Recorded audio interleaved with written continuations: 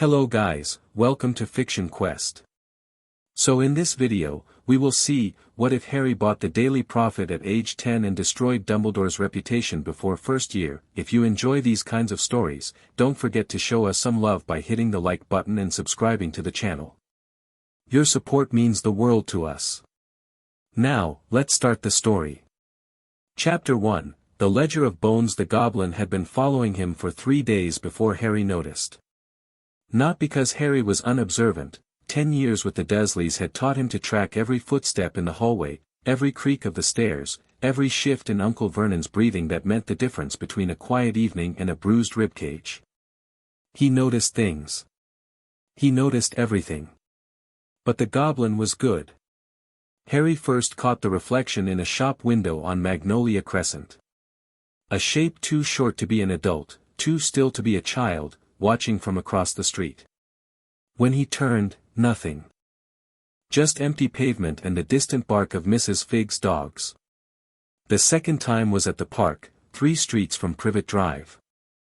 Harry had escaped there after Dudley's gang started their daily Harry hunting, wedging himself into the narrow space beneath the slide where the bigger boys couldn't follow. He was catching his breath, heart hammering, when he saw the shoes. Not trainers. Not wellies. Pointed leather shoes with brass buckles, visible for just a moment at the edge of the playground before vanishing into the hedgerow. The third time, Harry was ready. He'd spent the day planning. Told Aunt Petunia he was weeding the garden, then slipped out the back gate and doubled around through Mrs. Fig's yard. He knew the route by heart, every loose board, every gap in the hedge, every blind spot where the neighbors couldn't see a small boy moving fast and quiet. The alley behind the chip shop on Wisteria Walk was a dead end. Harry had been trapped there twice by Dudley's gang, which meant he knew exactly how the shadows fell, where the bins blocked the view from the street, and which section of fence had a loose board that only someone small could squeeze through. He walked into the alley like he was taking a shortcut. Stopped halfway. Turned around. The goblin stood at the entrance, making no effort to hide. Harry's first thought was that the creature looked like something from a fever dream. Barely 4 feet tall, with a pointed face and fingers that seemed too long for its hands. Its skin had a grayish tinge, like old paper, and its eyes were black from edge to edge, no white, no iris, just depthless dark that reflected the afternoon light like wet stone. It wore a suit. A proper suit, charcoal gray with silver pinstripes, tailored perfectly to its odd proportions. The brass buttons on its waistcoat matched the buckles on its shoes. "Harry Potter," the goblin said. Its voice was like gravel in a tin cup. "You're more observant than I expected." "That's good. That's very good." Harry didn't run. Running was what prey did, and he'd learned young that showing fear only made predators hungrier. "You've been following me. For 19 days. The goblin stepped into the alley, and Harry noticed it moved wrong, too smooth, like it was gliding rather than walking. "I've been waiting for an opportunity to speak with you away from the wards." "The what?" "The magical protections on your relative's home. They monitor your movements, your health, your magical development. They report to certain, interested parties. If I'd approached you there, we would both be in considerable danger." Harry filed that information away. Magical protections. Monitoring.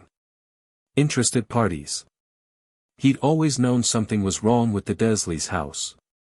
The way Dudley's tantrums never seemed to break anything important. The way Harry's cuts and bruises healed faster than they should. The way sometimes, when he was very angry or very scared, things just happened. Locked doors opening. Bullies tripping over nothing. His hair growing back overnight after Aunt Petunia shaved it.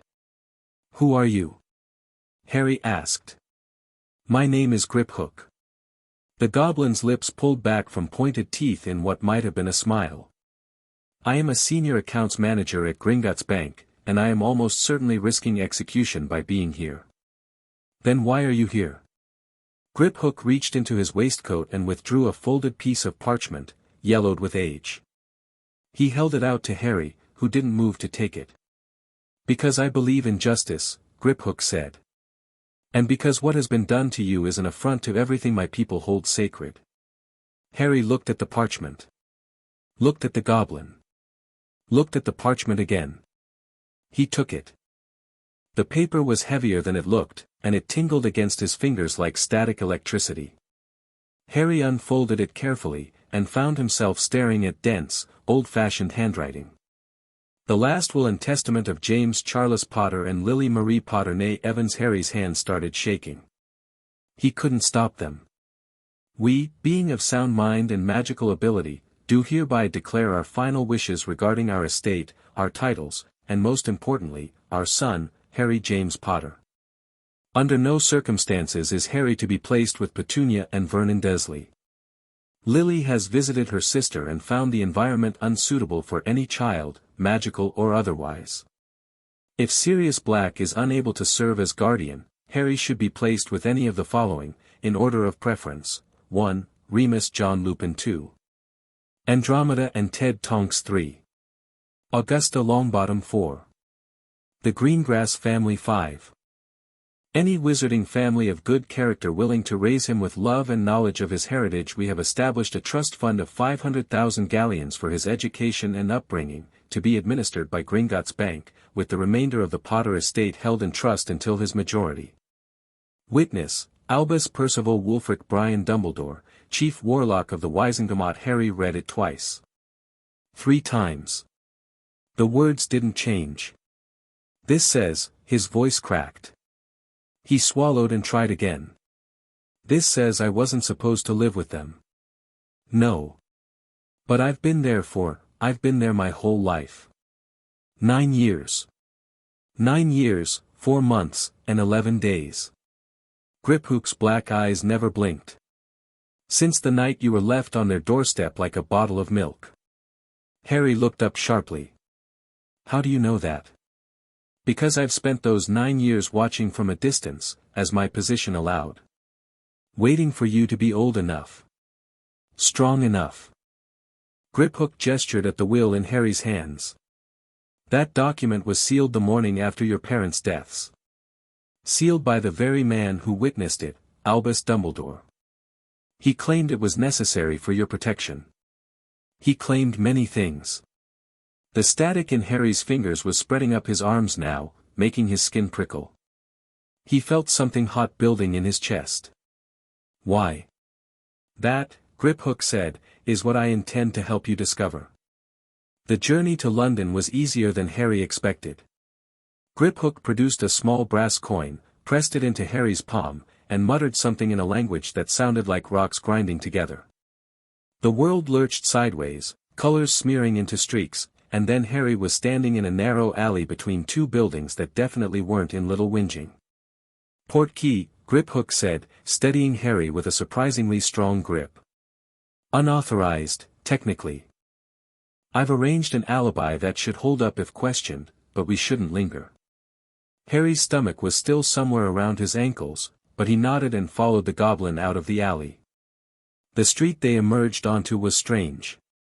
The buildings looked normal enough, brick facades, shop windows, iron railings, but something about the proportions was off. The doors were too tall. The windows were too wide. And the people walking past seemed to look through Harry and Griphook rather than at them. We're between worlds here, Griphook explained, walking briskly. Liminal space. Muggle London and magical London overlapping. Most humans can't perceive it. But I can. You're not most humans. They turned a corner and Harry stopped dead. The building in front of him was impossible. It stretched upward for what seemed like miles, a tower of white marble and gold that caught the afternoon sun and blazed like a beacon. Columns flanked the entrance, each one carved with scenes of goblins doing things Harry couldn't quite make out, working forges, counting coins, standing in battle. Gringotts Bank, Griphook said. The heart of magical commerce. And, for the next few hours, the safest place in Britain for you. Harry followed him up the steps, past 2 goblins in armor who nodded at Griphook with what might have been respect, and through massive bronze doors that swung open at their approach. The interior was even more impressive than the exterior. A cavernous hall stretched out before them, lined with counters where goblins worked at ledgers and scales.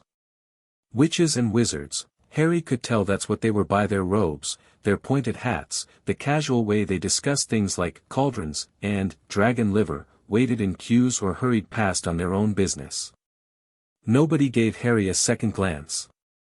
In his oversized clothes and broken glasses, he looked like nobody important. That, Harry thought, was about to change. Griphook led him past the main hall and through a series of increasingly secure doors. Each one required a different key, a different incantation, a different drop of Griphook's blood. By the time they reached their destination, Harry had counted 7 doors and suspected there were more he hadn't noticed. The final room was smaller than he'd expected. A simple office, really, stone walls, iron fixtures, a desk covered in neat stacks of parchment. Behind the desk was a chair that looked distinctly uncomfortable, and on the wall was a single tapestry depicting a goblin army marching to war. "Sit," Griphook said, gesturing to a chair that appeared in front of the desk. Harry sat. "What I'm about to show you is not, strictly speaking, something I'm authorized to share with you. Clients do not normally see their family ledgers until they reach majority at 17, and even then, only with the approval of their magical guardian. My magical guardian being Albus Dumbledore." Harry's jaw tightened. So he'd have to approve me seeing my own family's records. Normally, yes. But there are exceptions. The Potter family is ancient. Your family established protocols centuries ago that override ministry regulations. One such protocol is the right of blood inquiry. The head of the family, or the heir apparent in the absence of a living head, may demand access to all family records regardless of guardianship. And I'm the heir apparent? You're more than that. Griphook pulled a massive leather-bound book from a shelf behind him. As of October 31, 1981, you are the last living Potter. Which means you are Lord Potter in all but formal investiture, and the only person in the world with the authority to invoke a blood inquiry. He set the book on the desk. It was easily a foot thick, bound in leather so old it had cracked and reformed into something almost like stone. The cover was embossed with a coat of arms Harry didn't recognize, a stag, a lily, and 3 stars. This is the Potter family ledger. It records every transaction, every action, every decision made in the family's name since the ledger's creation in 1284. Including, Griphook added, every action taken by your magical guardian on your behalf. Harry reached out and touched the cover. The book opened on its own. 3 hours later, Harry's understanding of his own life had been completely demolished. The ledger was meticulous.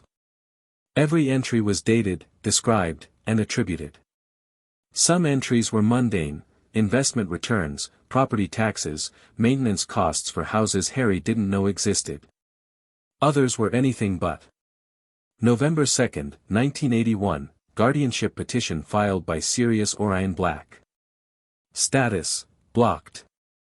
Authorization, Dumbledore, Greater Good Protocol. November 3, 1981, request for visitation rights filed by Remus John Lupin. Status, denied. Authorization, A. Dumbledore, Greater Good Protocol. November 3, 1981, last will and testament of James and Lily Potter sealed by Chief Warlock Authority. Authorization, Dumbledore. November 4, 1981, placement of Harry James Potter with Vernon and Petunia Dursley. Note, placement contradicts explicit instructions in sealed will. Justification cited, blood wards, Lily's sacrifice. Harry read each entry twice, committing them to memory. The pattern was obvious once you knew to look for it. January 15, 1982, monthly stipend for Harry Potter's care, 500 galleons, disbursed to A. Dumbledore for transfer to guardians. Note, no record of receipt by Dursley household. March 3, 1982, request for custody review filed by Andromeda Tonks née Black. Status, blocked. Authorization, Dumbledore, Greater Good Protocol. July 31, 1982, First Birthday Trust Payment, 10,000 galleons, authorized for Harry Potter's care. Disbursed to A. Dumbledore. September 1, 1982, Request for visitation rights filed by Remus John Lupin. Status, denied. Authorization, Dumbledore. He's been stealing from me. Harry said it flatly. Not a question. Technically, as your magical guardian, Dumbledore has authority over your finances until you reach majority. Griphook's voice was carefully neutral. The expenditures are legally authorized. But the money never reached me. No. Harry turned the page. More entries. More blocked petitions. More denied visitation requests. Remus Lupin had tried to see him 17 times in the first year alone. Andromeda Tonks had filed custody requests annually until 1987, when she'd apparently given up. What's the Greater Good Protocol? Griphook's expression shifted. Not quite fear, but something adjacent to it. A classification system used by Dumbledore for actions he deems necessary but questionable. It appears in our records only because the Potter ledger is ancient enough to have protections even Dumbledore cannot circumvent. As far as I can determine, no one outside Dumbledore's inner circle knows the protocol exists. But you know. I know because the ledger records everything. And I've spent 9 years reading between the lines. Harry closed the ledger. His hands were steady now. The shaking had stopped somewhere around the entry describing Dumbledore's decision to block Harry's Hogwarts letters from arriving early, ensuring he remained unspoiled by contact with the magical world until age 11. How much money do I have? Griphook smiled. It wasn't a pleasant expression. The Potter vaults contain approximately 4.7 million galleons in liquid assets. Additionally, there are properties, investments, and heirlooms valued at roughly twice that amount. Your parents were wealthy, Mr. Potter. Your grandparents were wealthier still. And the Potter family has been accumulating resources since before Hogwarts was founded. Harry processed this. Nearly 15 million galleons. He didn't know the exchange rate, but he suspected it was more than the Dursleys would see in 100 lifetimes. And Dumbledore controls all of it. Until you reach 17, yes. He can authorize expenditures, block transactions, and manage investments as he sees fit. The only limitation is that he cannot dissolve the family entirely, the ancient protections prevent that. What can I do? Griphook leaned forward. That depends entirely on what you want to achieve. Harry thought about the Dursleys. The cupboard under the stairs. The hunger. The bruises.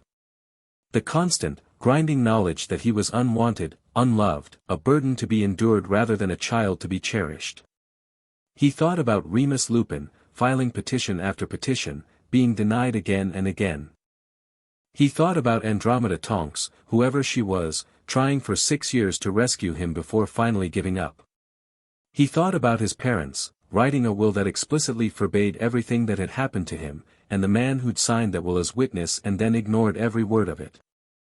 I want to destroy him, Harry said quietly. I want everyone to know what he's done. Not just to me, to everyone he's used his protocol on. I want his reputation, his power, his legacy. I want to take it all away. Griphook's smile widened. Then I believe we have some business to discuss. The Potter family holds an 18% stake in the Daily Prophet. They'd moved to a different room, larger, with a long table covered in documents and a window that somehow looked out on a starlit sky despite it being mid-afternoon. 18%, Harry repeated. Is that a lot? It's more than any other single shareholder. Griphook spread several parchments across the table. The Prophet was founded in 1743 by a consortium of families, the Potters among them. Over the centuries, various stakes have been bought, sold, merged, and divided. The current ownership structure is complicated. Harry studied the parchment. Names he didn't recognize, percentages that seemed to shift as he watched them. The largest non-Potter shareholders are the Malfoy family at 12%, the Greengrass family at 11%, and the Ministry of Magic at 15%. The remaining 44% is divided among dozens of smaller investors. So the Ministry has more than I do. The Ministry has a larger stake, yes. But Ministry shares are held in trust and cannot vote on editorial matters. They're ceremonial, a relic of regulations passed 2 centuries ago. For practical purposes, the Potter stake is the largest voting bloc. Harry looked up. Meaning I could control the paper. With 18%. You could influence it. But control would require. Griphook paused, calculating. At minimum, 34%. More would be better. 51% would give you absolute authority over editorial direction, staffing, and policy. How much would that cost? Griphook pulled out another parchment, this one covered in figures. There are several smaller shareholders who have expressed, let's call it dissatisfaction with the current editorial direction. The profit has become little more than a propaganda outlet for the Ministry and Dumbledore's faction. Some of the founding families resent this. They'd sell. For the right price, to the right buyer. The difficulty is that any purchase by the Potter estate would be flagged immediately. Dumbledore monitors your accounts closely, it's one of the few areas where his authority is absolute. So I can't buy anything without him knowing. Not directly, no. Griphook's teeth showed. But the Goblin Nation has mechanisms. Shell companies. Intermediaries. Methods of moving gold that even the chief warlock cannot track. Harry leaned forward. You're offering to help me buy the profit without Dumbledore finding out. I'm offering you the services of Gringotts Bank's private acquisitions division. For a fee, of course. Of course. Harry studied the goblin. Why? You said you believe in justice, but you're risking execution. There has to be more to it than that. Griphook was silent for a long moment. The Goblin Nation has been subjugated by wizards for 800 years, he said finally. We are forbidden from carrying wands. Forbidden from using most forms of magic. Forbidden from holding political office, owning certain properties, or marrying outside our species. We are bankers and craftsmen because those are the only roles wizards allow us. And Dumbledore supports this? Dumbledore has been chief warlock for 40 years. In that time, exactly 0 laws restricting goblin rights have been repealed. Several have been strengthened. Griphook's voice was carefully controlled, but Harry could hear the anger beneath it. He speaks of tolerance and cooperation, but when goblins petition for basic rights, he advises patience and gradual progress. He has been advising patience for 4 decades. You want to hurt him. I want to see the system that created him burn to the ground. Griphook met Harry's eyes. You are, at this moment, the only wizard in Britain with the resources, the motivation, and the lack of entanglement to actually challenge Dumbledore's power. I intend to help you succeed. If goblin interests are served in the process, so much the better. Harry considered this. An ally with his own agenda wasn't entirely trustworthy, but an ally with transparent motives was more useful than one who pretended to be selfless. What's your fee? 5% of any acquisitions I facilitate, payable in gold. Additionally, when you come of age and gain full control of your estates, I want your public support for goblin rights legislation. And if I fail? If Dumbledore catches us? Griphook shrugged. Then I die, and you return to your cupboard, and nothing changes. But I don't think that will happen. Why not? The goblin smiled again, and this time there was something almost like warmth in it. Because I've been watching you for 19 days, Harry Potter. I've seen you fight off bullies twice your size. I've seen you steal food from your relative's kitchen with more skill than most adult thieves. I've seen you lie to authority figures with a straight face and read books 3 years above your grade level. You are, without training or support, one of the most capable children I have ever observed. He leaned forward. With training. With resources. With someone in your corner for the first time in your life. His black eyes glittered. I think you might just tear Albus Dumbledore's world apart. Harry extended his hand. We have a deal. Griphook's grip was cold and surprisingly strong. Then let's begin. The acquisition took 3 weeks. Harry returned to Privet Drive that evening with a brass coin hidden in his shoe and a head full of information he was still processing. The coin was a communication device. Squeeze it 3 times and Griphook would send a message within the hour. Emergency protocols, meeting times, progress reports. For the first time in his life, Harry had a secret that was entirely his own. The Dursleys noticed nothing. Why would they? Harry had spent years perfecting the art of invisibility, of being so unremarkable that eyes slid past him like water off glass. He cooked their meals. He cleaned their house. He tended their garden. And every night, he lay in his cupboard and thought about the future. The reports from Griphook arrived via a method Harry still didn't entirely understand. The parchment simply appeared in his pocket, already warm from magical transit. He read them by the light of a stolen flashlight, memorizing contents before the words faded away. Day 3, initial contact made with Selwyn family, 7% stake. Expressing interest in selling. Price negotiations ongoing. Day 5, Greengrass family approached. Not selling, but willing to enter voting alliance. Terms being discussed. Day 8, Selwyn sale complete. Stake transferred to Shell Company, Northern Star Holdings. No connection to Potter estate visible. Day 12, 2 minor shareholders, combined 4%, acquired. Total holdings now at 29%. Approaching operational threshold. Day 15, Barnabas Cuff, editor, expressing concern about foreign investment. Reassurances provided. His loyalty is to galleons, not principles. Day 19, majority stake achieved. 51.3% of voting shares now controlled by Potter-affiliated entities. Editorial authority secured. Day 21, meeting arranged. Tomorrow, 3 p.m. Bring your best questions. The meeting took place in a private room at Gringotts, warded against every form of eavesdropping the goblins knew of. Harry arrived via portkey, stomach lurching but no longer heaving, and found Griphook waiting with another goblin and a very nervous-looking wizard. The second goblin was older than Griphook, his skin more grey than tan, deep lines carved around his eyes.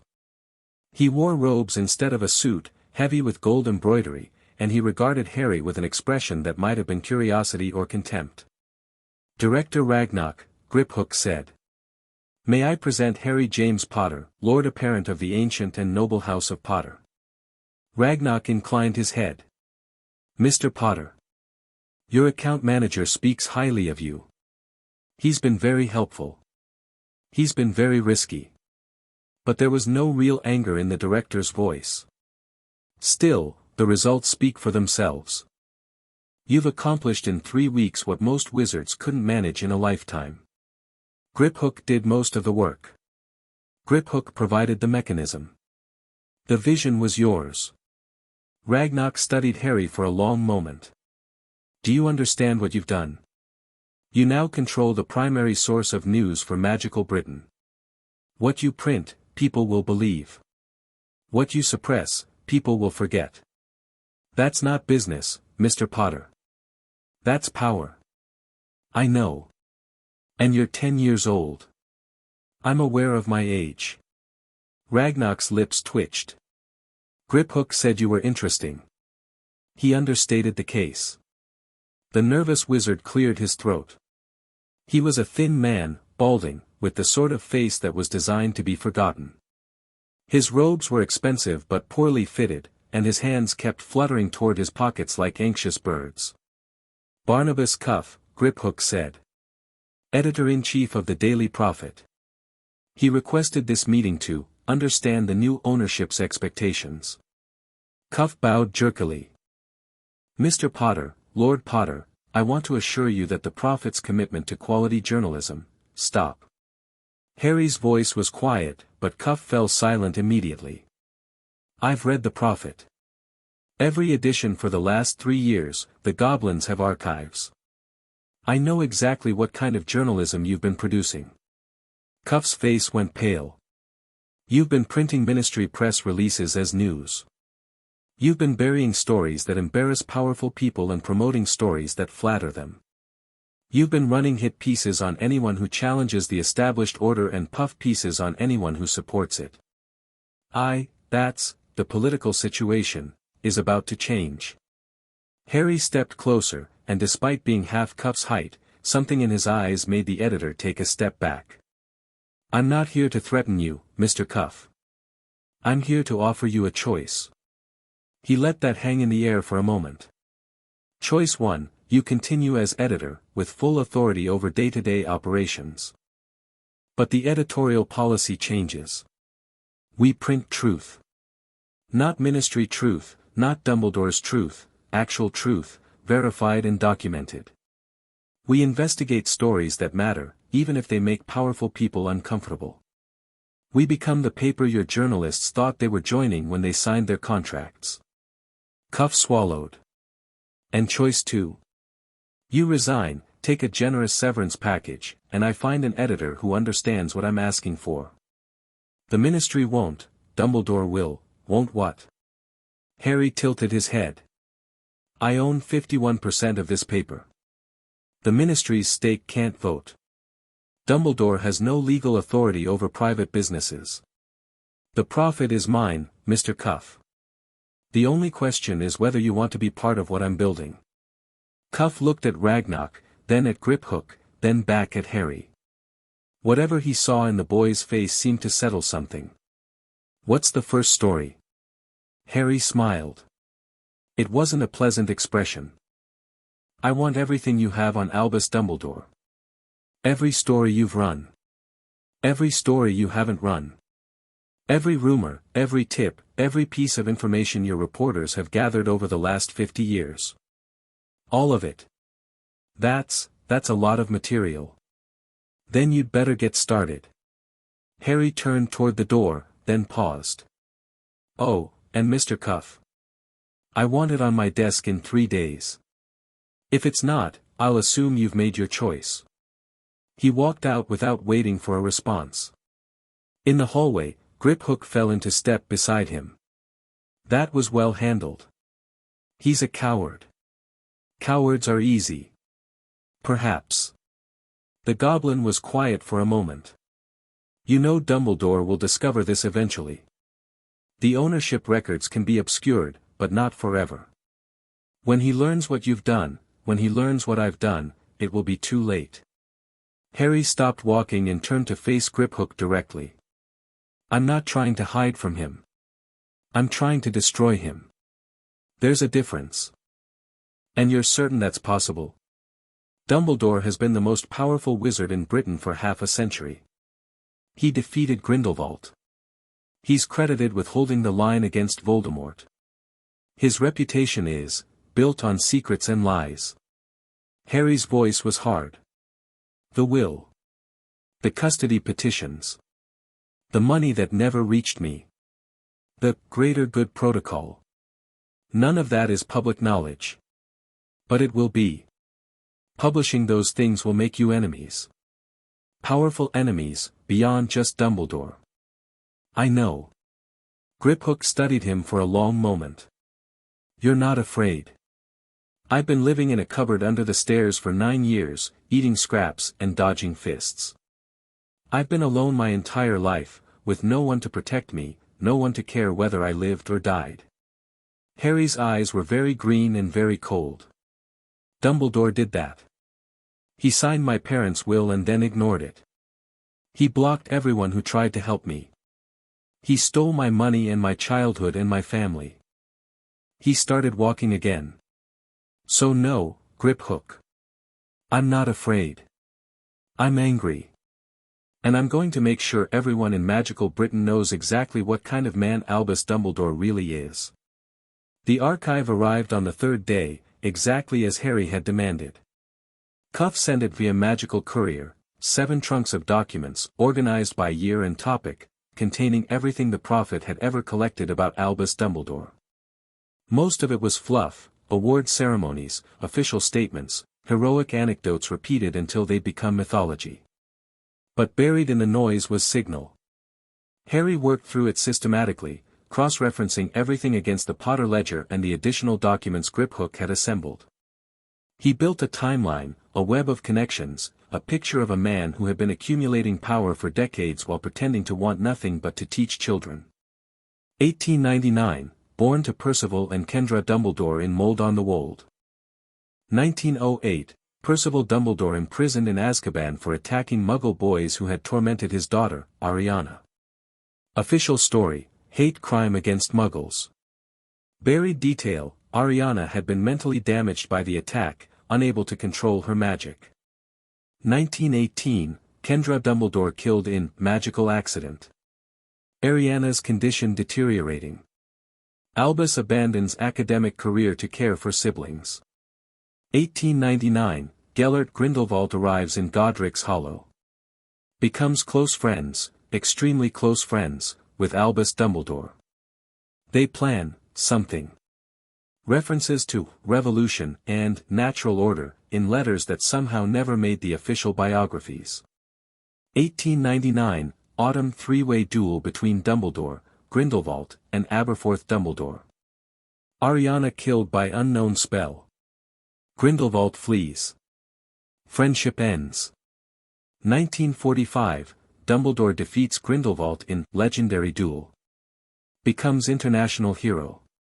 1956, appointed headmaster of Hogwarts. Appointed chief warlock of Wizengamot. Appointed supreme mugwump of ICW. 3 positions of maximum influence, held simultaneously. 1970s, rises as leader of opposition to Voldemort. Forms the Order of the Phoenix. Becomes de facto leader of Light faction in magical Britain. 1981, defeats Voldemort. No, Harry Potter defeats Voldemort. Dumbledore arrives after the fact. Claims authority over the boy who lived. Places Harry in direct contradiction of parents' will. Harry sat back and stared at the wall of his cupboard. The picture that emerged was of a man addicted to power. Not wealth, Dumbledore seemed genuinely indifferent to gold. Not pleasure, his personal life was austere to the point of asceticism. But control. Dumbledore needed to be at the center of events, needed to be the one making decisions for others, needed to believe that his judgment was better than anyone else's. The greater good wasn't just a protocol. It was a philosophy. A justification for anything he chose to do. And Harry was the latest in a long line of people whose lives had been sacrificed on its altar. The first article ran on July 15. Harry had thought carefully about the approach. A direct attack would look like a vendetta, easily dismissed as the ravings of a disgruntled enemy. Instead, the Prophet ran what appeared to be a sympathetic historical piece, the Dumbledore family, from tragedy to triumph. It was factual. Impeccably sourced.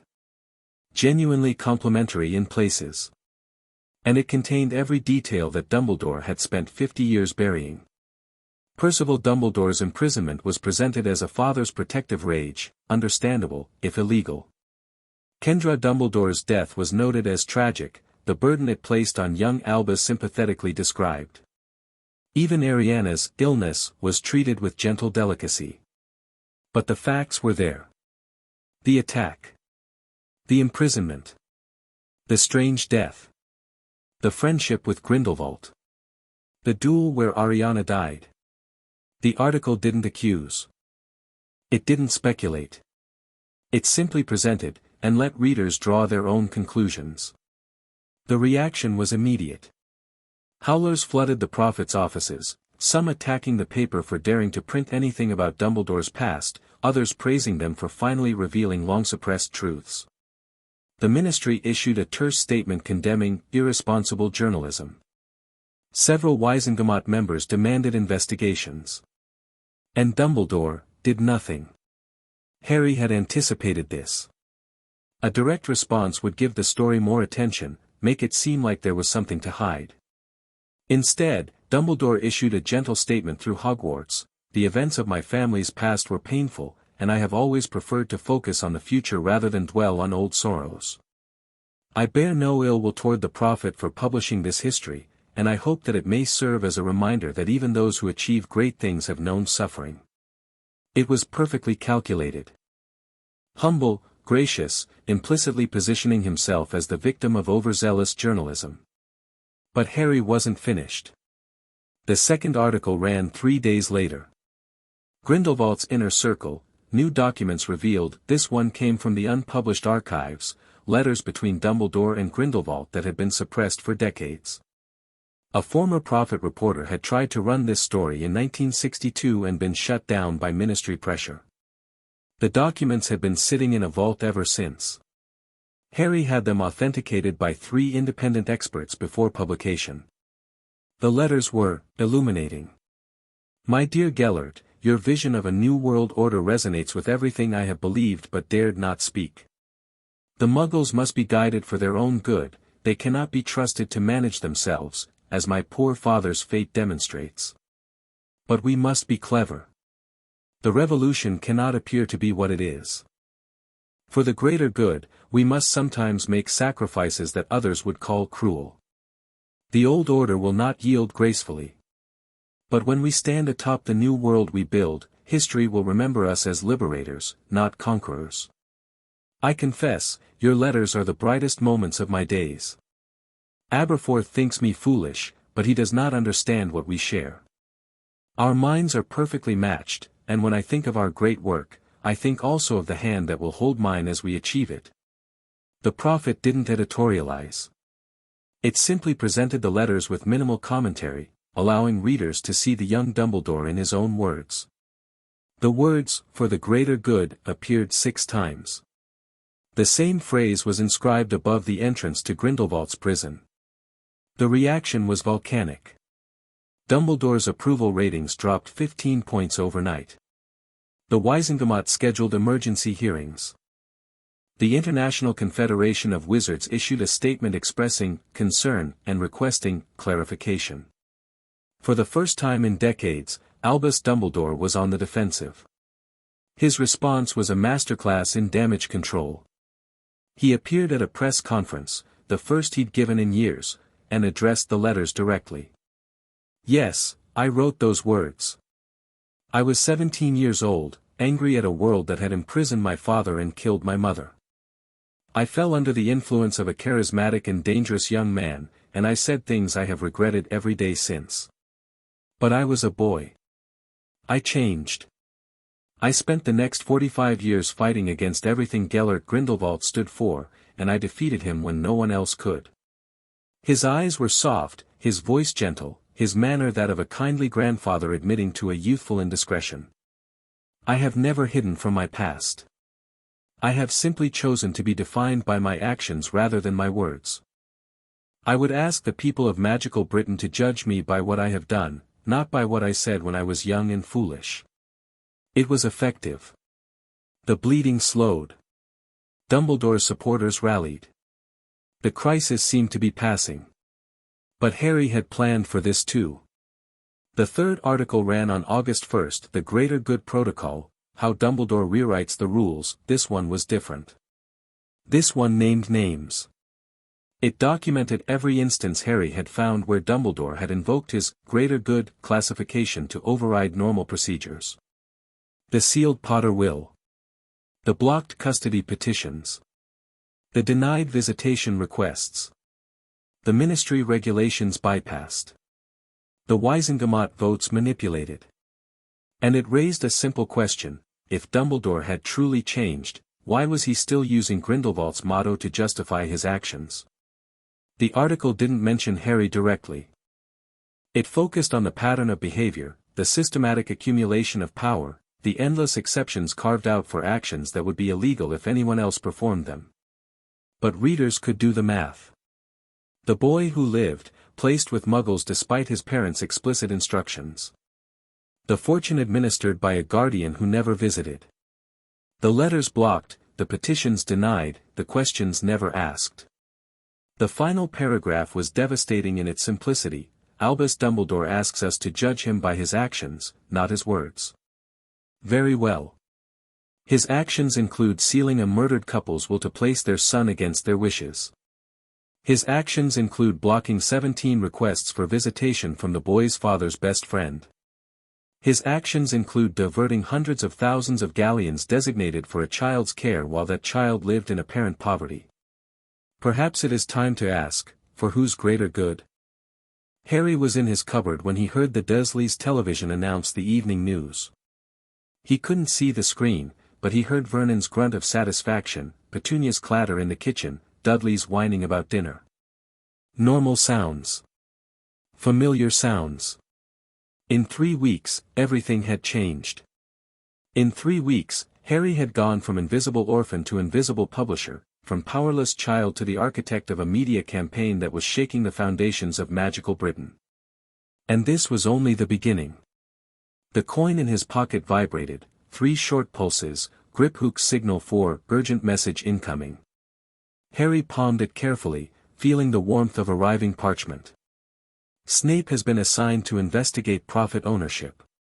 He is extremely competent. Estimate 3 weeks before trail leads to shell companies, 6 weeks before connection to Potter estate becomes possible. Recommend accelerating timeline. Also, Dumbledore has received your Hogwarts acceptance letter. He has added a personal note, welcoming you specifically. The old man is finally paying attention. Harry read the message twice, watching the words fade into the parchment. Dumbledore knew something was wrong. He didn't know what, didn't know who, but he sensed the threat. His appointment of Snape, whoever that was, showed he was taking this seriously. Good. Harry wanted him watching. Wanted him worried. Wanted him to understand, eventually, that the ruin of his reputation wasn't accident or coincidence but design. The 4th article was already written, waiting for publication. The custody case documentation. The medical records from a goblin healer who'd examined Harry in secret. The testimony from neighbors who'd seen the Dursleys' treatment of their nephew. When that one ran, Dumbledore's defense of blood wards and protection would crumble. The world would see exactly what Harry's childhood had looked like, the cupboard, the hunger, the bruises, and they would know exactly who was responsible. Harry folded the parchment and tucked it into his pocket. Somewhere in a castle hundreds of miles away, Dumbledore sat in his office surrounded by portraits and trinkets and the accumulated weight of 50 years of power. He probably thought he was untouchable. He probably thought his reputation was his armor, his legacy his shield. He was wrong. Harry closed his eyes and listened to the Dursleys' mundane cruelty playing out above his head. The thump of Dudley's footsteps. The clink of Vernon's whiskey glass. The soft sound of Petunia's humming as she scrubbed dishes that Harry had already scrubbed an hour earlier. 1 month. He'd been fighting back for 1 month. In 2 months, he would walk into Hogwarts as a first-year student. He would shake Dumbledore's hand, look into those twinkling eyes, and smile.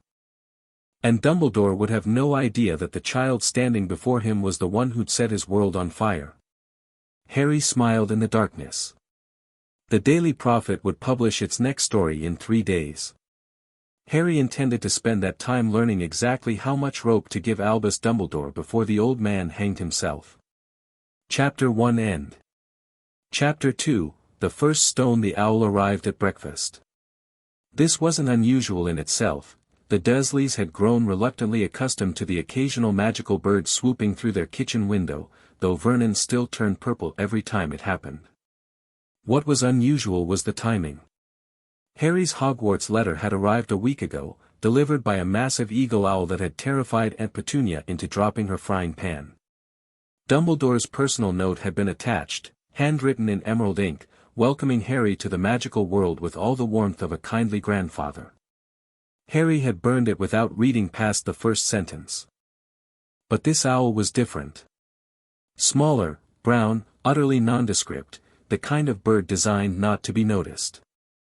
It landed on the windowsill, deposited a single envelope, and vanished before Vernon could reach for his newspaper to swat it.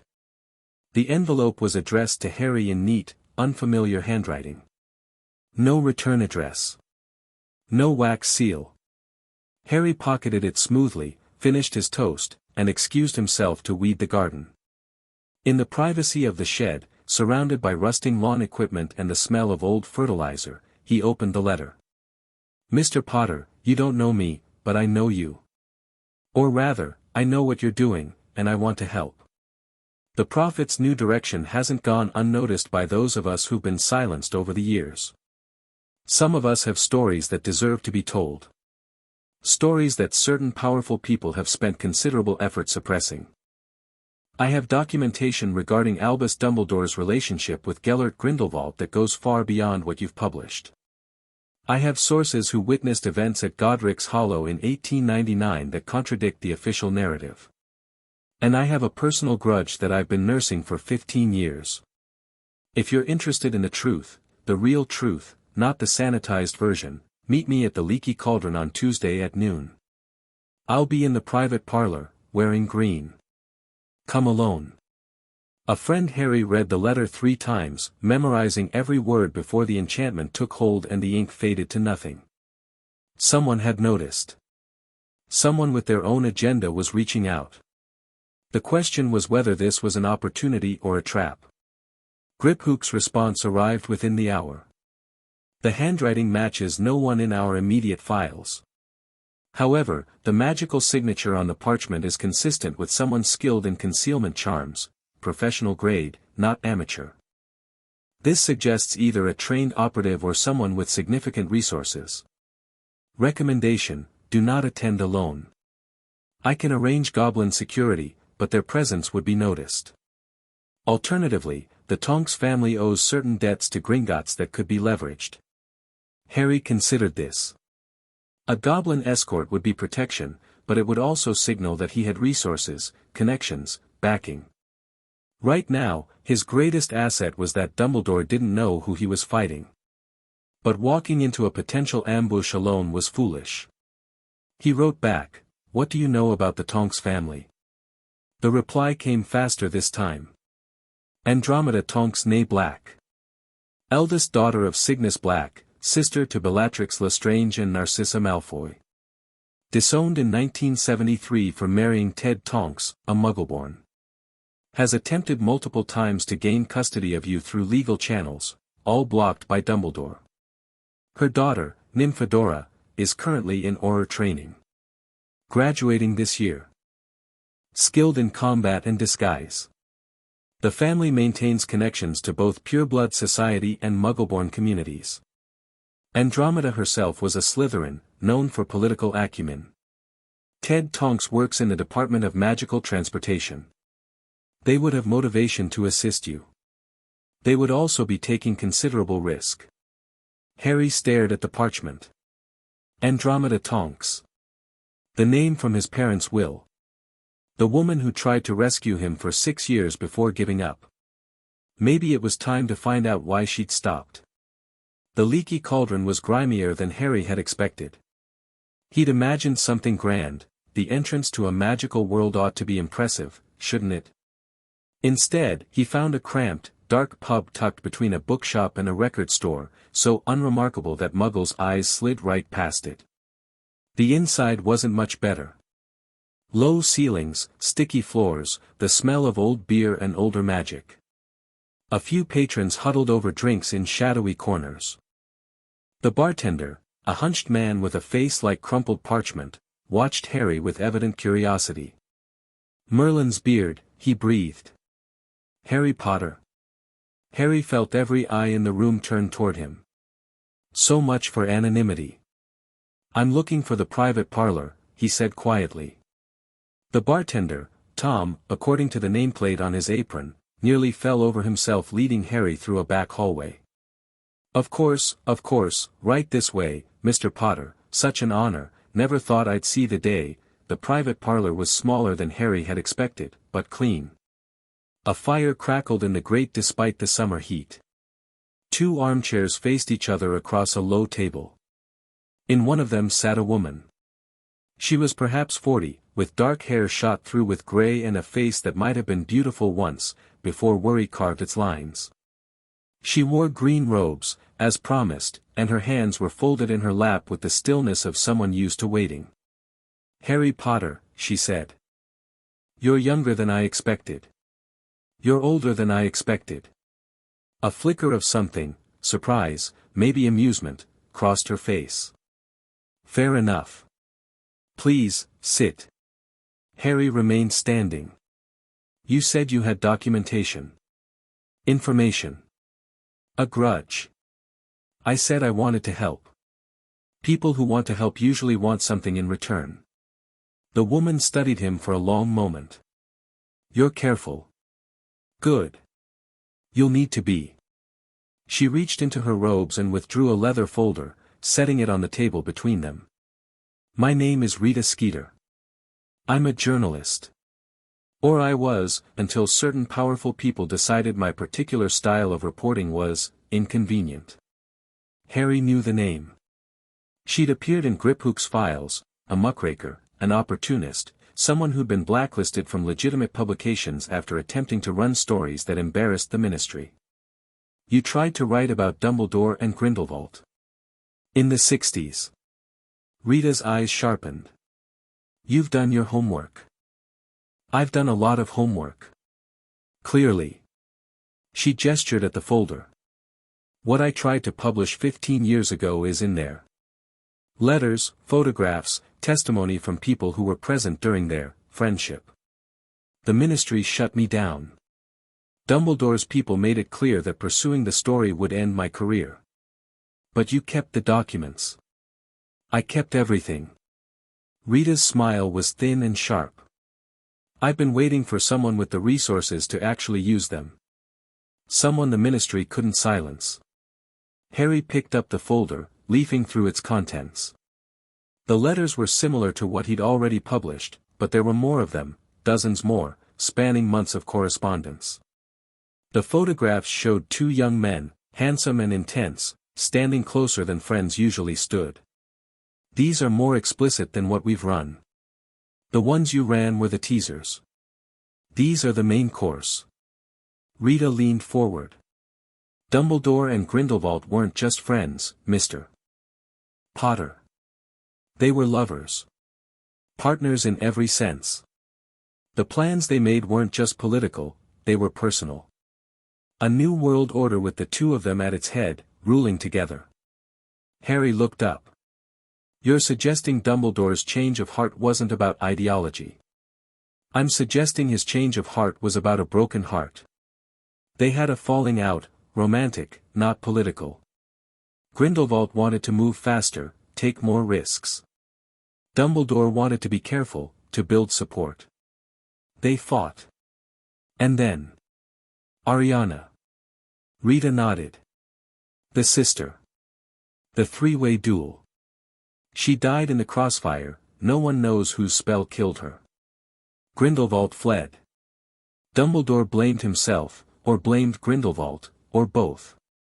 But here's the thing, Mr. Potter." She reached across and tapped one of the photographs.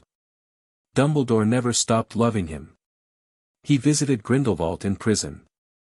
Multiple times. The records are sealed, but I have sources." Harry absorbed this.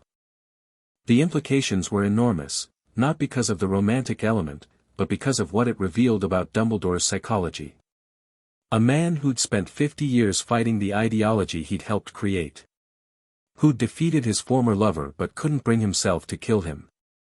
Who'd built his entire public persona around redemption and second chances while secretly clinging to a relationship everyone assumed had ended in hatred. That wasn't the profile of someone who genuinely changed. That was the profile of someone in denial. "What do you want?" Harry asked. "I want my byline on the story." Rita's voice was hungry. "I want everyone who blacklisted me to see my name on the article that brings Dumbledore down. I want vindication. And if I refuse?" Then I walk out of here and find someone else to work with. But I don't think you'll refuse, Mr. Potter. She smiled. You need someone who can write. Someone who knows how to shape a narrative, how to build public opinion, how to turn information into impact. Goblins are excellent at finance. They're terrible at journalism. Harry considered this. Rita Skeeter was dangerous, ambitious, vindictive, willing to bend ethics when it suited her. But she was also right. The Prophet's recent articles had been effective, but they lacked artistry. They were exposés when they needed to be campaigns. I have conditions, he said. Name them. Nothing is published without my approval. Every piece of information is verified independently. And you don't dig into me or my family without permission. Rita's smile flickered. That last one is quite limiting. Take it or leave it. A long pause. Then, agreed. But I have a condition of my own. Which is? I want to know who you really are, Mr. Potter. Rita leaned back in her chair, studying him with professional interest. You're 10 years old. You've been living with muggles who treat you like a house elf. You have no formal magical education, no political training, no apparent resources. And yet you've somehow acquired majority control of the Daily Prophet and launched a coordinated campaign against the most powerful wizard in Britain. She tilted her head. Someone is backing you. Someone with money and connections and a very long game. I want to know who. Harry met her eyes steadily. I'm backing myself. That's not possible. And yet here I am. He tucked the folder under his arm. I'll be in touch, Ms. Skeeter. You'll have your byline. But the editorial direction stays with me. He walked out before she could respond. The Tonks residence was nothing like Harry had imagined. He'd expected something like the Dursleys' house, suburban, manicured, desperately normal. Instead, Griphook's directions led him to a rambling cottage on the outskirts of a village in Devon, surrounded by gardens that seemed to have opinions about where they wanted to grow. The front path was lined with flowers that turned to watch him as he passed. The door was painted blue, then purple, then blue again in the time it took Harry to climb the porch steps. A carved wooden sign declared TONKS in letters that kept rearranging themselves into mild profanity before snapping back to respectability. Harry knocked. The door flew open to reveal a young woman with bright pink hair, sharp features, and the most spectacular black eye Harry had ever seen. Watch her, she said. You must be Harry Potter. Mum said you'd be coming, but I thought she was taking the piss. She squinted at him. You're shorter than I expected. You're pinker than I expected. The woman, this had to be Nymphadora, the Auror trainee, grinned broadly. I like you already. Come in, Mum's making tea and Dad's pretending not to be nervous. The interior of the cottage was warm and chaotic in a way that made Harry's chest ache. Mismatched furniture crowded every room. Moving photographs lined the walls, showing a dark-haired woman and a cheerful-looking man at various stages of their lives, with the pink-haired girl growing up in the background. Books were stacked on every surface. A fat orange cat observed Harry from atop a cabinet with evident disapproval. Andromeda. Nymphadora bellowed. He's here. Andromeda Tonks emerged from what was presumably the kitchen, wiping her hands on a towel. She was taller than Harry had expected, nearly as tall as her daughter, with the kind of aristocratic bone structure that spoke of old money and older bloodlines. But her eyes were warm, and when she saw Harry, something complicated passed across her face. Harry, she said softly. You look so much like James. Did you know my father? I knew him a little. We were at Hogwarts together, though not the same year. He was loud. Her mouth quirked. Impossible to ignore. Your mother was the same, in her way. They burned brightly, those two. She gestured toward the sitting room. Please. Sit. We have much to discuss, and I imagine you have questions. Ted Tonks was a soft-spoken man with kind eyes and the weathered hands of someone who worked with them for a living. He made tea while Andromeda talked, interrupting occasionally to offer biscuits or refill cups with the practiced ease of long partnership. Nymphadora, call me Tonks, everyone does, except Mum when she's angry, sprawled across an armchair, her hair shifting through colors as she listened. Pink to blue to green to back to pink, apparently without her conscious control. I submitted my first custody petition in January 1982, Andromeda said. 3 months after you were placed with the Dursleys. I had good grounds, blood connection through the Black family, stable home, magical upbringing. The paperwork was in order. The fees were paid. What happened? Dumbledore blocked it. Claimed the blood wards on Privet Drive were essential for your safety, that any disruption could be catastrophic. The Wisengamot deferred to his expertise. Her voice was carefully controlled, but Harry could hear the old anger beneath it. I filed again 6 months later. Same result. And again. And again. 7 petitions over 6 years, each one rejected on the same grounds. Why did you stop? Andromeda's composure cracked slightly. Because in 1987, Dumbledore called me to his office at Hogwarts. He was very gentle about it. Very reasonable. He explained that my petitions were destabilizing the protective magic around you. That each filing required him to reinforce the wards, and that this was becoming dangerous.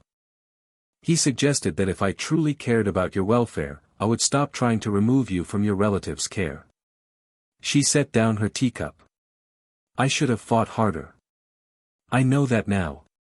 But at the time, Dumbledore's reputation was unassailable. If the greatest wizard of the age told me my actions were putting a child at risk, what was I supposed to do? You believed him.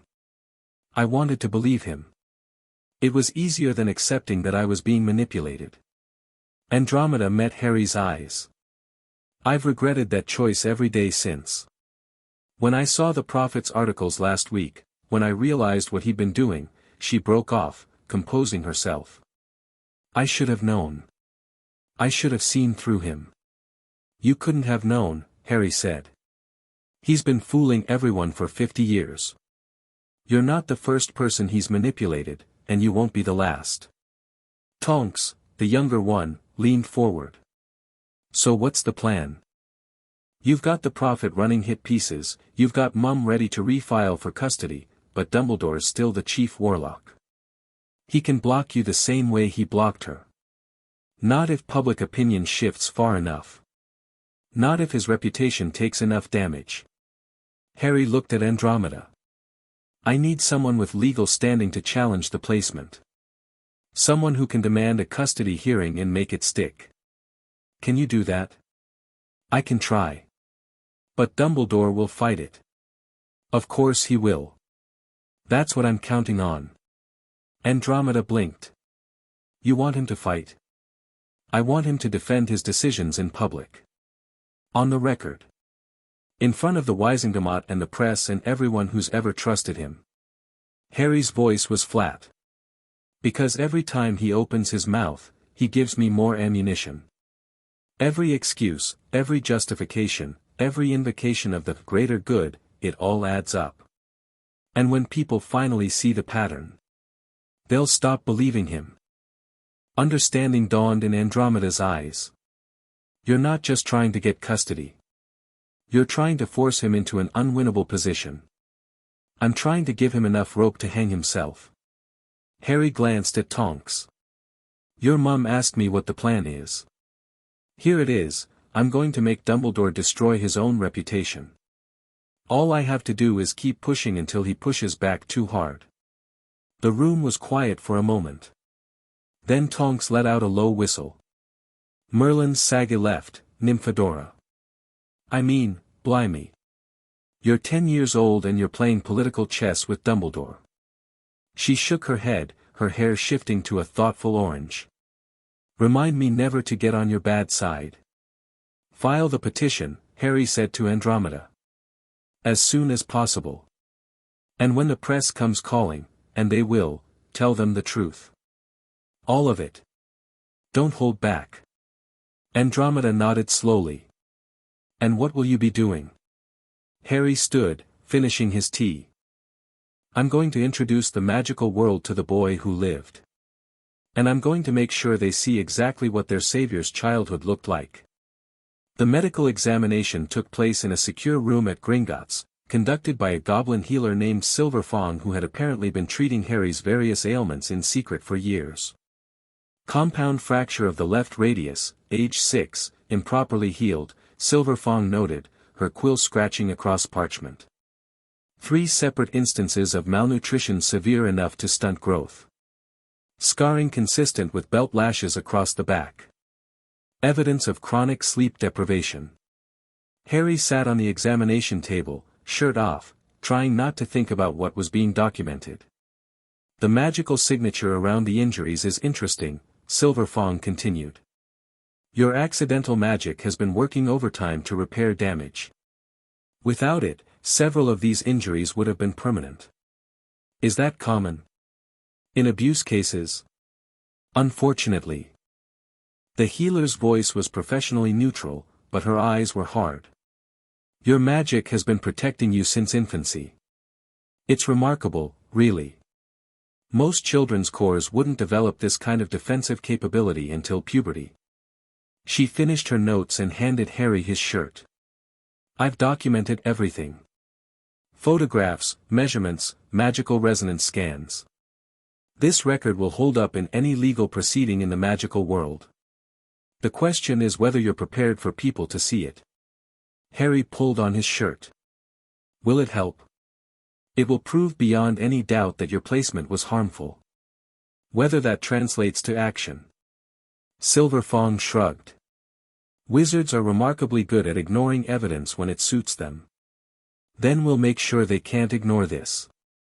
The article ran on August 3rd. The Boy Who Lived, A Childhood in Shadow. It was Rita Skeeter's first piece under Harry's direction, and he had to admit, grudgingly, that she knew her craft. The story opened not with accusations but with images, the cupboard under the stairs, photographed by an investigative team. The broken toys in the garden shed. The locks on Harry's door, installed from the outside. The medical report was excerpted at length, clinical language made devastating by context. The subject shows evidence of chronic malnutrition over a period of at least 8 years. Growth is significantly below normal parameters for a child of his age and magical capacity. Bone density scans reveal multiple poorly healed fractures consistent with physical abuse.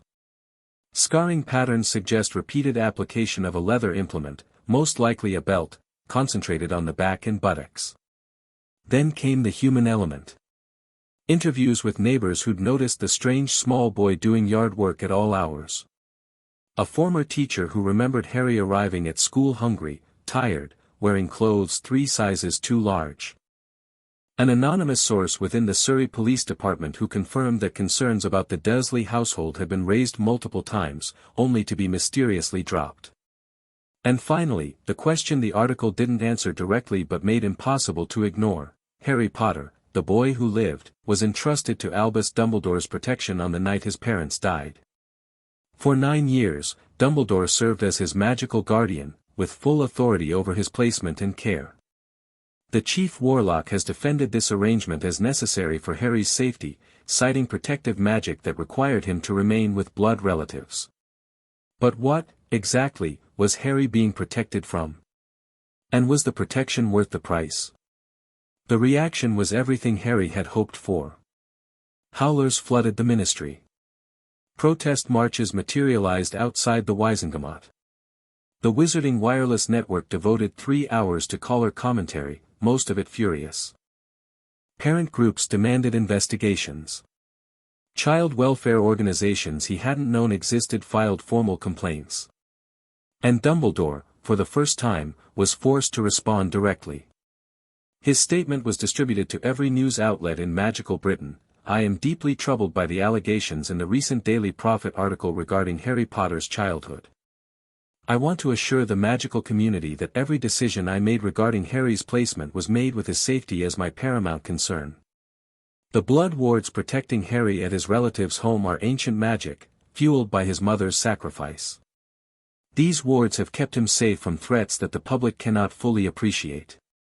To have removed him from that protection would have placed his life in immediate danger. I acknowledge that Harry's childhood was not ideal. I regret any suffering he may have experienced. But I stand by my decision to prioritize his survival over his comfort. In a world still threatened by the forces that killed his parents, there was no other choice. I look forward to welcoming Harry to Hogwarts next month, where I hope to make amends for any failures in his care and guide him into his rightful place in our community. It was a masterful piece of rhetoric. Acknowledging just enough to seem humble while conceding nothing substantial. Framing the abuse as discomfort.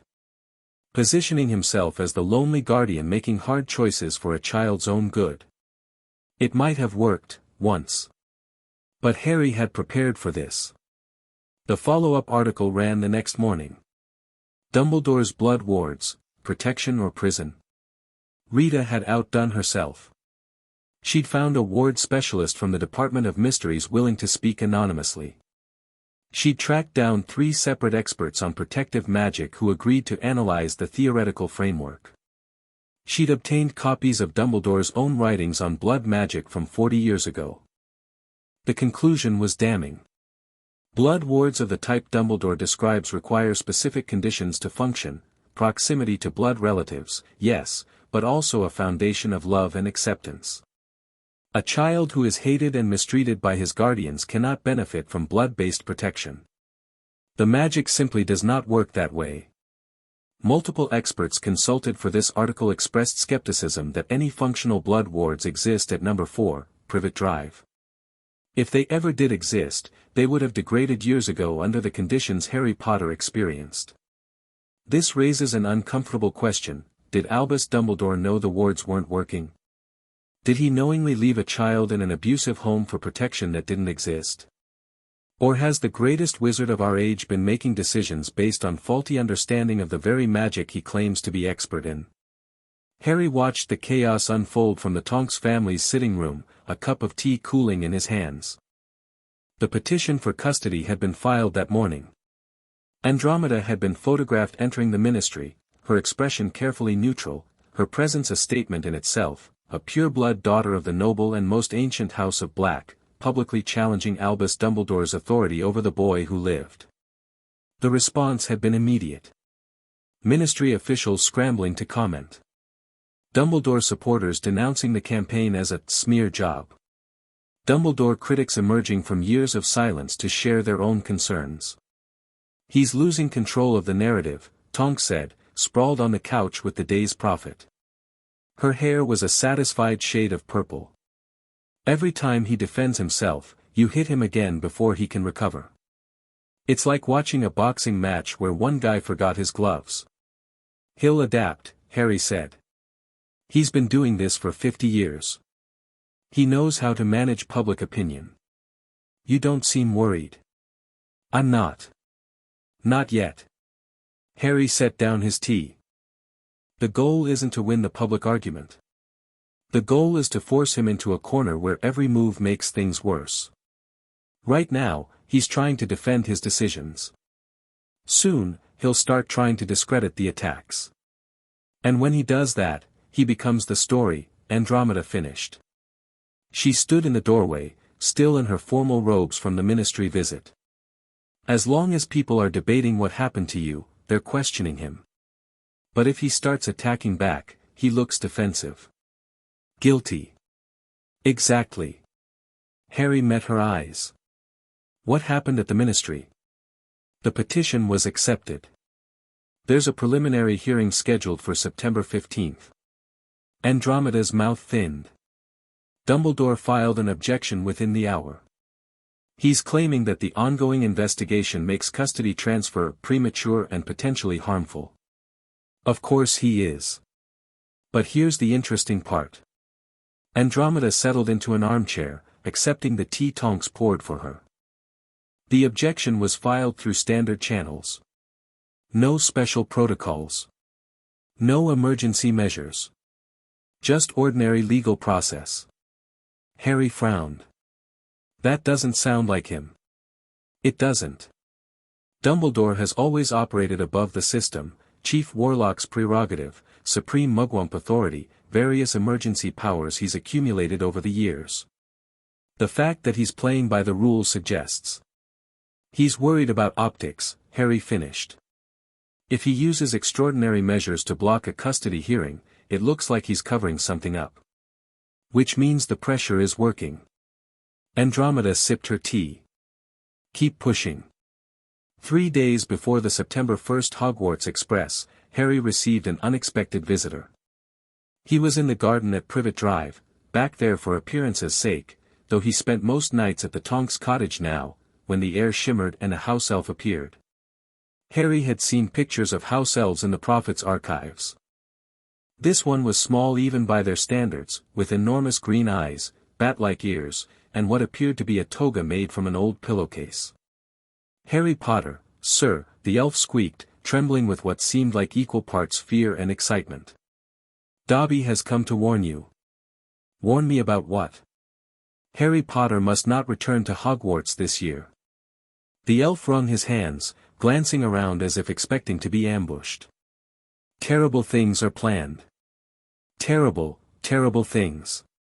Harry studied the creature. House elves served wizarding families. They couldn't appear without being sent or without implicit permission from their masters. Which meant someone had sent this one. Who sent you? Dobby flinched. Dobby cannot say, sir. Dobby is bound. But you came to warn me anyway. Dobby knows Harry Potter is a great wizard. Dobby has heard of his campaign. The elf's voice dropped to a whisper. Dobby's masters are unhappy. Very unhappy. They speak of revenge.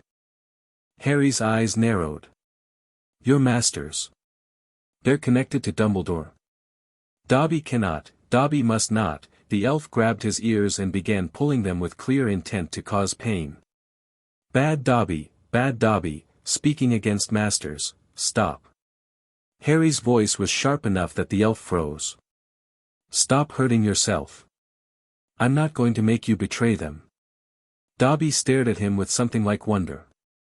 But I need you to tell me this, are your masters planning something at Hogwarts? Something that would hurt students? A long pause.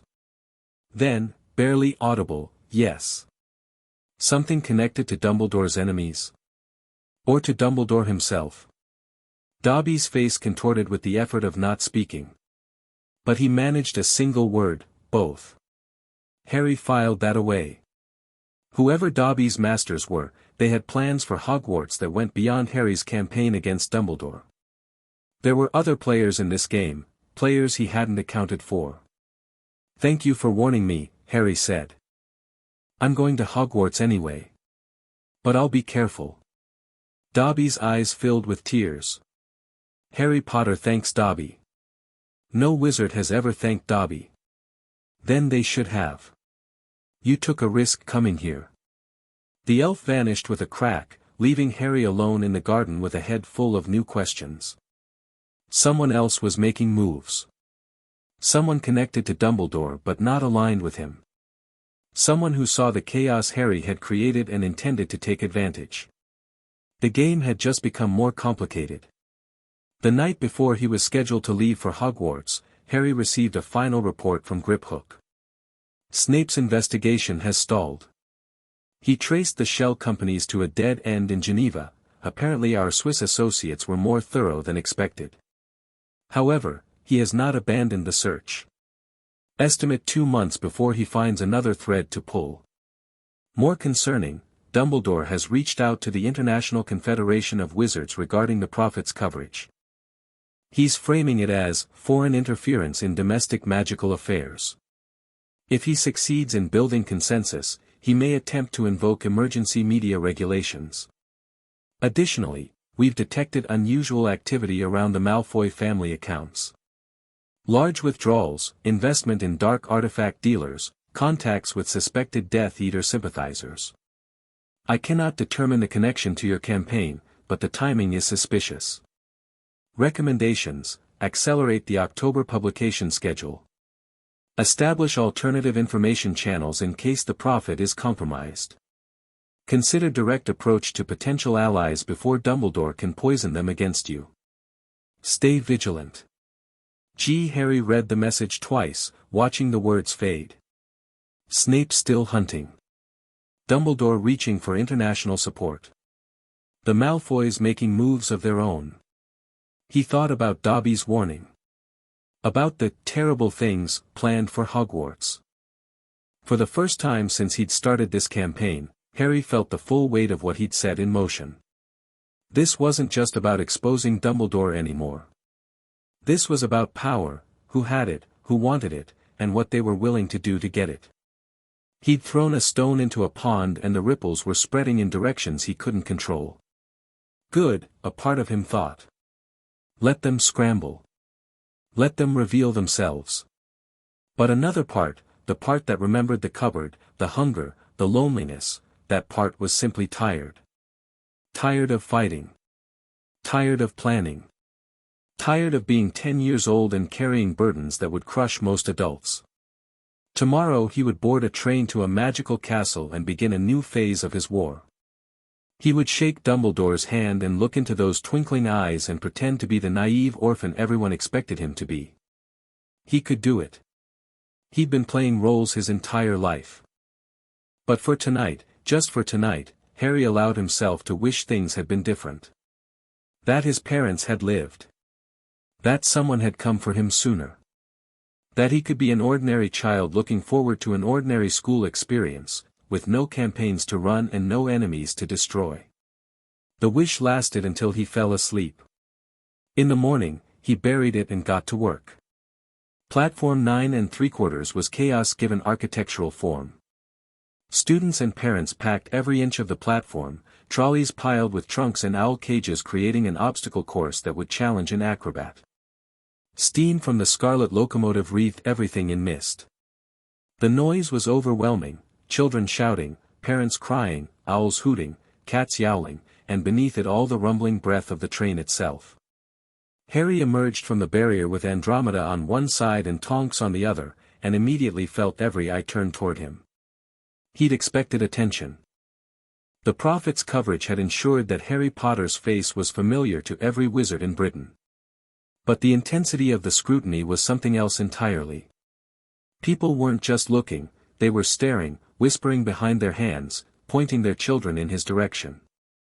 "Steady," Andromeda murmured. "They're curious, not hostile." "Some of them are hostile," Tonks countered, her hand resting casually near her wand. "I count at least 3 who'd like to curse us right now. And that red-headed woman looks like she's about to spontaneously combust." Harry followed her gaze to a plump, motherly woman surrounded by a swarm of red-haired children. She was indeed glaring at them with impressive ferocity, her hand tight on the shoulder of a boy about Harry's age. "Weasleys," Andromeda said. "Old family. Like faction. Dumbledore supporters to the bone." Harry filed that away. "More enemies. Or potential allies, if the situation changed." "Let's get you on the train," Andromeda continued. "I've arranged a private compartment." "You can, actually," Harry interrupted, "I'd like to ride with the other first years." Both women stared at him. "I need to be seen as normal. Approachable. If I hide in a private compartment, I'm the distant savior figure Dumbledore wants me to be. But if I'm just another kid on the train, you become human," Tonks finished. "Harder to dismiss. Harder to attack." She grinned. "Mum, the kid's got instincts." Andromeda's expression was complicated, but she nodded. "Be careful. And remember, Dumbledore will have people watching you." "I'm counting on it." He hugged them both, still strange, still new, but getting easier, and pushed through the crowd toward the train. Harry found an empty compartment near the middle of the train, settling in with his trunk and the owl Andromeda had bought him as an early birthday present. Hedwig, he'd named her, after a saint in one of the old books at the Tonks cottage. She was beautiful, snowy white with amber eyes, and she regarded the chaos outside with aristocratic disdain. "You and me both," Harry told her. The compartment door slid open. "Is it true?" demanded a girl with bushy brown hair and an air of barely contained intensity. "Are you really Harry Potter?" Harry blinked. "Last I checked. I've read all about you, of course. You're in modern magical history and the rise and fall of the dark arts and great wizarding events of the 20th century. But those books were written before," she stopped, seeming to catch herself. "Before the recent revelations. I've been following the coverage in the Prophet. The journalistic quality has improved dramatically over the past 2 months. Someone clearly changed the editorial direction." Harry studied her with renewed interest. She was about his age, clearly Muggle-born based on her clothes and manner, and obviously brilliant. "What's your name?" "Hermione Granger." She sat down across from him without being invited. "I was going to wait until we reached Hogwarts to introduce myself, but I have questions and I've learned that waiting rarely gets them answered faster." "What kind of questions? Did you really buy the Daily Prophet? Are the allegations against Dumbledore accurate? How did you organize a media campaign at age 10? And, this is the one I'm most curious about, what's your end goal? Because the coverage so far has been systematic enough that it clearly follows a plan, but I can't determine what that plan is supposed to achieve." Harry was quiet for a moment, considering his response. Most people his age would have been intimidated by Hermione's rapid-fire interrogation. But Harry had spent the summer dealing with goblins, journalists, and politicians. A curious 11-year-old was almost refreshing. "Yes, the allegations are accurate," he said finally. "The rest is complicated." "Complicated how?" "Complicated as in I don't know you well enough to answer honestly." Hermione's eyes narrowed. "That's fair. But I'm going to keep asking." "I expected nothing less." The compartment door opened again. This time it was a pale, pointed boy with white blonde hair, flanked by 2 much larger boys who looked like they'd been hired for their muscles rather than their minds. "Harry Potter." The blonde boy's tone was carefully neutral, but his eyes were calculating. "I'm Draco Malfoy. I believe you've been corresponding with my father." Harry hadn't been corresponding with anyone named Malfoy. But he'd read Griphook's reports about the family, their connections, their wealth, their suspected ties to Death Eaters and the current mysterious activities in their accounts. "Have I?" he said mildly. Draco's composure flickered. The investment inquiries. Through your intermediaries. Interesting. The Malfoys had been receiving overtures from Harry's shell companies. They'd assumed Harry was behind them. "Ah." Harry smiled blandly. "Business matters. Hardly appropriate for casual conversation." Draco's jaw tightened. He clearly wasn't used to being dismissed. "My father believes we could be useful to each other. The political situation is fluid. Old alliances are shifting. It would be wise to consider new ones. I'll take it under advisement." The silence stretched. Draco seemed to realize he wasn't going to get the response he wanted. His eyes flicked to Hermione, dismissed her as irrelevant, then returned to Harry. "You'll find, Potter, that some families are better than others. You do well to learn who your real friends are." He swept out with his entourage, leaving the compartment door open behind him. Hermione stared after him. That was the most awkwardly delivered recruitment pitch I've ever witnessed. He needs practice. What was that about investments? Harry closed the compartment door. Someone's been making moves in my name. Probably trying to confuse the situation or draw me into commitments I haven't agreed to. You have enemies making financial moves against you, and you're 11 years old. 10. My birthday's not until the end of July. Hermione's expression suggested this did not make things better. The train began to move. The journey to Hogwarts took most of the day, and Harry used it well. Hermione proved to be exactly what she'd appeared, brilliant, relentless, and utterly lacking in social graces. She asked questions without pause, analyzed his non-answers with frightening accuracy, and occasionally stopped mid-sentence to pull books from her trunk and verify facts. Harry found her exhausting and fascinating in equal measure. More importantly, she was genuinely independent. She'd arrived in the magical world with no preconceptions about Dumbledore, no family loyalties to navigate, no political obligations. She judged people by their actions, not their reputations. That made her potentially valuable. And potentially dangerous, if she decided Harry's actions didn't meet her standards. Other visitors came and went throughout the journey. A round-faced boy named Neville Longbottom, searching for his lost toad with an air of resigned defeat. The red-haired boy from the platform, Ron Weasley, as it turned out, who sat in awkward silence for 10 minutes before mumbling an excuse and leaving. A pair of twins who introduced themselves as Gred and Forge and left a dung bomb under the seat before departing. And, just as the sun began to set, a thin boy with dark hair and darker eyes who slipped into the compartment and closed the door behind him with practiced quiet. "Theodore Nott," he said. "I believe we have mutual interests." Harry had read about the Knotts. Old family. Dark reputation. Theodore's father had been a suspected Death Eater who'd escaped prosecution after Voldemort's fall. What kind of interests? The kind that involve powerful old men who think they know what's best for everyone. Theodore's voice was carefully controlled, but Harry caught something beneath it, fear, maybe, or desperation. "I have information you might find useful. In exchange, I want protection." "Protection from whom?" "My father." Theodore's composure cracked slightly. "He has plans for me. Plans I want no part of. But I can't escape him without help." Harry considered this. A Slytherin family's son, reaching out before the sorting. Either this was a trap orchestrated by the elder Nott, or Theodore was genuinely desperate enough to approach a stranger on a train. What kind of information? Dumbledore's voting record in the Wizengamot.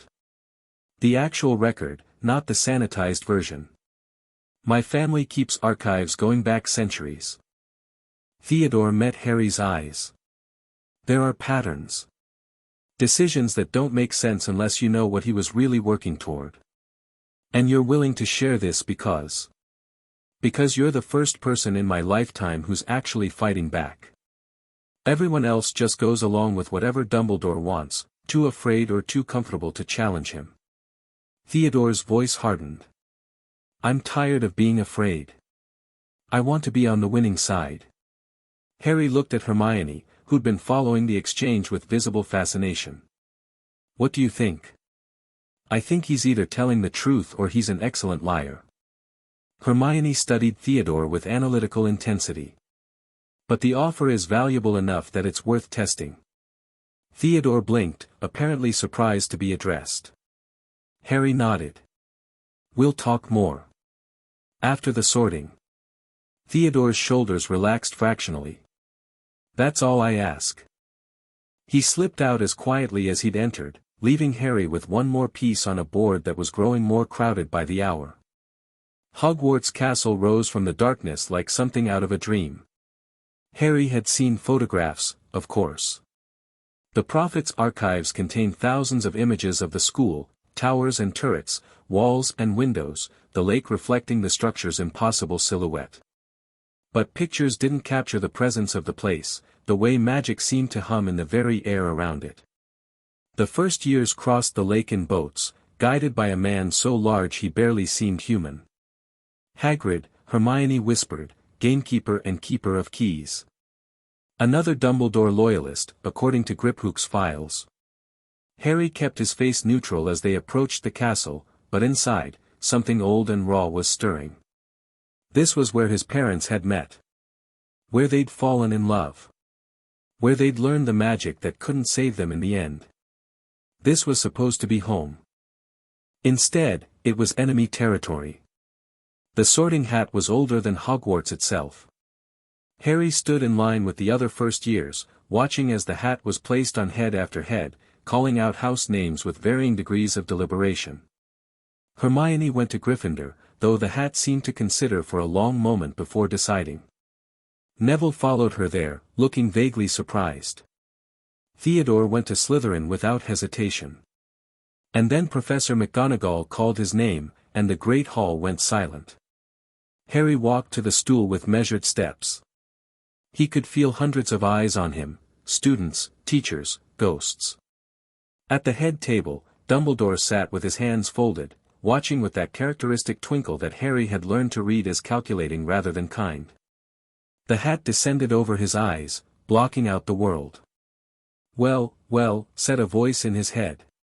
"Harry Potter. I've been looking forward to this. You know who I am. I know everything that touches this castle. I've watched your campaign with great interest." The voice was amused, ancient. "You've caused quite the stir. Dumbledore hasn't been this rattled in decades. Good. Plenty of courage, you do well in Gryffindor. A mind that never stops working, Ravenclaw would sharpen that. Loyalty fierce enough to burn, Hufflepuff would treasure it. And ambition." The hat paused. "Ambition enough to rival the founders themselves.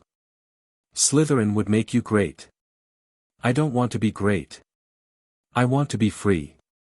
Those often require the same things." The hat's voice shifted, becoming more serious. "I should tell you something, Harry Potter. Something Dumbledore would prefer you not know." "Tell me." "The founders left gifts in this castle. Not for students, for heirs. Those who carry their blood, their magic, their legacy. You have the right to claim them. All of them. Your mother was a daughter of the Ravenclaw line, though the connection was buried centuries ago. Your father's family descends from the Peverils, who married into Gryffindor. And you carry a fragment of magic that connects you to Slytherin himself, though I suspect you'd rather not know how." The scar on Harry's forehead prickled. The piece of Voldemort, Harry thought. "That's what you mean. Perceptive." "Yes.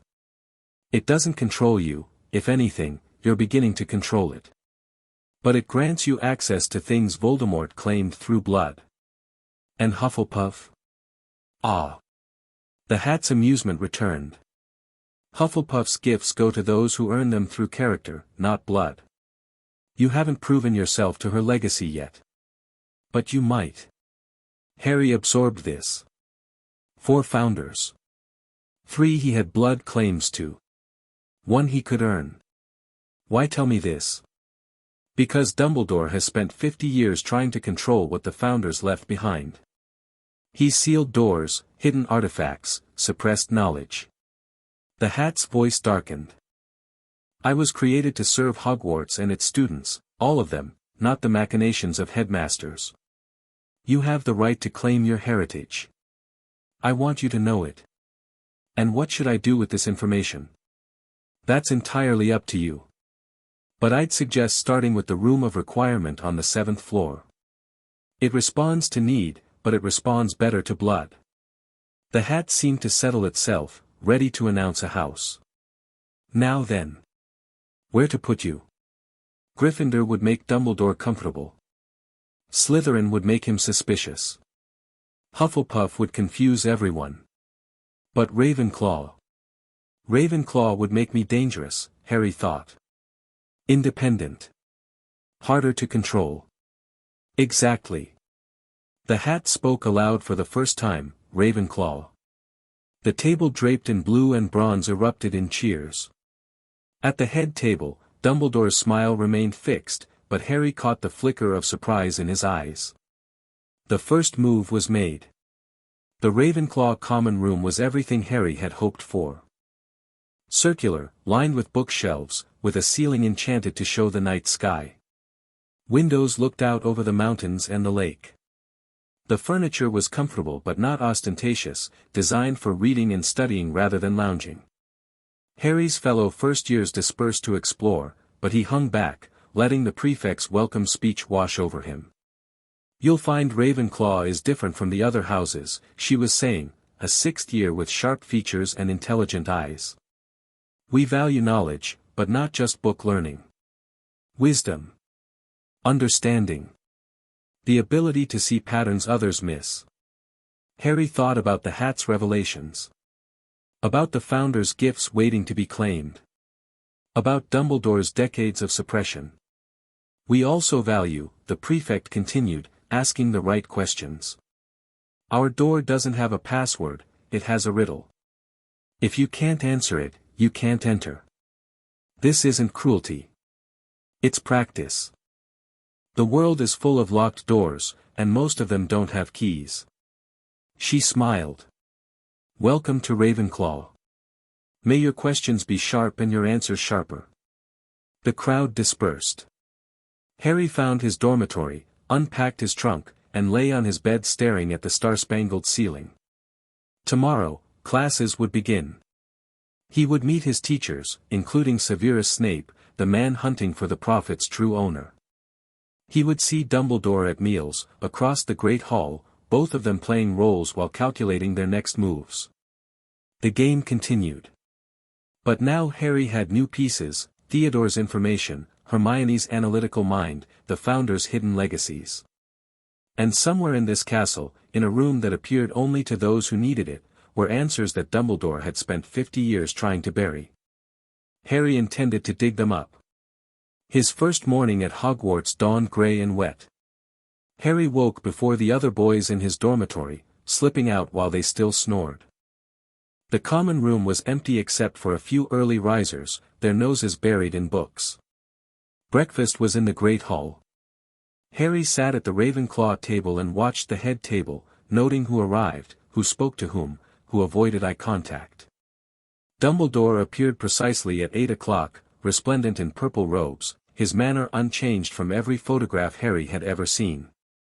He moved through the hall greeting students, his presence drawing attention like a lodestone drew iron filings. When he reached the Ravenclaw table, he paused beside Harry. Mr. Potter. That famous voice, warm and grandfatherly. I trust you slept well. Very well, Professor. The tower is lovely. Ravenclaw. Dumbledore's eyes twinkled. I must admit, I expected Gryffindor. Your parents were both lions, you know. So I've heard. Still, Ravenclaw is a fine house. Intelligence is a worthy virtue, though I've always believed courage is the foundation of all others. He smiled benevolently. I hope you'll come visit me sometime. My door is always open to students who wish to talk. Harry returned the smile with one of his own.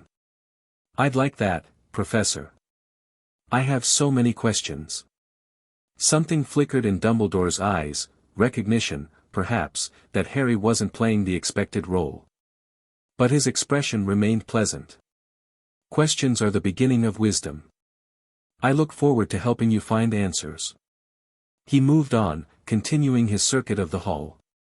Harry returned to his breakfast, feeling the weight of dozens of eyes on his back. The second move was made. Classes began with Transfiguration, taught by Professor McGonagall, a stern Scottish woman who made it clear from the first moment that she tolerated no nonsense. Transfiguration is some of the most complex and dangerous magic you will learn at Hogwarts, she announced, pacing before the first-year Ravenclaws and Hufflepuffs. Anyone messing around in my class will leave and not come back. You have been warned.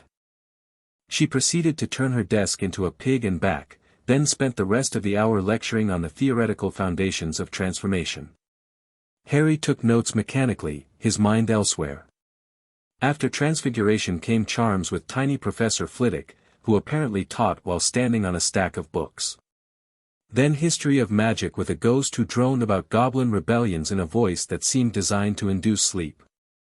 And finally, at the end of the day, Potions. In the dungeons. With Severus Snape. The Potions classroom was cold, dark, and filled with specimens floating in jars. Professor Snape stood at the front, a tall man in black robes with a hooked nose and a curtain of greasy hair. His eyes found Harry the moment he entered. Ah yes, Snape said softly. Harry Potter. Our new celebrity. The Slytherins, they shared this class with Ravenclaw, sniggered. Theodore, notably, did not. Snape began calling roll, his voice a low drawl that somehow carried to every corner of the room. When he finished, he looked up with an expression that promised unpleasantness. "You are here to learn the subtle science and exact art of potion-making," he began. "As there is little foolish wand-waving here, many of you will hardly believe this is magic. I don't expect you will really understand the beauty of the softly simmering cauldron with its shimmering fumes, the delicate power of liquids that creep through human veins, bewitching the mind, and snaring the senses. I can teach you how to bottle fame, brew glory, even stopper death, if you aren't as big a bunch of dunderheads as I usually have to teach." His eyes returned to Harry. "Potter. What would I get if I added powdered root of asphodel to an infusion of wormwood?" Harry had spent the summer reading every textbook Andromeda could find. He knew the answer. "The draught of living death, sir. A powerful sleeping potion." A flicker of surprise crossed Snape's face before it hardened. "Correct. And where would you look if I told you to find me a bezoar?" "The stomach of a goat. It's a stone that cures most poisons." "What is the difference between monkshood and wolfsbane?" "They're the same plant, sir. Also called aconite." The room was silent.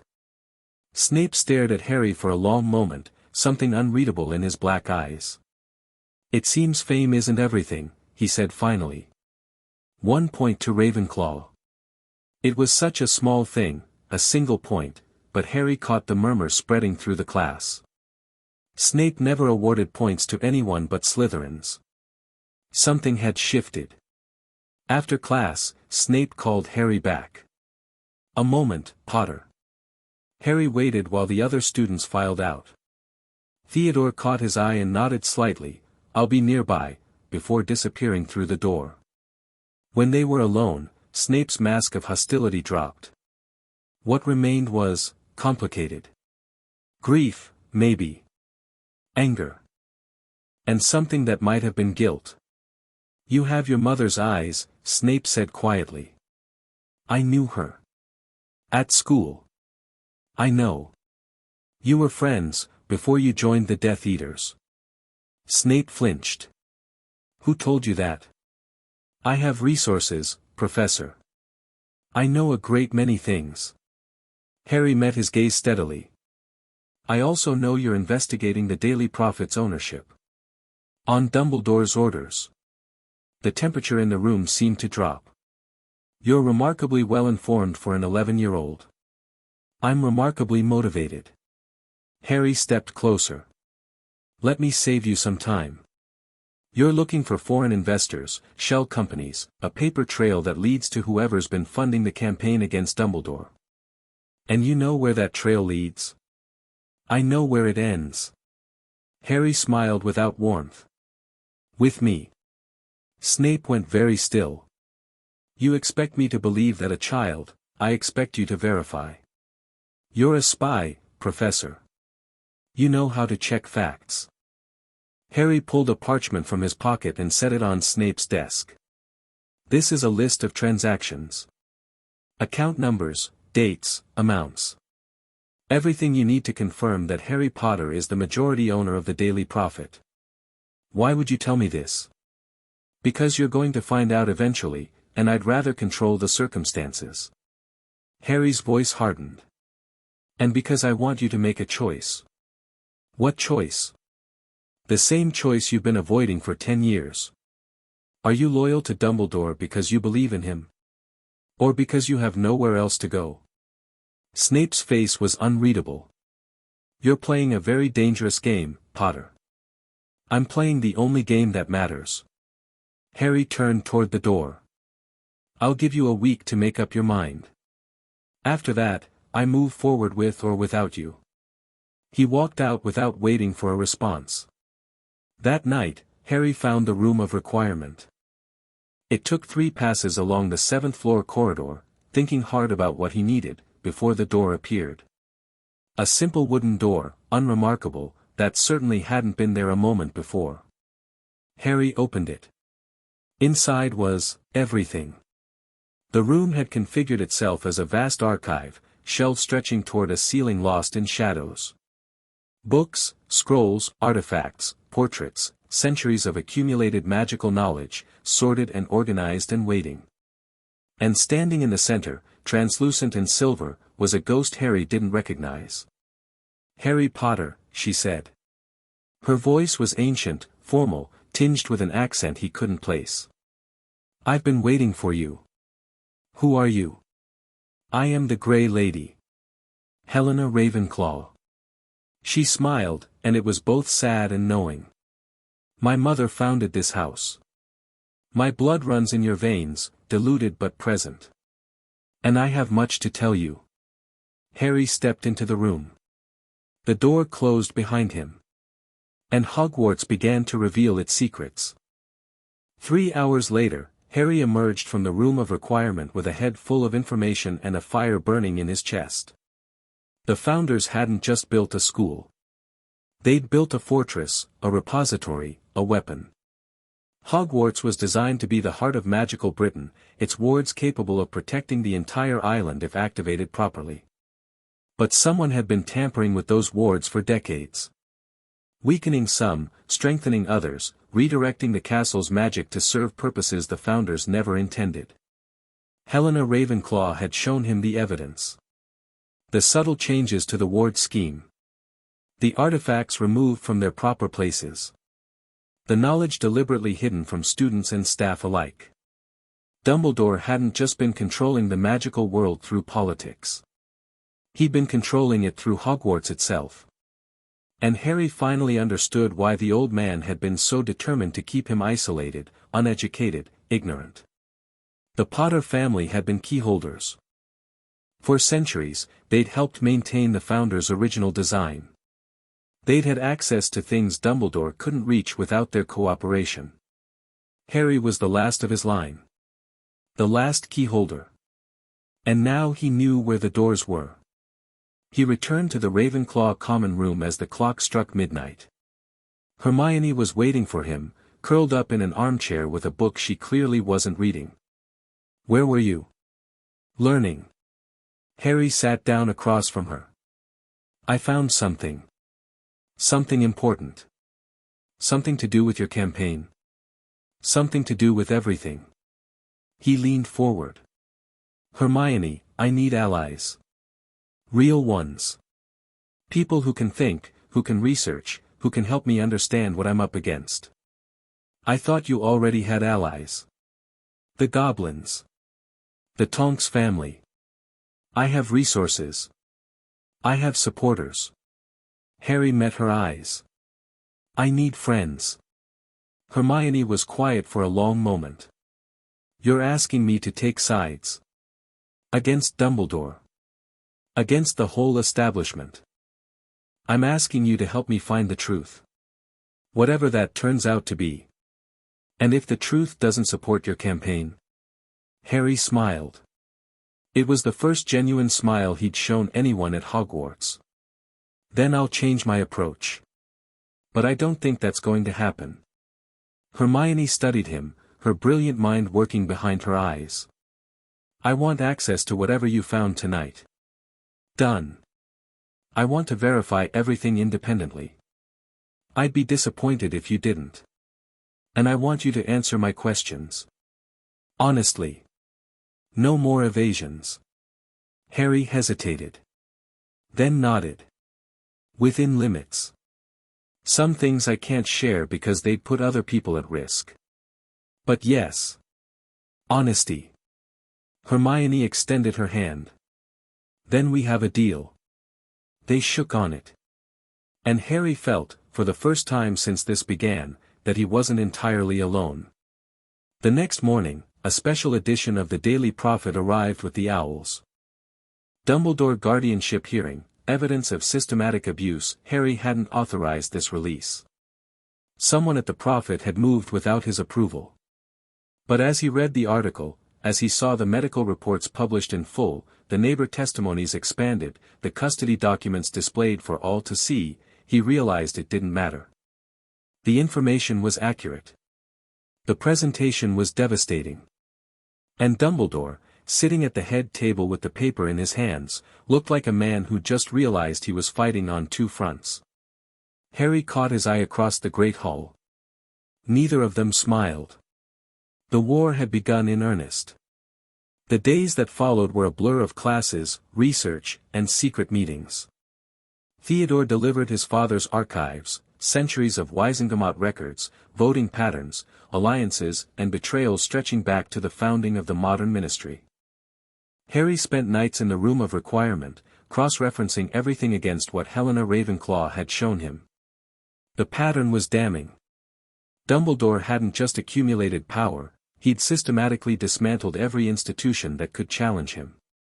The Wisingamot had been packed with his supporters over decades of careful maneuvering. The ministry had been compromised at every level. The schools, the press, the banks, all of it infected with his influence. And beneath it all, referenced in the oldest documents, was something called the Covenant of Wands. Harry remembered Griphook's reaction when he'd first seen that name. The fear in the goblin's eyes. He remembered Andromeda going pale when she'd seen it in his notes. Dumbledore isn't the head of the Covenant. He's their attack dog. Someone was behind even Dumbledore. Something older, more patient, more dangerous. And Harry had attracted its attention. The warning came on September 10th. Harry was leaving Transfiguration when he felt a prickling sensation at the back of his neck. The corridor was crowded with students, but one figure stood out, a man in unremarkable robes, watching Harry with eyes that held no warmth. Their gazes met for just a moment. The man smiled. Then he turned and walked away, disappearing into the crowd. Harry's hand went to his wand. But the stranger was already gone, leaving nothing but the echo of that cold smile. That night, a note appeared under Harry's pillow. "You've been noticed, heir of Potter. The debt your family owes comes due. Sincerely, the keepers." Harry stared at the note until the ink faded, leaving blank parchment. The game had just changed. And for the first time since he'd started this war, Harry genuinely didn't know what came next. He found Hermione in the library, surrounded by books on magical history. "I need your help with something." She looked up, immediately alert. "What? Have you ever heard of something called the Covenant of Wands?" Hermione frowned. "No. It's not in any of the standard texts. That's because someone went to great effort to remove it." Harry sat down across from her. "I think it's connected to Dumbledore. And I think it's much more dangerous than he is." "Connected how?" "I don't know yet. That's what I need help figuring out." Hermione was already reaching for a fresh piece of parchment. "Tell me everything." So Harry did. He told her about the Founder's gifts. About Helena Ravenclaw and the Room of Requirement. About Theodore's archives and Griphook's warnings and the man in the corridor who'd smiled like he knew something Harry didn't. By the time he finished, Hermione's face was pale. "This is bigger than a custody dispute," she said quietly. "This is a conspiracy. One that's been running for centuries." Harry met her eyes.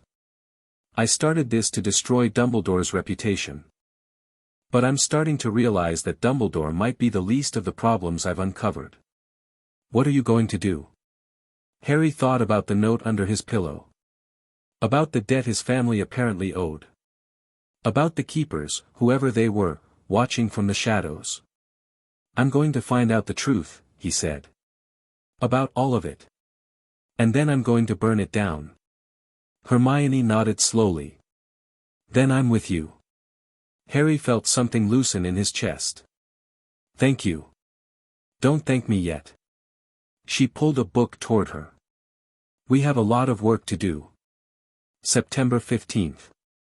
The custody hearing. Harry sat in the Wisingamot's chamber, surrounded by witches and wizards in plum-colored robes, while his future was debated by people who'd never met him. Andromeda presented her case, the will, the blocked petitions, the medical evidence. Her voice was calm and professional, but Harry could see the tension in her shoulders. Dumbledore's representative, a ministry solicitor, presented the counterargument. Blood wards. Protective magic. The unprecedented threat that had killed Harry's parents. Back and forth, claim and counterclaim, the truth drowning in legal procedure. And then Augusta Longbottom stood. The chamber went quiet. Augusta was ancient, formidable, and utterly unimpressed by authority. She'd been a power in the Wizengamot since before Dumbledore became Chief Warlock. "I have a question for the Chief Warlock," she said, her voice cutting through the murmur. A simple question, requiring a simple answer. Dumbledore inclined his head. "Of course, Augusta. The will of James and Lily Potter explicitly forbade Harry's placement with the Dursley family.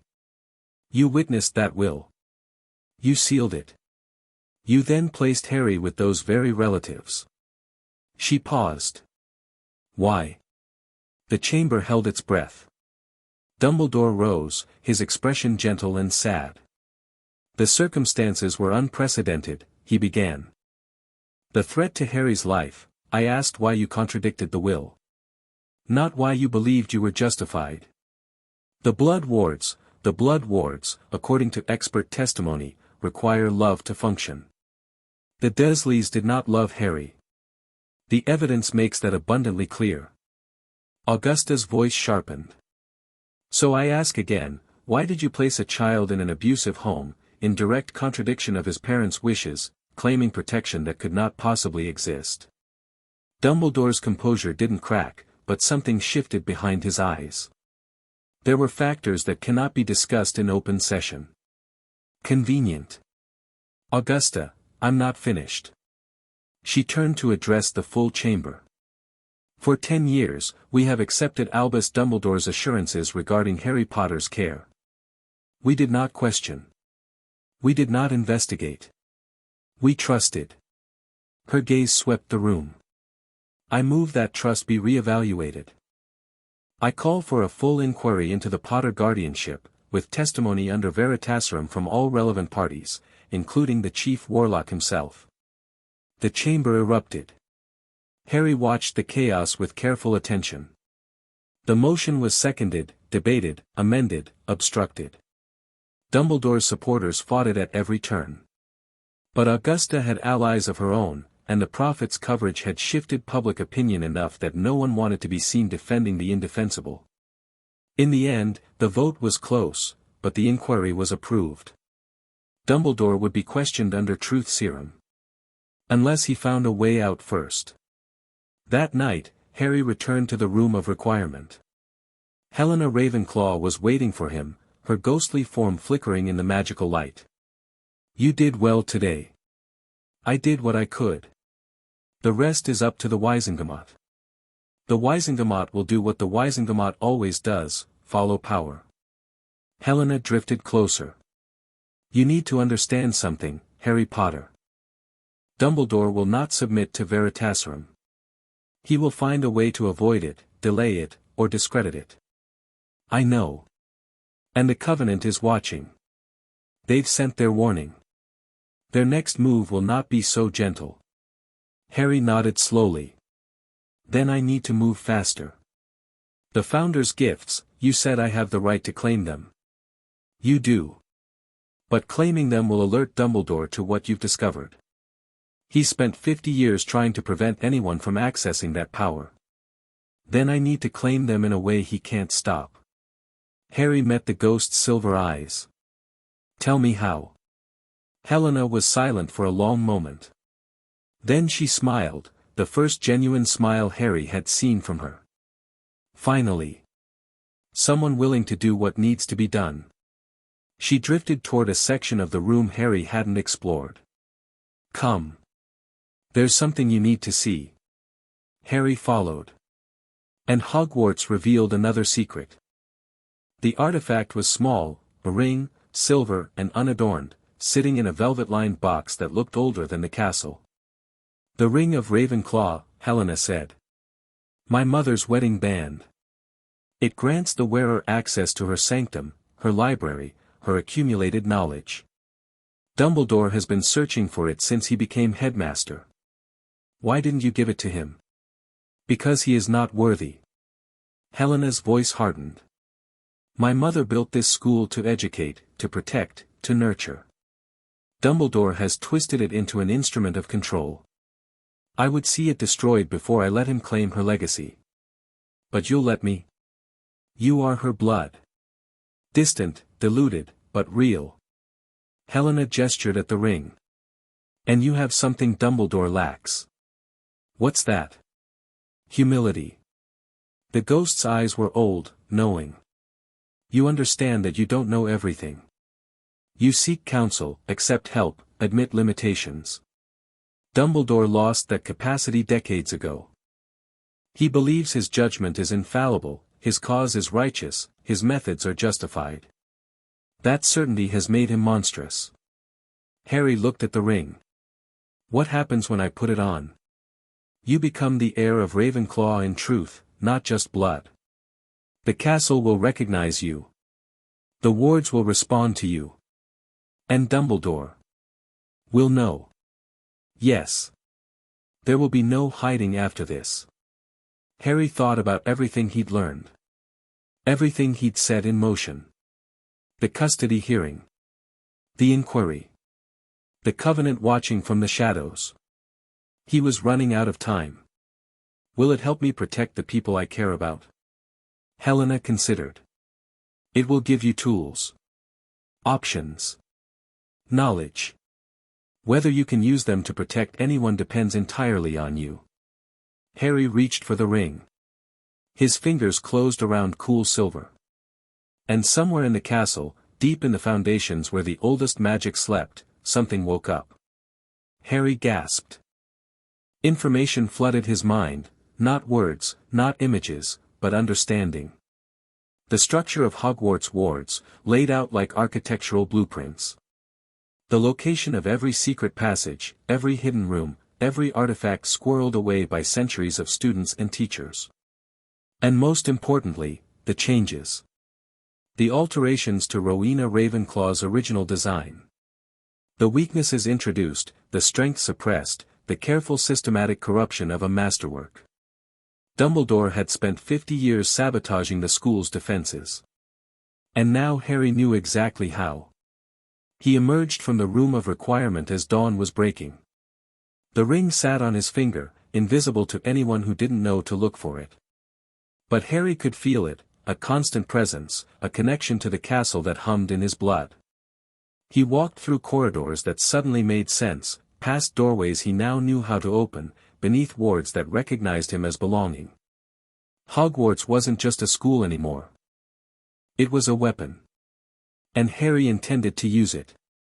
The great hall was filling with students when Harry arrived for breakfast. He took his usual seat at the Ravenclaw table, nodding to Hermione as she joined him. You look different, she said quietly. Something happened. Something changed. Harry poured himself tea. We need to talk. Tonight. Bring Theodore if you can do it discreetly. About what? Harry glanced at the head table, where Dumbledore sat with his customary gentle smile. About what comes next. That evening, in a hidden room that only Harry could access, 3 first-years gathered to plan a revolution. Harry told them everything, the ring, the wards, the founder's legacy. He showed them the map of changes Dumbledore had made over the decades, the systematic weakening of Hogwarts protections. Theodore and Hermione listened in silence. When he finished, Theodore spoke first. You're talking about undoing 50 years of work by the most powerful wizard alive. Work he's killed to protect. His voice was steady, but his eyes showed the strain. You understand that, right? I understand. And you're going to do it anyway. Someone has to. Harry met their eyes in turn. I didn't start this just to expose Dumbledore's reputation. I started it because I was angry, and hurt, and I wanted to fight back. But now I see the scope of what he's done. What he's been allowed to do because no one questioned him. He leaned forward. The Covenant of Wands. The corruption of Hogwarts. The systematic control of magical Britain. It all connects. And Dumbledore is the linchpin. Remove him, and the whole system starts to crumble. Or someone worse takes his place, Hermione said quietly. Maybe. But at least then we'd know who we're fighting. Harry shook his head. Right now, Dumbledore is the face of everything good and noble and trustworthy. He's impossible to challenge because everyone believes in him. But if that belief breaks, if people finally see what's behind the mask, they'll have to make choices, Theodore finished. Real choices. Not just following the approved leader. Exactly. Hermione was frowning, her mind working. The Veritaserum inquiry. If Dumbledore is questioned under Truth Serum, he'll have to reveal everything. The greater good protocol. The covenant. All of it. That's the plan. But Helena was right, he won't submit willingly. He'll find a way out. Harry pulled out a parchment, covered in his careful notes. Which is why we need to give him no way out. How? Harry smiled. It wasn't a nice smile. By making sure that when the inquiry happens, there are questions he can't avoid answering. Questions that, no matter how he responds, expose the truth. He spread the parchment on the table between them. Let's get to work. The Prophet's next article ran on September 20th. Questions for the inquiry. What magical Britain needs to know? It was presented as a public service, a list of questions the Wisengamot should ask during Dumbledore's testimony. Each one was carefully crafted, building on what had already been revealed, pushing toward truths that hadn't yet been exposed. Did you seal the Potter will personally? If so, by whose authority? Were you aware that the Dursley household was unsuitable for a magical child? If so, why did you proceed with the placement? What is the greater good protocol referenced in ministry documents, and who else has access to it? Have you ever used your position as Chief Warlock to block legal proceedings regarding Harry Potter? If so, how many times? What is your relationship to an organization called the Covenant of Wands? The last question was a gamble. Harry didn't know how Dumbledore would react to it being raised publicly. But Helena had told him something the night before: the Covenant operates in shadows. If forced into light, they scatter. It's their greatest weakness, they've built power on secrecy. Expose the name, and they'll be too busy protecting themselves to protect Dumbledore. So Harry exposed the name. And waited. The response came faster than expected. 3 days after the article ran, Harry received another note, this one delivered by an owl that burst into flames immediately after releasing its burden. Heir of Potter, you have meddled in affairs beyond your understanding. The debt your family owes cannot be escaped. However, we are prepared to offer terms. Surrender control of the Daily Prophet. Cease your campaign against the Chief Warlock. Withdraw from public life until you reach majority. In exchange, we will ensure your safety, provide for your education, and restore you to the position your family once held within our organization. Refuse, and face the consequences. You have 1 week. The keepers. Harry read the note carefully, committing every word to memory before it too faded. They were scared. That was the only explanation for the offer. If the Covenant was truly confident in their power, they wouldn't negotiate with an 11-year-old. They'd simply eliminate the threat. But Harry had done something they hadn't expected. He'd named them. Publicly. In a newspaper read by every witch and wizard in Britain. Now they had to respond. And any response would reveal more about them. Harry smiled. He had a week to make them regret ever threatening him. The next morning, Harry requested a meeting with Professor Flitwick. The tiny charms professor was head of Ravenclaw House, and according to Helena, one of the few staff members Dumbledore hadn't managed to fully compromise. He'd been a dueling champion in his youth, a master of protective magic, and, most importantly, a man who valued truth over convenience. Mr. Potter. Flitwick gestured to a chair in his office, his squeaky voice welcoming. What can I do for you? I need to ask you something, Professor. And I need you to answer honestly, even if you'd rather not. Flitwick's expression grew serious. That's a significant request. It's a significant question. Very well. Ask. Harry took a breath. Do you know what the Covenant of Wands is? Flitwick went very still. His tiny hands, which had been adjusting papers on his desk, stopped moving entirely. Where did you hear that name? Does it matter? It matters a great deal, Mr. Potter. Flitwick's voice had lost its cheerfulness. That name hasn't been spoken openly in this castle for a very long time. But you know what it is. A long pause.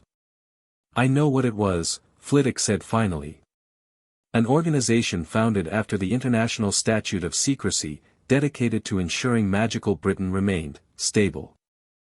They believed, perhaps correctly, that the transition to hidden society required careful management. And what did that management involve? Control. Of the ministry, the Waisengamat, the schools. They placed their people in positions of influence and ensured that policy always served their vision. Flitwick's eyes met Harry's. They were neither good nor evil, in the beginning.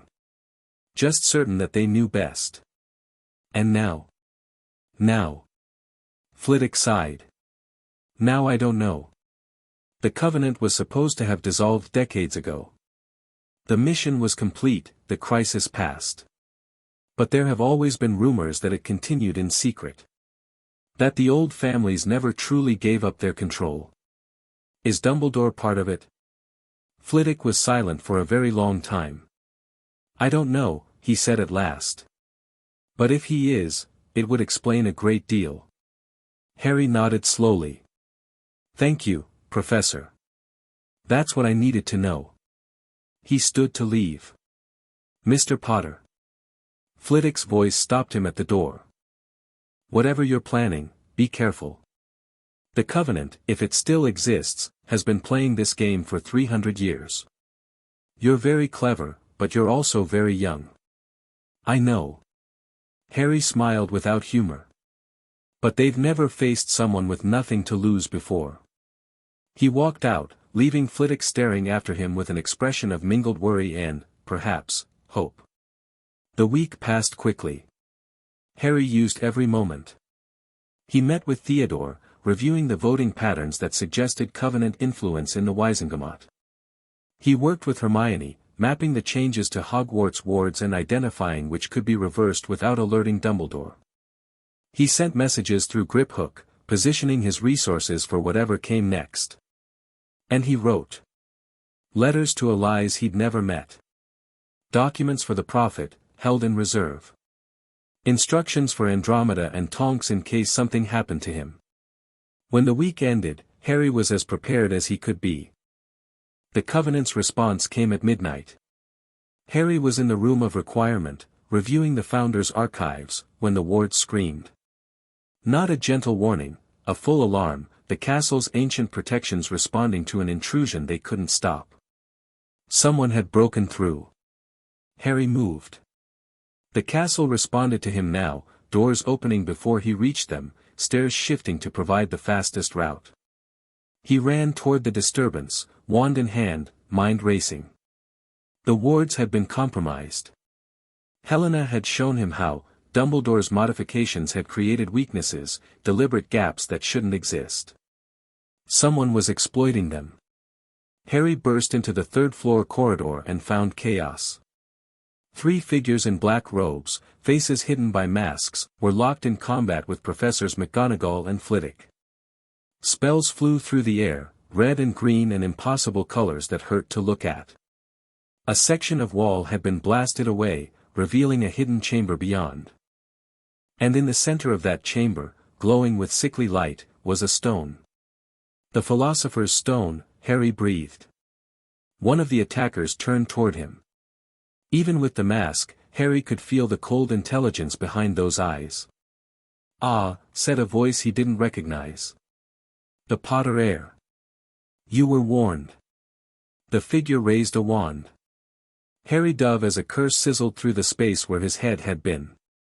He came up casting, not the basic spells from his textbooks but the defensive magic Helena had shown him, shields that anchored to the castle itself, drawing power from the wards. The curse that followed splashed against the barrier and dissipated. The attacker paused. Interesting. You've been busy. I've been learning. Harry didn't lower his guard. Who are you? No one you need to know. The figure gestured, and the other two attackers broke off from their fights. We came for the stone. Since Dumbledore was kind enough to bring it here, it seemed foolish not to take it.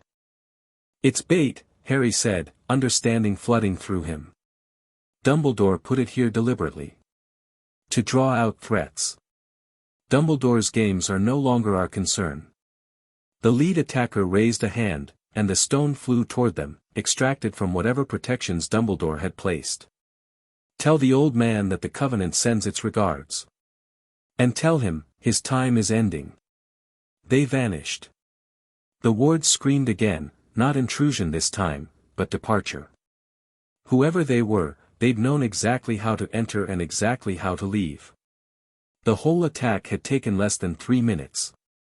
In the aftermath, Harry found himself in Dumbledore's office for the first time.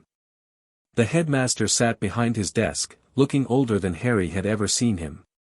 McGonagall and Flitwick flanked him, their faces grim. Snape lurked in the shadows, his expression unreadable.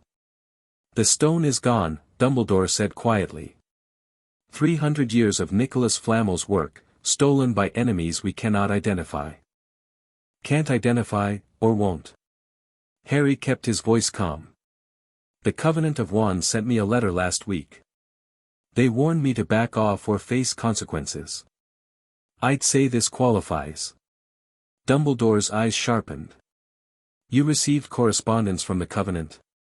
I received correspondence from people calling themselves the Keepers.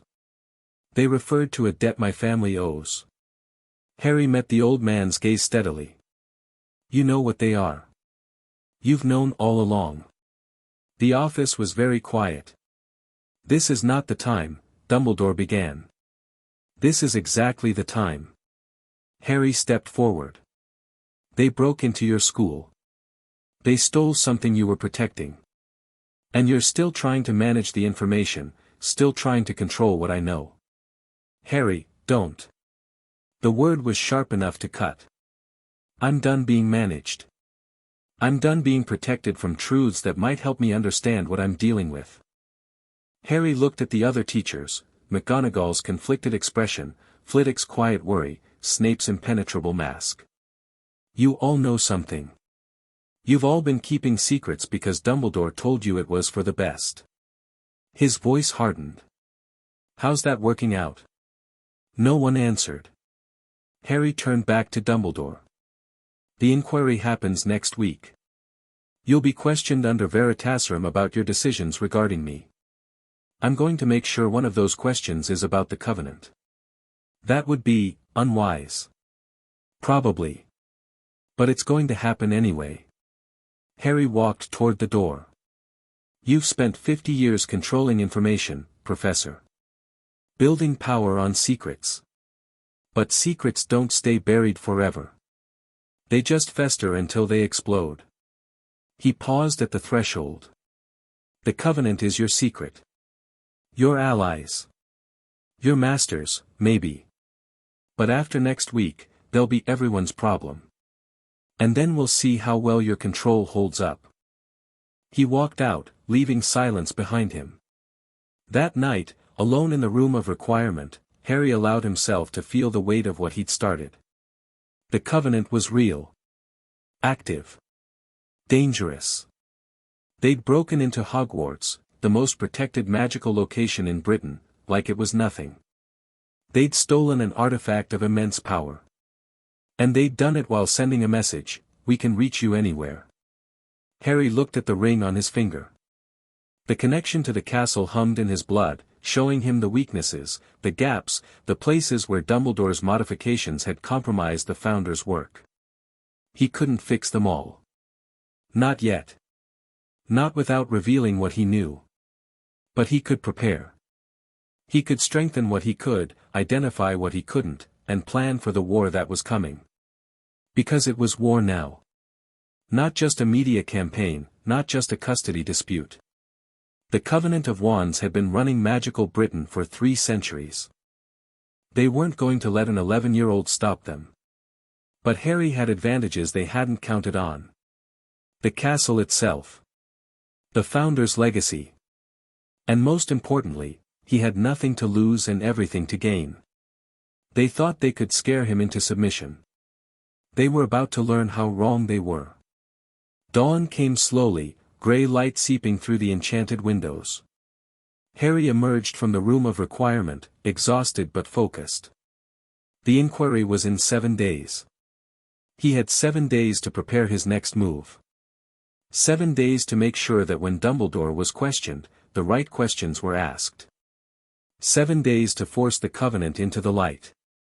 The castle stirred around him, responding to his presence, offering passages and shortcuts he'd never known existed.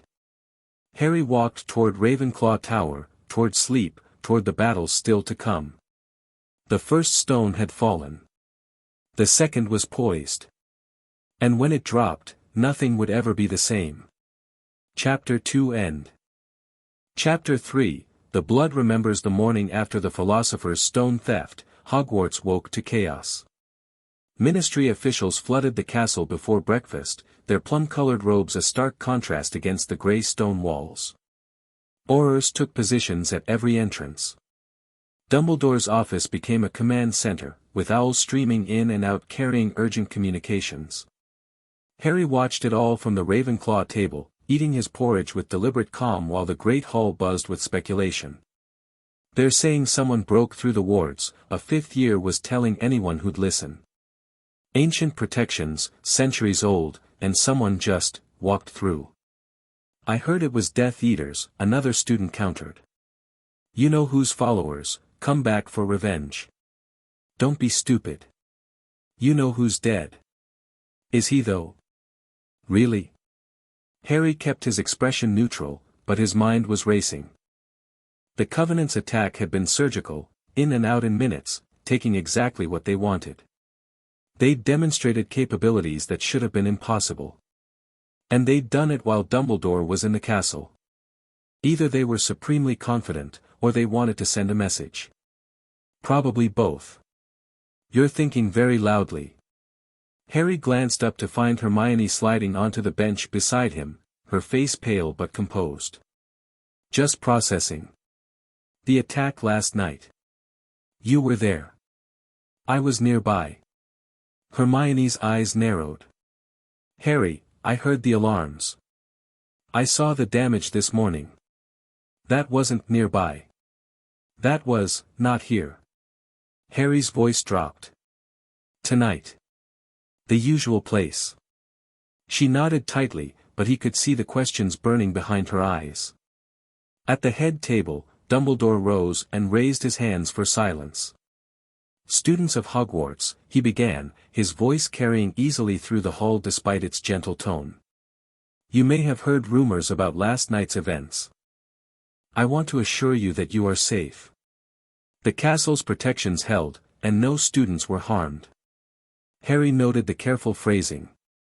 The protections held, technically true, in that they'd raised the alarm. But they hadn't stopped anything.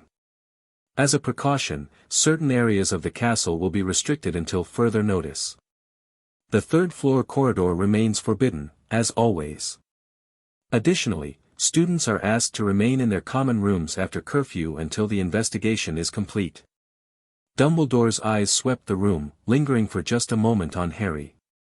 These are troubling times. But Hogwarts has stood for 1,000 years, and it will stand for 1,000 more. We will not be intimidated by those who lurk in shadows. The speech was met with scattered applause, though Harry noticed that the older students, the ones who understood how serious a ward breach was, looked more worried than reassured. Dumbledore sat down. The game continued. Classes were cancelled for the day, ostensibly to allow the investigation to proceed. In practice, this meant students clustered in common rooms trading increasingly wild theories while professors met behind closed doors. Harry used the time to visit the room of requirement. Helena Ravenclaw was waiting for him, her ghostly form more agitated than he'd ever seen. "They used the gaps," she said without preamble. "The weaknesses Dumbledore created. I told you they were dangerous." "I know. You know, but you don't understand." Helena drifted closer, her silver eyes intense. "Those modifications weren't random. They were specific. Calculated. Someone designed them to allow exactly this kind of intrusion." Harry went cold. "You're saying Dumbledore deliberately weakened the wards?" "I'm saying someone did. Whether it was Dumbledore or someone who came before him, the pattern is intentional." Helena gestured, and the room shifted, displaying a three-dimensional map of the castle's ward structure. "Look. These gaps don't just allow entry, they allow entry from specific directions. As if whoever created them knew exactly where an attack would come from." Harry studied the map, his enhanced connection to the castle helping him understand what he was seeing. The gaps formed a path. A very specific path, leading from outside the grounds directly to the third-floor corridor. Where the Philosopher's Stone had been hidden. "Dumbledore brought the stone here at the start of term," Harry said slowly. "He told the whole school it was forbidden, practically advertising its location. And someone had already prepared a way for attackers to reach it." "Yes. So either Dumbledore is working with the Covenant. Or he was setting a trap that they turned against him." Helena's voice was grim. "Either way, the implications are disturbing." Harry thought about Dumbledore's behavior since the attack. The seemingly genuine shock. The flurry of activity. The reassuring speech. Was it all an act? Or had the old man genuinely been outmaneuvered? "I need to know which it is," Harry said. "Before the inquiry. If Dumbledore is part of the Covenant, questioning him under Veritaserum could be dangerous.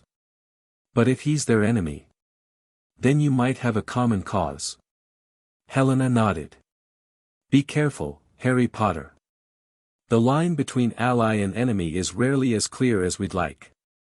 That evening, Harry met with Theodore and Hermione in the hidden room Helena had shown him, a space that existed only when someone with Ravenclaw blood asked for it, invisible to the castle's other residents. Theodore arrived first, looking paler than usual. "My father sent me a letter this morning," he said without greeting. "He's demanding I return home immediately. Says Hogwarts isn't safe. And you didn't go." I sent back a polite refusal." Theodore's mouth twisted. "He'll be furious. But I'm not going back to that house until I have to." Hermione arrived minutes later, her arms full of books and parchments. "I've been researching the Covenant," she announced, spreading materials across the table. "There's almost nothing in the official histories. A few references in older texts, always oblique. But I found something interesting." She pulled out a worn leather journal. "This is from the restricted section. I may have borrowed it without permission." At Harry's raised eyebrow, she flushed. The librarian was distracted by the ministry people. "Anyway, it's a diary from 1847, written by a Hogwarts professor named Edmund Pruitt." "Pruitt?" Theodore frowned. "That's an old family. Connected to the Weasleys now." "Exactly. Edmund Pruitt was a member of the Covenant, one of the few who ever wrote about it directly." Hermione opened the journal to a marked page. "Listen to this, the Covenant meets tonight at the usual place. I am increasingly troubled by the direction of our discussions. The original purpose, stability, protection, has been corrupted by those who see control as an end rather than a means. Dumbledore's mentor speaks of a greater good that justifies any action. I fear we have lost our way." Harry leaned forward. "Dumbledore's mentor?" I checked. In 1847, Albus Dumbledore would have been, not yet born. But his father, Percival, was about 20 years old. Hermione's eyes were bright with the thrill of discovery. The Dumbledore family has been connected to the Covenant for at least 3 generations. That doesn't mean Albus is part of it, Theodore said slowly. His father went to Azkaban for attacking Muggles. That doesn't sound like someone in a powerful secret society. Unless the attack was connected to Covenant business. Harry thought about what he knew of Dumbledore's history. His sister, Ariana, was damaged by Muggle boys who saw her doing magic.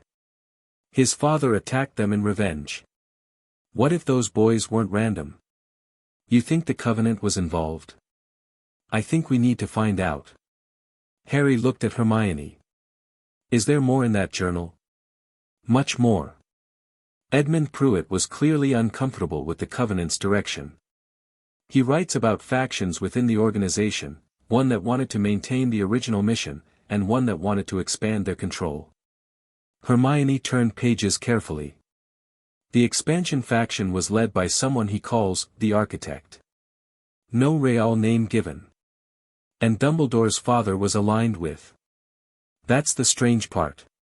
Edmund doesn't say. He mentions Percival Dumbledore several times, but always in neutral terms.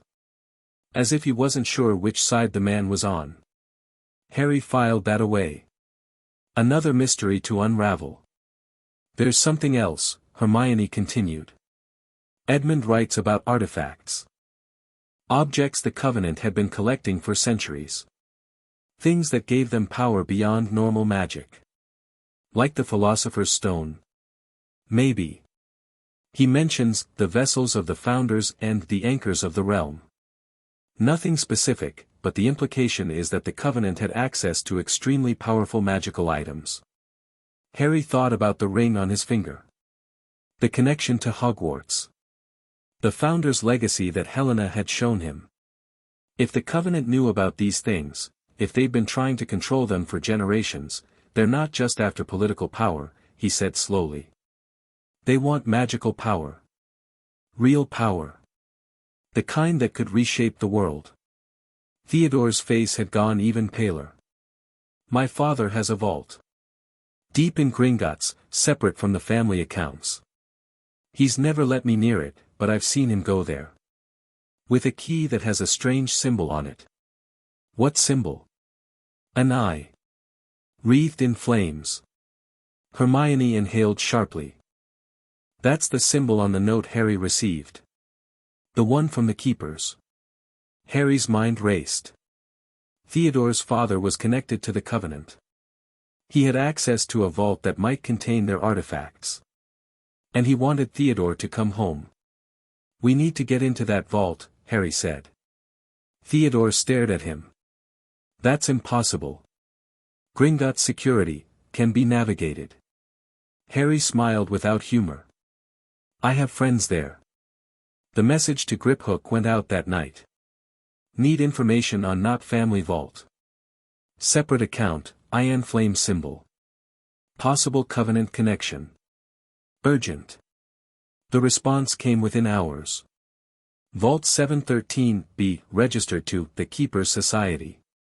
Access restricted to key holders. Records show 47 deposits since 1692, no withdrawals. Contents unknown.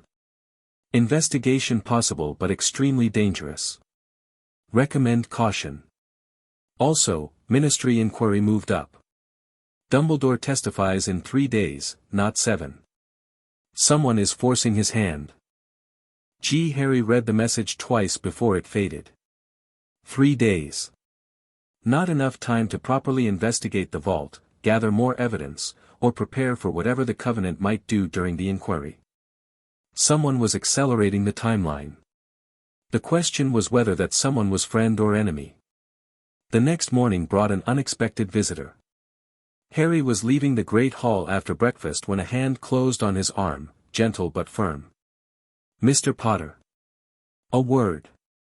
Severus Snape stood there, his black robes perfectly pressed, his expression giving nothing away.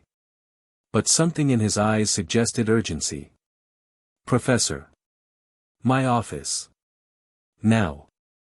It wasn't a request. Harry followed. Snape's office was cold, dim, and lined with jars containing things Harry didn't want to examine too closely. The potions master locked the door behind them and cast several spells Harry didn't recognize, privacy wards, probably. "You gave me a week to decide," Snape said without preamble. "My week is up." "So it is. I've verified your claims. You do indeed control the Daily Prophet. The shell companies trace back to goblin intermediaries, which trace back to your accounts." Snape's voice was flat. "You've accomplished something that should be impossible for someone your age." "I had help." "Evidently." Snape moved to his desk but didn't sit. "You asked me to choose between loyalty to Dumbledore and something else. I've made my choice." Harry waited.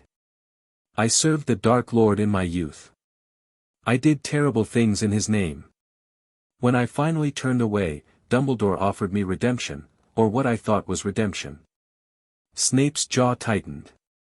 "I've spent 15 years following his instructions, believing I was working towards something good.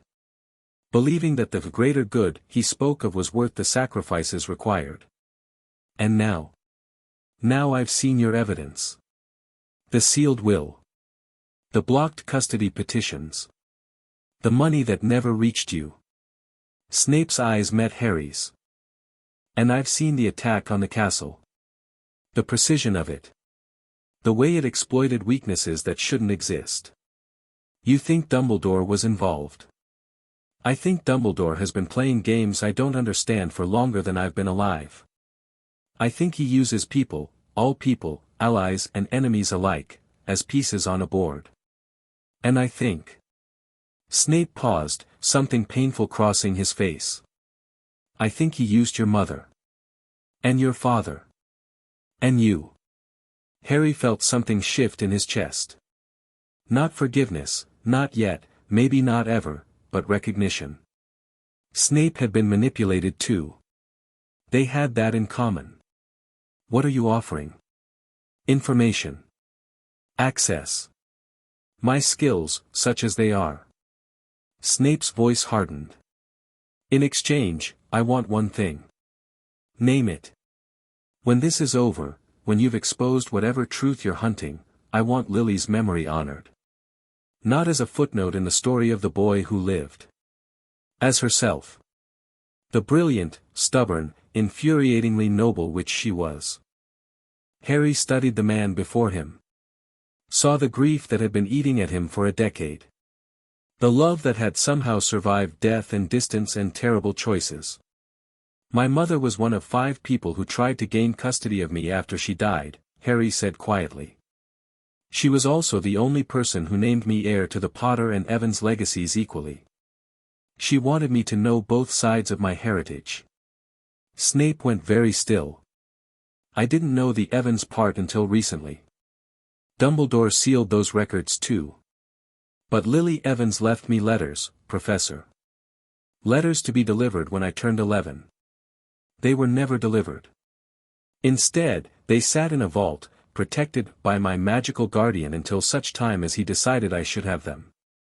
Harry reached into his pocket and withdrew a bundle of parchment, age-worn but preserved by magic. "I got them last week. Through alternative channels." He handed them to Snape.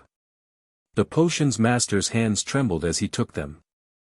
"She wrote about you," Harry continued. "About your friendship, before it ended. About how she hoped you'd find your way back from the darkness. About how she believed people could change, if they truly wanted to." Snape wasn't looking at Harry anymore. His eyes were fixed on the familiar handwriting, drinking in words from beyond the grave. She also wrote about Dumbledore. Her concerns about his methods. Her suspicions that he wasn't telling the Order everything. Harry's voice softened. "She was starting to figure it out, Professor. And then she died." Snape looked up. His eyes were wet, but his voice was steady. "What do you need me to do?" The plan came together over the next 2 days. Snape provided inside information, Dumbledore's schedule, his security protocols, the questions the Wiesengemot had already submitted for the inquiry. Theodore contributed his father's archives, including documents that connected the Knott family to Covenant activities going back centuries. Hermione cross-referenced everything, building a comprehensive picture of the conspiracy's structure. And Harry prepared his final move. The inquiry would be public. Dumbledore had insisted on that, a transparent process to demonstrate his innocence. He was counting on his reputation, his charisma, his legendary ability to spin any narrative in his favor. But Harry had the prophet. And the prophet had the questions. The night before the inquiry, Harry received an unexpected summons. He was in the room of requirement, reviewing his notes for the 100th time, when the door opened and Professor Flitwick stepped through. "Mr. Potter."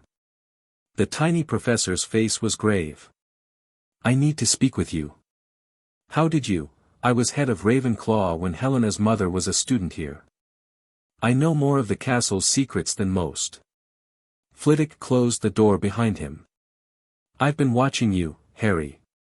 Since our conversation about the Covenant. And I've come to a decision." "What decision?" "That you deserve to know what's coming." Flitwick crossed to stand before Harry, his eyes meeting the boy's despite the height difference. "The inquiry tomorrow is a trap." Harry went cold. "A trap for whom?" "For you. For anyone who challenges Dumbledore's version of events." Flitwick's voice was urgent. "The Covenant has people in the Wiesengemot. High-placed, well-hidden. They've agreed to let Dumbledore fall, but only if it serves their larger purpose." "What purpose?" "Control of you." Flitwick reached into his robes and withdrew a document, old parchment, covered in archaic script. "This is a copy of something called the Air Protocols. It was established by the Covenant centuries ago, defining what happens when a significant magical bloodline faces extinction." Harry scanned the document, his enhanced understanding of magical law helping him parse the dense language. What he read made his blood run cold. "If a bloodline is reduced to a single heir," he said slowly, "and that heir is a minor, the Covenant claims guardianship rights. Superseding all other claims. Including those of the magical guardian. Including those of the Ministry." Flitwick nodded grimly. "Dumbledore's been protecting you from them, in his way. Not out of kindness, out of self-interest. He needs you for his own plans. But if he falls, the Covenant steps in. And they have legal authority that would be very difficult to challenge. The Air Protocols have never been formally repealed. They're still on the books, buried in precedents that no one remembers." Harry stared at the document. All this time, he'd been thinking of Dumbledore as the enemy. But Dumbledore was just one piece on a much larger board. The Covenant had been watching, waiting, letting Harry do their work for them. Destroy Dumbledore. Become vulnerable. Fall into their hands. "Why are you telling me this?" "Because I swore an oath, once. To protect the students of this school. All of them." Flitwick's voice was fierce. "I've watched Dumbledore manipulate generations of children. I've stayed silent because I thought he was the lesser evil. But you've shown me that silence is its own kind of corruption. So what do I do? The inquiry is tomorrow. If Dumbledore falls, the Covenant claims me. If he doesn't fall, he continues controlling everything. There's a third option." Flitwick gestured at the room around them. "The Founder's legacy. Helena has been teaching you, hasn't she? Some things. The Air Protocols only apply if no other magical authority supersedes them. But the Founder's legacy, that's older than the Covenant. Older than the Ministry. If you were to claim it, formally, publicly, you would be beyond their reach." Harry thought about the ring on his finger. The connection to Hogwarts. The gifts Helena had mentioned, waiting to be claimed. Claiming it openly would reveal everything I've learned. Yes. To Dumbledore. To the Covenant. To everyone. Flitwick's eyes were steady. But it would also make you untouchable. A recognized heir of the founders, with all the rights and protections that entails. They'd never accept it. They'd challenge, deny, they'd have to accept it. The magic is very clear. Flitwick smiled slightly. Why do you think Dumbledore has spent 50 years trying to prevent anyone from claiming these rights? It's the one thing he can't control. Harry was silent for a long moment. Everything he'd planned. Everything he'd sacrificed. It all came down to this, a choice between careful strategy and dramatic action. He'd been playing Dumbledore's game, manipulation, secrets, hidden moves. But maybe it was time to flip the board. How do I do it? At the inquiry. In front of the full Wizengamot. You invoke the founder's legacy and present your claim. Flitwick reached into his robes again, producing a small silver key. This will get you into Ravenclaw's sanctum. There's a document there, the original charter of Hogwarts. It outlines the process for claiming the founder's rights. Harry took the key. It was cold in his palm, heavy with centuries of history. Why do you have this? Because Helena gave it to me, 30 years ago, and asked me to give it to someone worthy when the time came. Flitwick's voice was soft. I've been waiting a long time, Harry Potter. I hope you're ready. The sanctum was hidden behind a portrait on the 7th floor, not far from the room of requirement, but completely separate. The key turned in a lock that appeared only when touched by someone with Ravenclaw blood, and the door opened onto a circular chamber lined with books, star charts, and artifacts of bronze and crystal. Helena was waiting. Phileas told you. He gave me a key and a warning. Harry stepped into the room, feeling the magic settle around him like a cloak. The Covenant has heir protocols. They want to claim me. I know.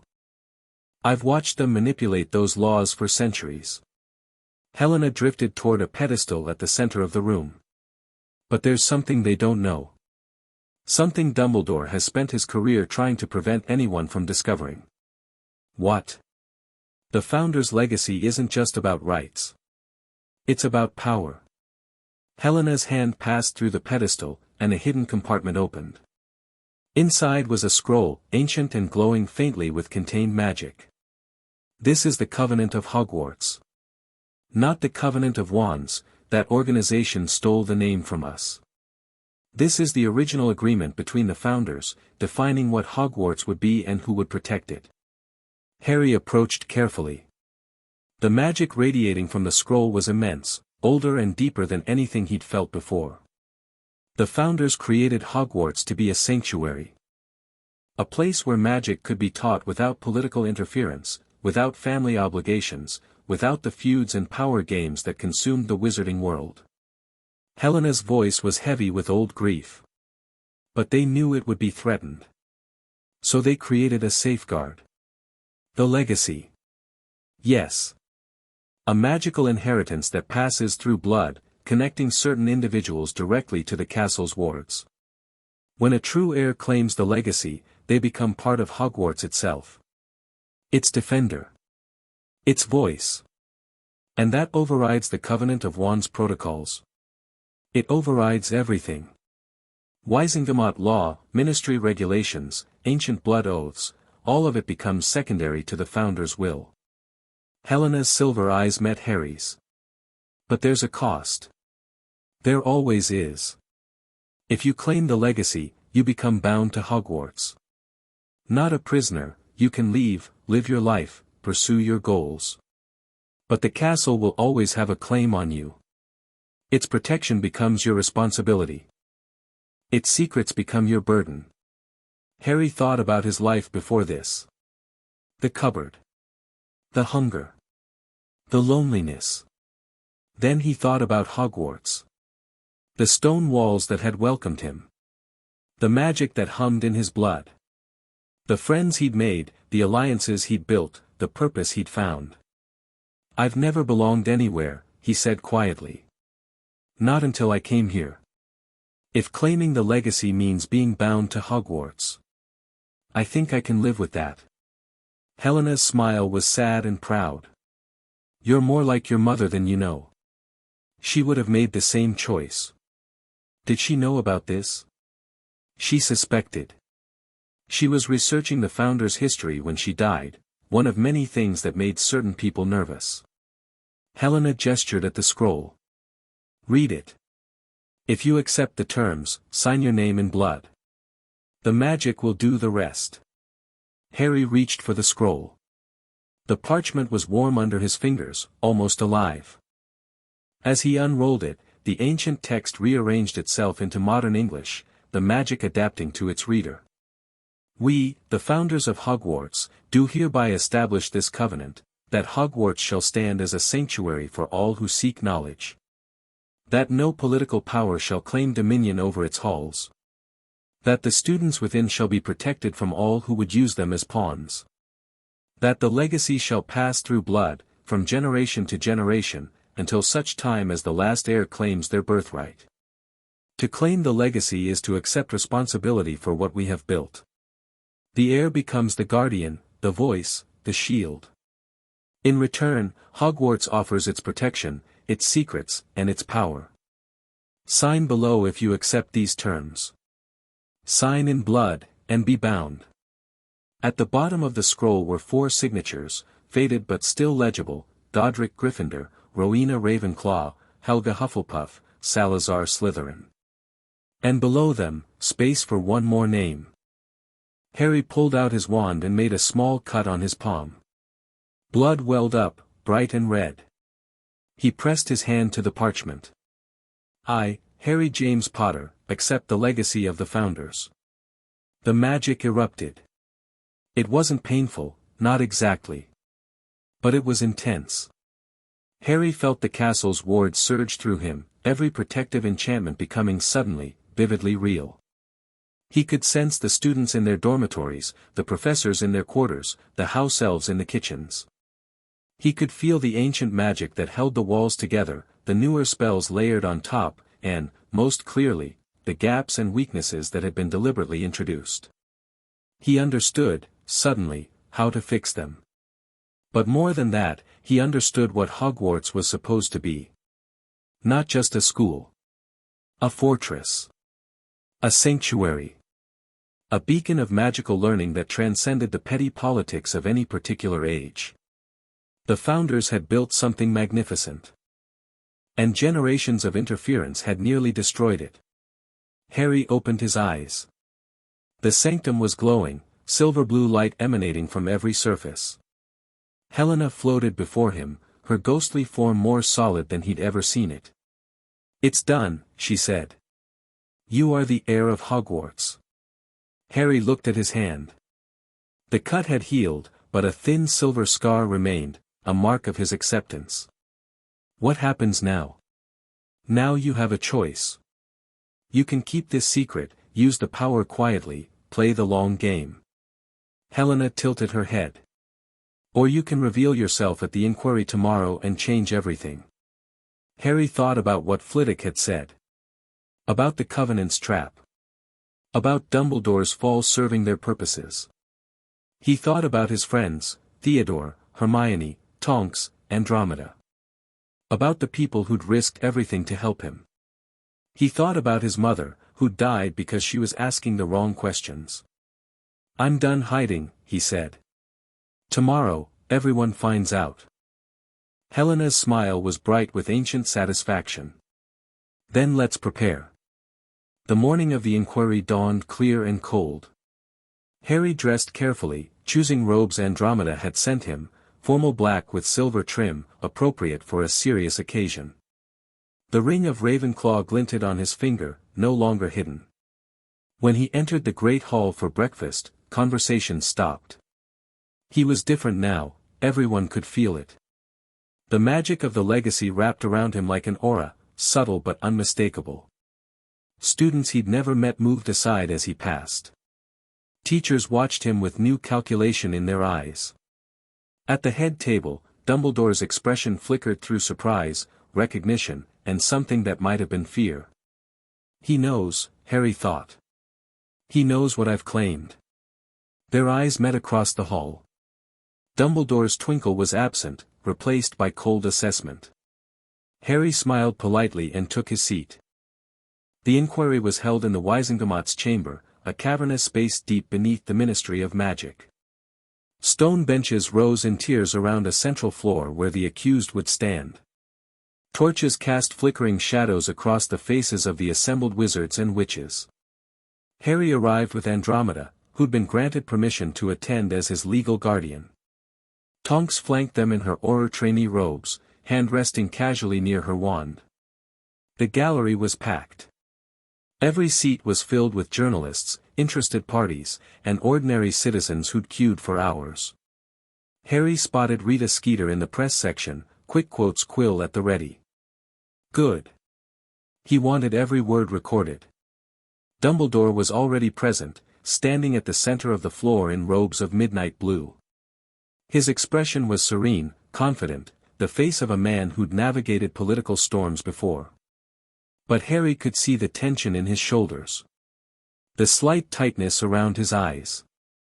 The old man was worried.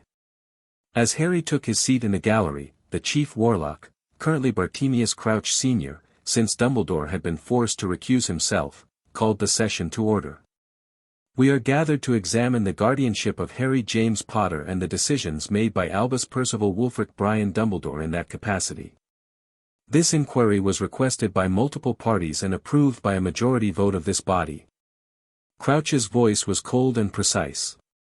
Whatever his personal feelings about Dumbledore, he ran a procedurally perfect hearing. The accused will be questioned under Veritaserum. Before we begin, does the accused have any objections? Dumbledore's voice carried easily through the chamber. No objections, Chief Warlock. I welcome the opportunity to address these concerns directly. A ministry official approached with a small vial. Dumbledore accepted it, tilted his head back, and swallowed 3 drops. The chamber held its breath. For the record, Crouch said, please state your name. Albus Percival Wulfric Brian Dumbledore. And your position? Headmaster of Hogwarts School of Witchcraft and Wizardry. Previously Chief Warlock of the Wizengamot. Supreme Mugwump of the International Confederation of Wizards. Very good. Crouch consulted his notes. Let us begin with the matter of Harry Potter's placement. Did you personally seal the will of James and Lily Potter? Yes. By what authority? As Chief Warlock, I had emergency powers to seal documents deemed critical to national security. A murmur ran through the chamber. Crouch raised his hand for silence. And what made the Potter will a matter of national security? Harry Potter is prophesied to play a crucial role in the defeat of Lord Voldemort. His protection was paramount. Harry felt his heart rate accelerate. Prophecy. Dumbledore had just confirmed, publicly, that Harry's entire life had been shaped by a prediction. Please elaborate on this prophecy. Dumbledore hesitated. Under Veritaserum, he couldn't lie, but he could try to be vague. The prophecy concerns a child born at the end of July who would have the power to defeat the Dark Lord. Harry Potter fits the description. And based on this prophecy, you made decisions about his care? Yes. Including placing him with relatives his parents explicitly rejected? Yes. The word seemed to cost Dumbledore something. The Blood Wards, we'll get to the Blood Wards. First, answer this, did you know, when you placed Harry Potter with the Dursleys, that the family was likely to mistreat him? The chamber went silent. Dumbledore's face contorted slightly, fighting the serum's compulsion. I suspected. The murmur became a roar. Crouch banged his gavel. Order. There will be order. When silence returned, Crouch continued, you suspected the Dursleys would mistreat him, and you placed him there anyway. Explain. The Blood Wards provided protection against Voldemort's followers. That protection required Harry to live with blood relatives. The Dursleys were the only option. Dumbledore's voice had lost its warmth. I weighed the risks. Potential mistreatment versus certain death. I chose as I thought best. Did you monitor his welfare? Not as closely as I should have. Did you respond to the reports of abuse that reached your office? I. Another pause, another struggle. No. Harry watched Dumbledore's legendary composure crack, piece by piece. The Veritaserum was doing its work, not forcing out lies, but preventing them. One more question on this topic, Crouch said. Did you ever authorize funds from the Potter estate for Harry Potter's care? Yes. Monthly stipends. Special allocations. And did those funds reach Harry Potter? The longest pause yet. No. The gallery exploded. By the time the session recessed for lunch, Dumbledore's reputation was in ruins. The Veritaserum had forced out admission after admission, funds diverted, complaints ignored, custody petitions blocked without review. The image of the kindly grandfather, sacrificing his comfort for the greater good, had been stripped away. What remained was something colder. A man who'd made calculated decisions about a child's suffering and deemed them acceptable.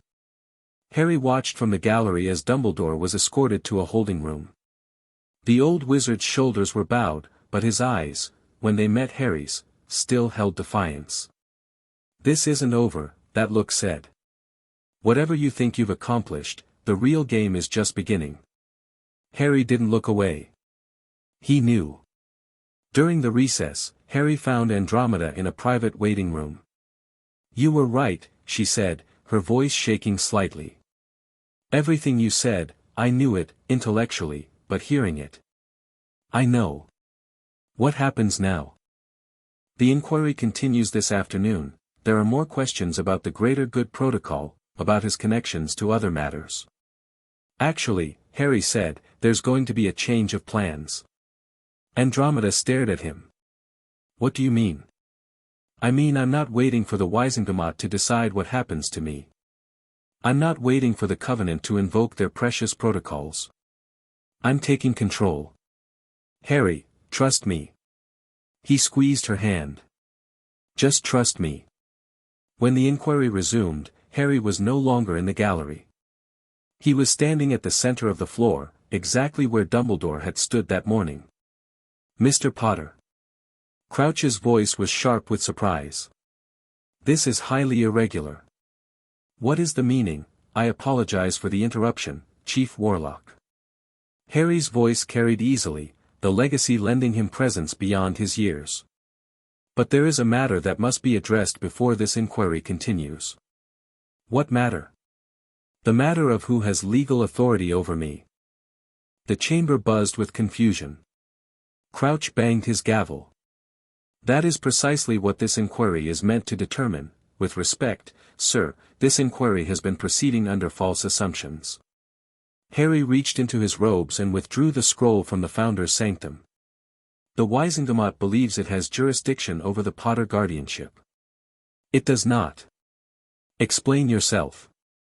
Harry unrolled the scroll, letting its magic flare visibly.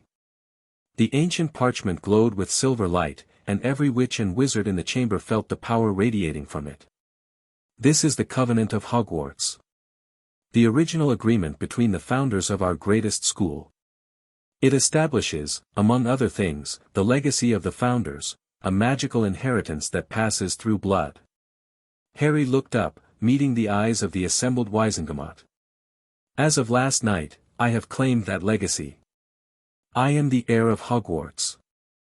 And under the terms of this document, which predates the ministry, predates the Wizengamot, predates every law on your books, I am beyond your jurisdiction. The silence was absolute. Then chaos erupted. In the midst of the shouting, Harry caught Dumbledore's eye. The old man had been brought back to the chamber when the commotion started. His expression was complicated. Shock, certainly. Anger, probably. But beneath it all, something that might have been respect. You've outmaneuvered me, that look said. For now. Harry inclined his head slightly. Dumbledore turned away. It took 3 hours for the Wizengamot to verify Harry's claim. Experts were summoned, the scroll was examined, obscure legal precedents were debated. Through it all, Harry stood calm and patient, the legacy's magic wrapped around him like armor. In the end, there was no argument to be made. The founder's authority was absolute. The legacy was genuine. Harry Potter was, legally and magically, beyond the reach of any political body in magical Britain. The inquiry was suspended indefinitely. Dumbledore's testimony had done its damage, but the question of Harry's guardianship was now moot. He didn't need a guardian. He was his own authority. As the chamber emptied, Harry remained at the center of the floor, watching the witches and wizards file out. Some looked at him with wonder. Others with fear. A few with undisguised hostility. He didn't care about any of them. He cared about what came next. Andromeda found him in the atrium, staring at the fountain. "That was either brilliant or insane," she said. "Probably both. The Covenant of Wands, they won't accept this. They'll challenge, undermine, attack, let them." Harry turned to face her. "They've been operating in shadows for 300 years. I've just dragged them into the light. Every move they make now will be scrutinized. Every action will raise questions. And Dumbledore? Dumbledore is finished. Not today, maybe not tomorrow, but his reputation is destroyed. Even his supporters can't defend what he admitted under Veritaserum." Andromeda was quiet for a moment. "You've won. I've won this battle." Harry's eyes were old beyond his years. The war is just beginning. That night, back at Hogwarts, Harry stood in the Ravenclaw Tower and looked out over the grounds. The castle hummed around him, alive with magic he could now feel as clearly as his own heartbeat. Somewhere in the depths, the ancient wards were already beginning to heal, responding to his presence, his authority, his will. Dumbledore's modifications would take time to undo. The Covenant's influence would take longer still. But the first step had been taken. He was no longer a pawn. He was a player. And the game was just getting interesting. A knock at the door interrupted his thoughts.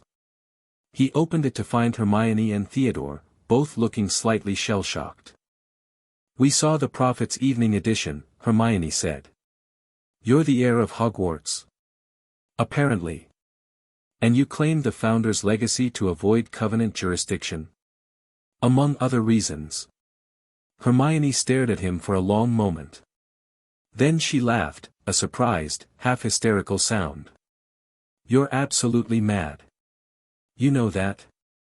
I've been told." Theodore shook his head. "My father is going to be furious. The whole organization must be in chaos."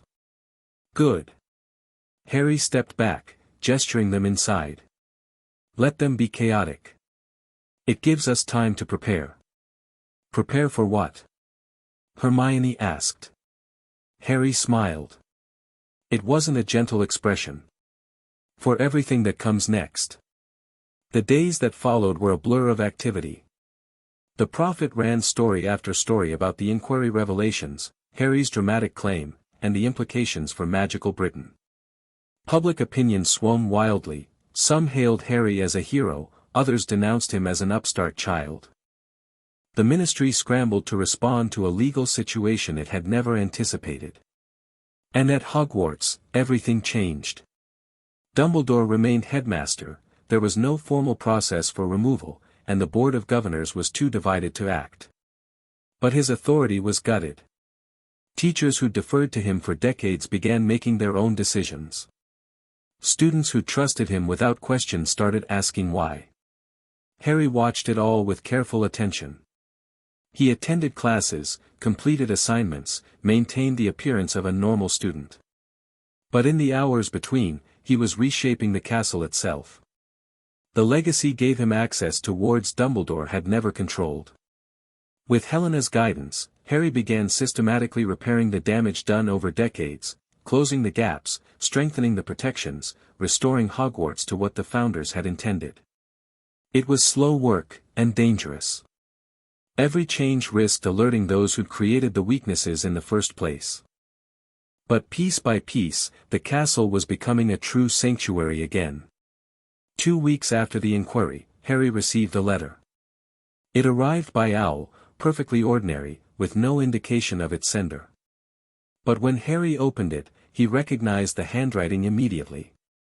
"Mr. Potter, you have caused us considerable difficulty. The air protocols were our safeguard, our insurance against exactly the sort of disruption you represent. By claiming the Founder's legacy, you've removed yourself from our reach. We could, of course, simply eliminate you. It would not be difficult. A child, however talented, is still a child. But we prefer more elegant solutions. Consider this a gesture of respect. You have earned the right to be treated as an adversary rather than an obstacle. We will not move against you directly, for now. In return, we expect you to cease your attacks on our organization. This is not a request. It is an opportunity. The alternative is a war you cannot win." The keepers. Harry read the letter 3 times. Then he walked to the nearest fireplace, threw the parchment into the flames, and watched it burn. An opportunity. A chance to step back, accept his victory, let the Covenant continue its centuries-long control of magical Britain. They still didn't understand. He wasn't fighting to win. He was fighting because it was right. That night, Harry called a meeting. Theodore, Hermione, Neville Longbottom, who'd quietly joined their circle after the inquiry, driven by his grandmother's approval and his own burning need for justice. Tonks, who'd taken an extended leave from Auror training to act as Harry's unofficial bodyguard. And Snape, lurking in the shadows with his arms crossed. "They've offered a truce," Harry said, explaining the letter. "Cease hostilities, and they'll leave me alone." "That's..." Theodore struggled for words. "That's actually reasonable. For them. It's a trap," Hermione said immediately. "They're buying time. Regrouping." "Obviously." Harry nodded. "But it also tells us something important. They're scared. Not of me personally, of what I represent. An alternative to their control. So what do we do?" Neville asked. His voice was quiet but steady. "We keep pushing. But differently." Harry looked around the room. The Prophet campaign was about Dumbledore. That phase is over, he's been exposed, his power is broken. Now we go after the Covenant directly. How? Theodore's voice was tight. They're invisible. No membership lists, no public presence, they have assets. Properties. Vaults. Harry smiled. And I have a goblin who's very interested in those vaults. Snape spoke for the first time. You're talking about provoking an organization that has survived for 3 centuries. An organization that has killed to protect its secrets. I'm talking about destroying them. Harry's voice was flat. They've been running magical Britain like a private club. Deciding who gets power, who gets silenced, who gets to live. That ends. And if they come after you? After us?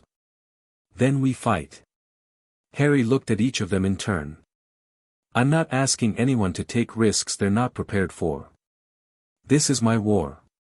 But if you're with me. We're with you, Hermione said quietly. The others nodded. Harry felt something warm spread through his chest. Not the magic of the legacy. Something more human. Then let's get to work. The next phase began the following week.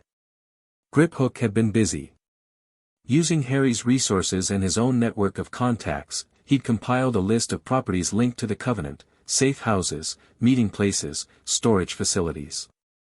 Most were hidden behind layers of protective magic, but a few had vulnerabilities. The first target was a manor house in Wales, officially abandoned but magically maintained. According to Griphook's sources, it served as an archive, a repository of Covenant records going back centuries. Getting in will be difficult, Griphook warned during their meeting at Gringotts. The wards are old and sophisticated. Breaking them by force would take days. What about entering without breaking them? Griphook's eyes gleamed.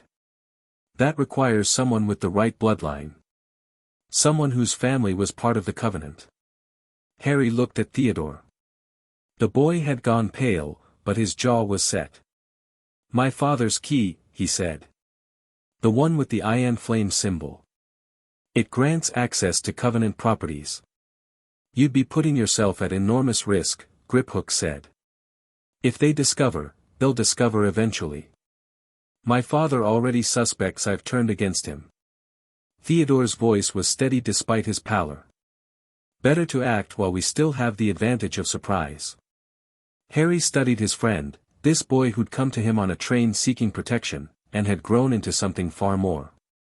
Are you sure? No. Theodore almost smiled.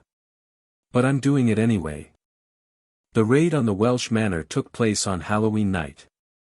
Harry chose the date deliberately. The anniversary of his parents' deaths. The night Voldemort fell. A night already heavy with magical significance. The team was small: Harry, Theodore, Tonks, and 2 goblin warriors Griphook had provided. Hermione stayed behind. Her skills were better suited to research than combat, but she monitored through enchanted mirrors, ready to provide support. They apparat to a hillside overlooking the manor. Even from a distance, Harry could feel the wards, ancient magic, layered and complex, humming with contained power. Nasty, Tonks muttered. I can see at least 3 lethal layers. Anyone who triggers them without authorization won't be a problem. Theodore held up his father's key. His hand was shaking slightly, but his voice was steady. Ready? Harry nodded. They moved. The key worked exactly as Griphook had predicted. The wards parted like curtains, recognizing Theodore's bloodline and the covenant sigil. The team passed through without resistance, crossing manicured grounds gone wild with neglect. The manor itself was dark, silent. Whatever magical maintenance had been applied, it clearly didn't extend to cleaning. Dust covered every surface, cobwebs hung from chandeliers, and the air smelled of age and decay. Archives in the basement, one of the goblins said, consulting some device Harry didn't recognize. 2 levels down. Protective enchantments, but nothing the key won't handle. They descended. The basement was vast, far larger than it should have been, extended by space expansion charms. Rows of shelves stretched into darkness, each one loaded with books, scrolls, and artifacts. Merlin, Tonks breathed. There must be centuries of records here. Start searching, Harry said. We're looking for anything about current operations, membership lists, asset registers, meeting notes. Grab what you can carry. They spread out. Harry found himself in a section devoted to prophecies. Hundreds of recorded divinations, sorted by date and subject. He pulled out a scroll at random, scanning its contents. The snake shall rise when the lion falls. The heir of shadow shall walk in light. Cryptic nonsense, mostly. But one entry caught his eye, dated October 1980, just before his birth. The one with the power to vanquish the Dark Lord approaches, born to those who have thrice defied him, born as the 7th month dies. Harry's blood went cold. This was it. The prophecy Dumbledore had mentioned at the inquiry. The prediction that had shaped his entire life. But there was more. The scroll continued beyond what Dumbledore had revealed, and the Dark Lord will mark him as his equal, but he will have power the Dark Lord knows not, and either must die at the hand of the other, for neither can live while the other survives. Harry stared at the words. Either must die. Neither can live. He was meant to kill Voldemort. Or be killed by him. There was no other option. Harry. Tonks's voice cut through his shock. We've got a problem. He looked up to find the team gathered near the entrance, their faces tense. Someone triggered a secondary alarm, Tonks said. The manor's defenses are activating. We need to leave. Now. Harry tucked the prophecy scroll into his robes. Whatever it meant, he'd deal with it later. They ran. The wards had turned hostile. What had been open pathways were now maze-like corridors, shifting and changing as they moved. The goblins took the lead, their senses more attuned to magical architecture, but even they were struggling. Left, one shouted. No, wait, a wall appeared where there hadn't been one. This way, Theodore called. His key was glowing now, reacting to the ward's aggression. I can feel the exit. Follow me. They did. Theodore moved with growing confidence, the key guiding him through the magical labyrinth. Harry could feel the wards pressing against them, trying to trap, confuse, destroy, but the Covenant's own magic was keeping them alive. 50 feet, Theodore said. 40. 30, a figure stepped out of the shadows. Hello, son. Theodore froze. The man before them was tall, thin, with Theodore's same dark hair and sharp features. But where Theodore's eyes held cautious intelligence, his father's burned with cold fury. Did you really think I wouldn't know? Not Senior stepped forward, wand raised. That I wouldn't feel my own key being used? Father, be silent. The curse flew without warning, not at Theodore, but at Harry. Harry's shield came up just in time, the spell splashing against it in a shower of sparks. The Potter heir, not said. The boy who thinks he can challenge us. You have no idea what you're dealing with. I know enough. Harry kept his wand level. I know you're part of an organization that's been controlling magical Britain for 3 centuries. I know you hide behind protocols and precedents while you manipulate governments and destroy families. We preserve magical Britain. We keep it stable, safe, pure. Nott's voice dripped contempt. Without us, the Muggle lovers and half-breeds would have destroyed everything. You mean, without you, people might actually get to make their own choices. Choice is chaos. Order requires sacrifice. Nott's wand flicked toward Theodore. Something my son has forgotten. I haven't forgotten anything. Theodore's voice shook, but he didn't back down. I've just decided I don't want to be part of your order anymore. Then you'll die with the others. Not attacked. The fight was brutal, desperate, over in moments. Nott was skilled, decades of practice and dark magic at his command. But he was alone, and they were 5. The goblins moved first, their blades flashing. Tonks followed with a barrage of stunners. Harry added his own magic, the legacy lending power to his spells. And Theodore hit his father with a curse Harry had never seen before. Something dark, something learned in a childhood full of fear. Nott Senior collapsed, unconscious. For a long moment, no one spoke. Then Theodore walked to his father's body, knelt, and removed a ring from the man's finger, gold, set with a dark stone, inscribed with the Iron Flame. The family signet, he said quietly. It grants access to everything. The vaults. The meetings. The secrets. He held it out to Harry. Take it. Use it. Burn them all. Harry accepted the ring. Its magic prickled against his skin, hostile, foreign, but controllable. We should go, Tonks said. More will come. They went. Back at Hogwarts, in the room of requirement, Harry spread their haul across the floor. Books of records. Scrolls of prophecy. Lists of names, properties, assets. 3 centuries of the Covenant secrets, stolen in a single night. And at the center, the prophecy that had shaped his life. I found something, Harry said. At the manor. He read them the full text. Watched their faces as they understood. So it's true, Hermione said quietly. You and Voldemort. It was always going to come down to the 2 of you. Looks that way. How do you feel about that? Harry considered the question. How did he feel? Scared? Angry?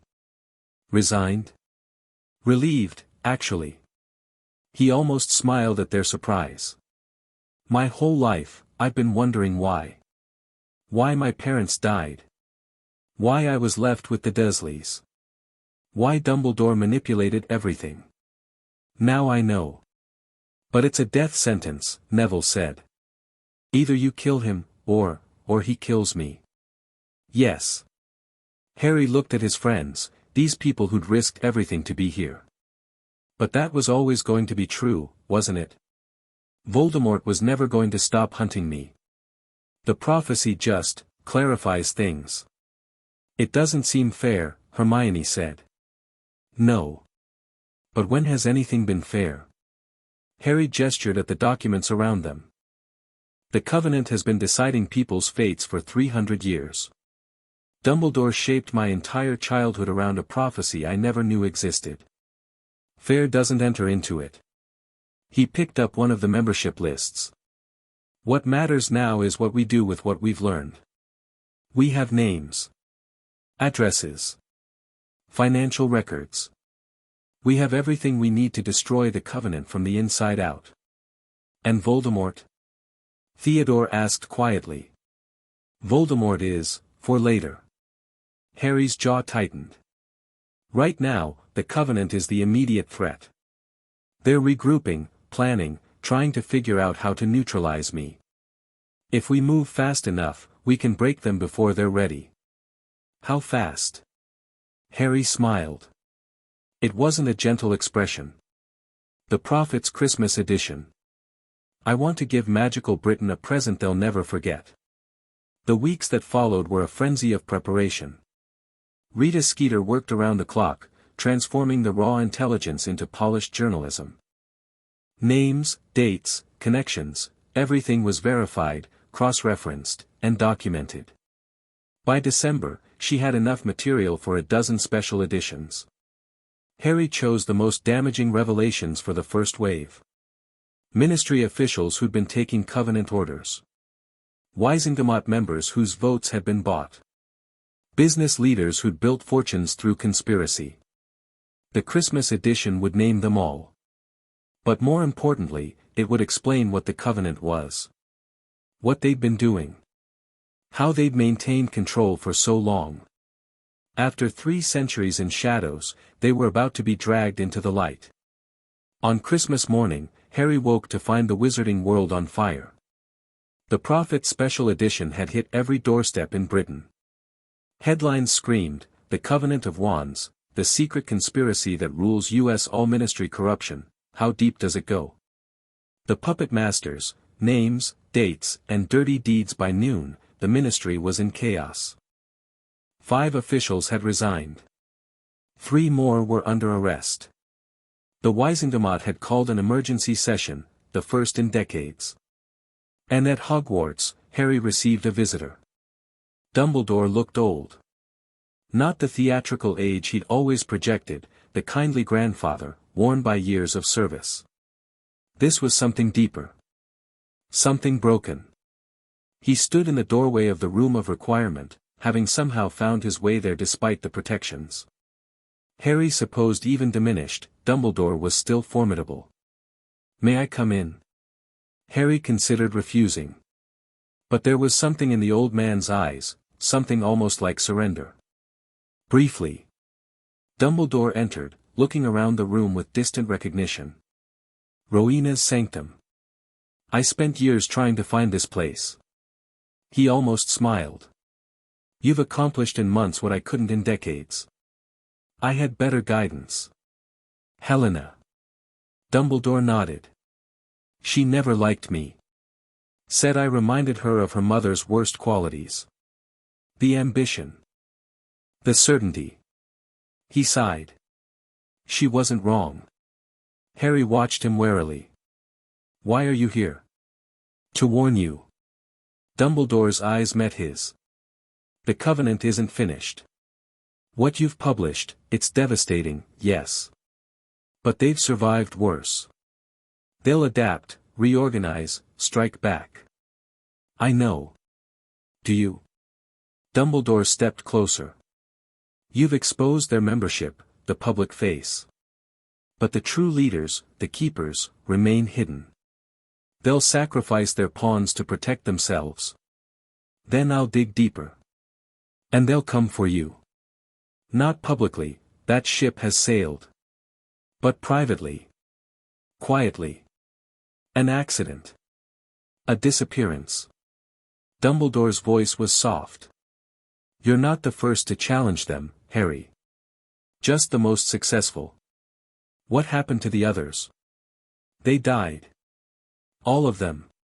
Dumbledore's gaze was haunted. Including your grandfather. Harry went very still. Charles Potter discovered the Covenant in 1978. He tried to expose them, gathered evidence, built alliances, prepared to go public. 2 months before he could publish, he and your grandmother died in a dragonpox outbreak. You're saying they were murdered. I'm saying I don't believe in coincidences. And neither should you. Harry absorbed this. His grandfather.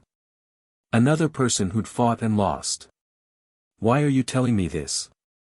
You're part of the Covenant, or you were. I was used by them.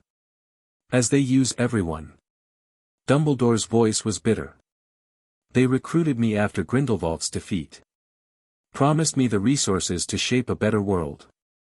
By the time I understood what they really wanted, I was in too deep.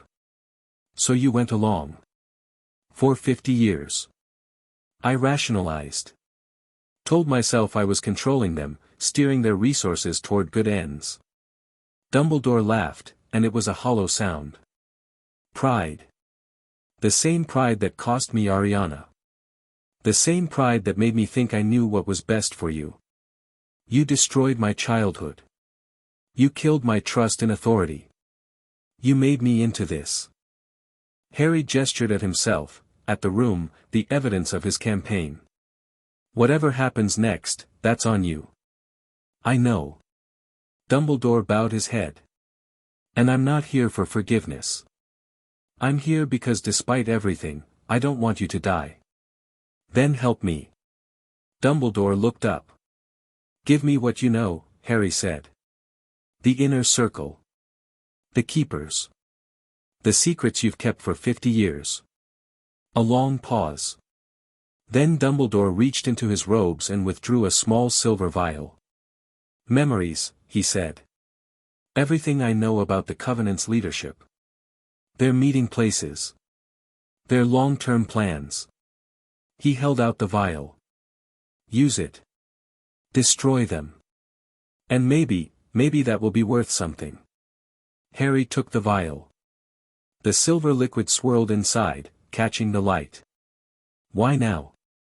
Why not before? Because before, I still had hope that I could control the outcome. That I could guide events toward the best possible future. Dumbledore's smile was sad. You've taught me that control is an illusion. Perhaps it's time I let go. He turned toward the door. One more thing. Harry's voice stopped him. The prophecy. The one about me and Voldemort. You knew the full text all along. Yes. And you didn't tell me. You let me walk into this blind. I thought. Dumbledore's voice caught. I thought I was protecting you. Giving you the chance to have a childhood, however imperfect. To be something other than a weapon. Instead you made me into something worse. A weapon that doesn't know its own purpose. Yes. Dumbledore's hand was on the door.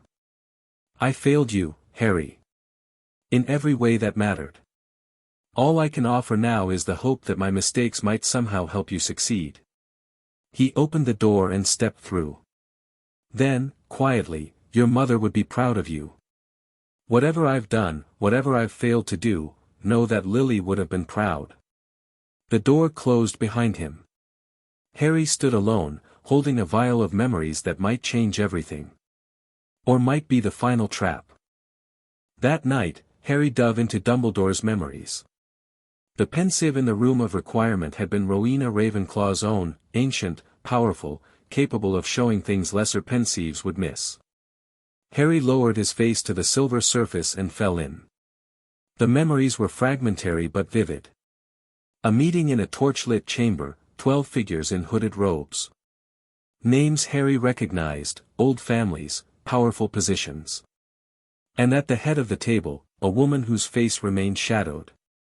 "The Potter boy is proving troublesome," one of the figures said. "His campaign against Dumbledore has exposed several of our assets. Dumbledore was always expendable." The woman's voice was cold, precise. "Let him fall. We'll rebuild." "And the boy?" "The boy is interesting." The woman leaned forward, and for just a moment, her face caught the light. Harry memorized her features. High cheekbones. Gray eyes. A thin mouth curved in calculating amusement.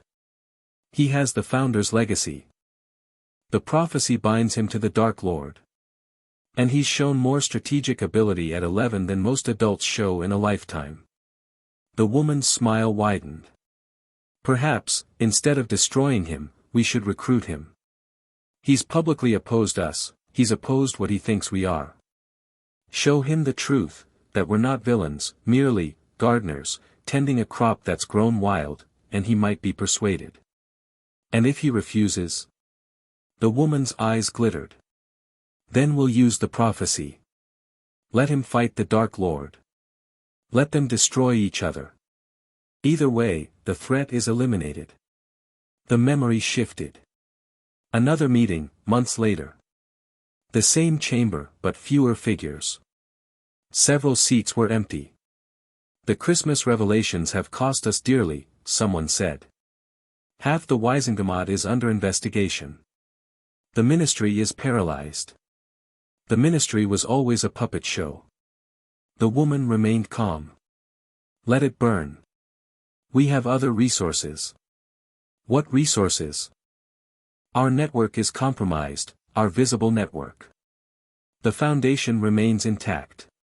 The woman rose, and her robes fell away to reveal elegant dress robes beneath, marked with the Iron Flame. "The Covenant has survived worse. The Statute of Secrecy. The Grindelwald War. Voldemort's rise and fall. We adapt. We endure. We prevail. And Potter? Potter will be dealt with. One way or another." The woman's smile was cold. "All things come to an end. Even prophesied heroes." The memory dissolved. Harry emerged from the pensive gasping. He had a face. A voice. A leader to target. Now he just had to find her. The investigation took weeks. Harry cross-referenced Dumbledore's memories with the documents from the Welsh Manor. Compared faces to names. Traced property records, financial transactions, family connections. The woman was careful. Her real identity was buried under layers of aliases and proxies. But eventually, inevitably, the trail led somewhere. Specifically, it led to a name Harry recognized. A name that had been in his files from the beginning. Augusta Longbottom. It can't be true. Neville's voice was barely a whisper. They were in the room of requirement, Harry, Neville, Hermione, Theodore. The evidence spread before them. "The documents match," Harry said gently. "The property records. The financial trail. The physical description from Dumbledore's memories. My grandmother is the head of the Covenant of Wands." Neville's hands were shaking. "The same covenant that ordered the attack on my parents. We don't know that for certain. But it's possible. It's likely." Neville's voice cracked. "She's been lying to me my whole life. Pretending to want justice while he couldn't finish." Hermione reached out, taking his hand. "We could be wrong. The evidence is strong, but you're not wrong." Neville's eyes were wet, but his voice steadied. "It makes sense. Everything makes sense now. The way she controlled my life. The way she always knew things she shouldn't. The way she pushed me toward you, Harry. Harry frowned. Pushed you toward me. She encouraged the friendship. Said it was important that I align myself with the Potter heir. Neville laughed bitterly. I thought she was being political. I didn't realize she was positioning a spy. You're not a spy. Not knowingly.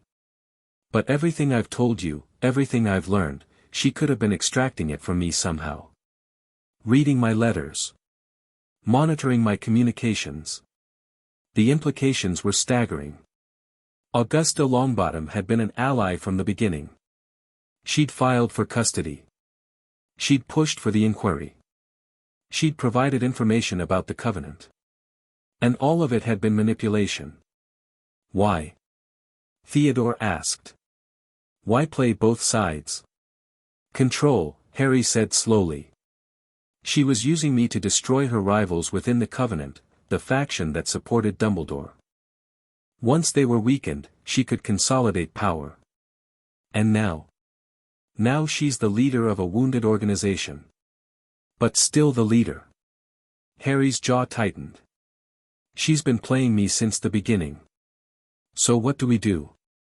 Harry looked at Neville, at his friend's devastated face, the crumbling of everything he'd believed about his family. We do what we always do, Harry said. We expose the truth. She's my grandmother. And she's the head of a conspiracy that's destroyed countless lives. Including your parents. Harry's voice was firm but not unkind. I'm sorry, Neville. Truly. But this doesn't change what needs to be done. Neville was silent for a long moment. Then he straightened. Wiped his eyes. Met Harry's gaze with something like resolve. You're right. Whatever she's done, whatever she is, the truth matters more. Are you sure? No. Neville almost smiled. But I'm doing it anyway. Harry nodded. They got to work. The final exposé was the most difficult Harry had ever written. Not because the evidence was lacking, they had more than enough to prove Augusta Longbottom's role in the Covenant. But because publishing it meant destroying Neville's family, ending an alliance Harry had valued, and revealing just how thoroughly he'd been manipulated. Pride, Harry thought. Dumbledore's weakness was becoming his own. But the truth was the truth. And he'd promised to expose it. The Prophet's February special edition went out on a snowy morning. The Covenant's queen, Augusta Longbottom, unmasked the truth behind the Longbottom attack, how one woman controlled magical Britain for 20 years. By noon, the Wisingamot had issued an arrest warrant. By evening, Augusta Longbottom was in ministry custody. And by midnight, Harry stood at the window of Ravenclaw Tower, watching the snow fall on a world that had changed forever. It's over, isn't it? Hermione's voice came from behind him. She moved to stand at his side, looking out at the white-covered grounds. Part of it, Harry said. Augusta was the center, but there are still pieces. Cells that operated independently. Members who escaped the net. But the Covenant itself is broken. Truly broken. Harry let out a breath. For the first time in 300 years, magical Britain is free of their control. And you did that. At 11 years old. I had help. You had determination. Vision.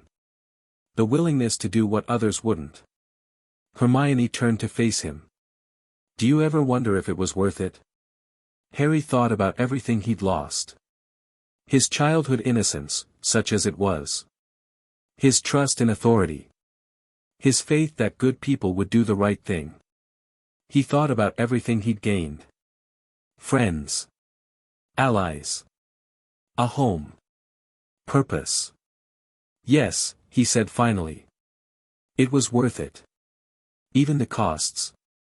The costs were always going to be paid. I just chose to be the one paying them. Harry turned from the window. Come on.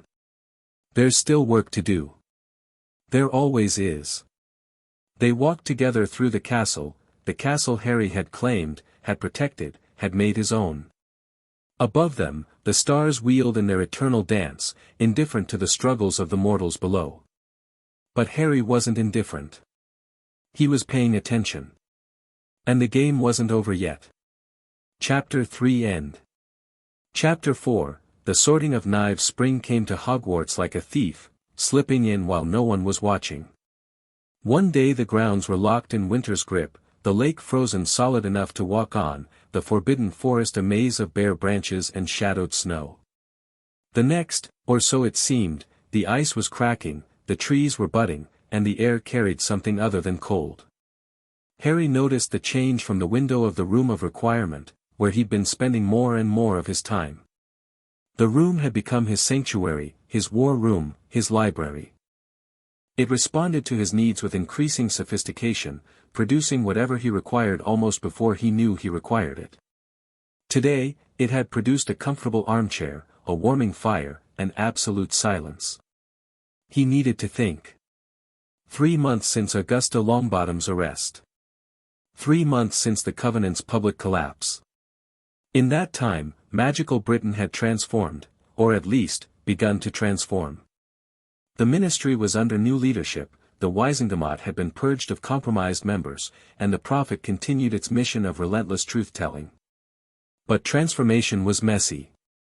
Chaotic. The old order had been destroyed, and nothing stable had yet risen to replace it. And in that chaos, other forces were stirring. Harry pulled out the letter that had arrived that morning. He'd read it a dozen times already, but the words still made his blood cold. Mr. Potter, you have won a great victory. The Covenant is shattered, its leadership imprisoned or scattered, its secrets exposed. You should be proud. But you have also created a vacuum. And vacuums, as any student of nature knows, do not remain empty for long. I am coming. Not today. Not tomorrow. But soon. And when I arrive, all your victories will turn to ash. We have unfinished business, you and I. A prophecy to fulfill. A destiny to complete. Enjoy your spring, Harry Potter. It will be your last.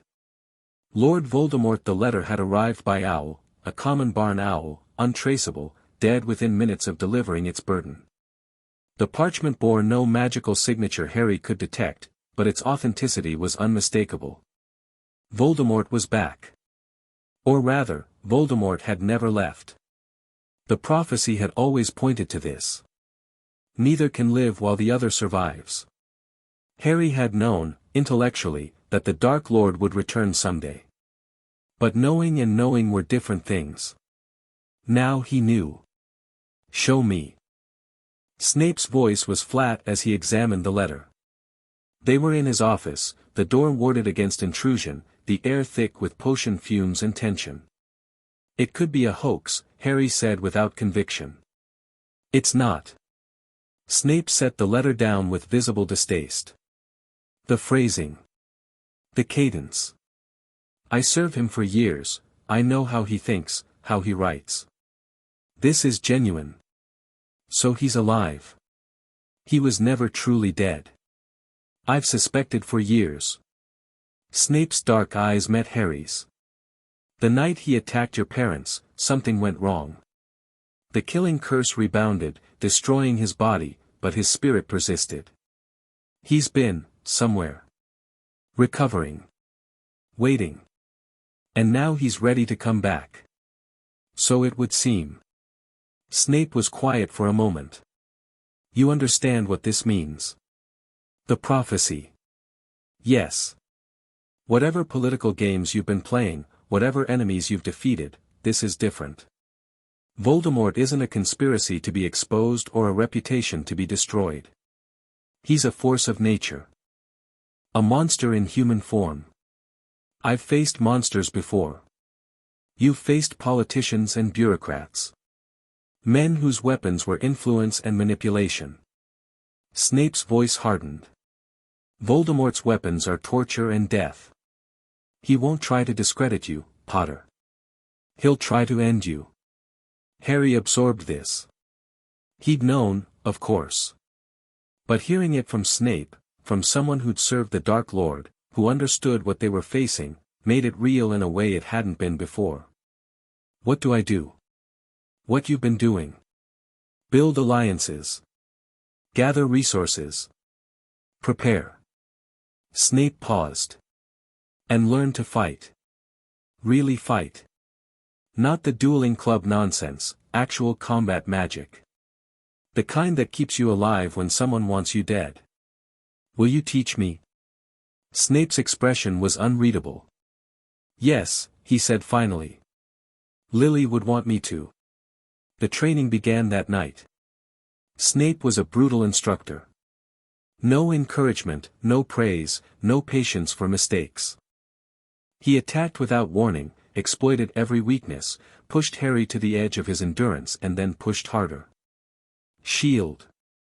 Harry raised his wand, but the curse was already past his guard, slamming into his chest and throwing him across the room.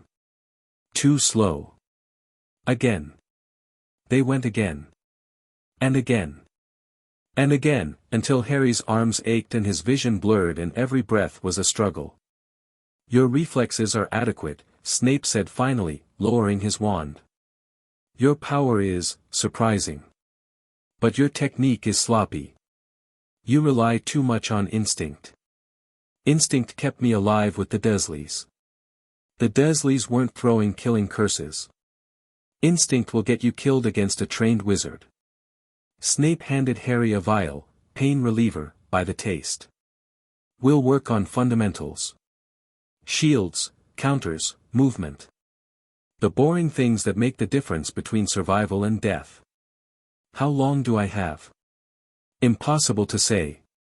The letter mentioned soon, but Voldemort has a theatrical streak. He'll want the confrontation to happen on his terms, at a time of maximum impact. Snape considered. Summer, perhaps. When you're away from Hogwarts, away from the castle's protections. Then I won't leave. That might buy you time. But it won't buy you victory. Snape's eyes were hard.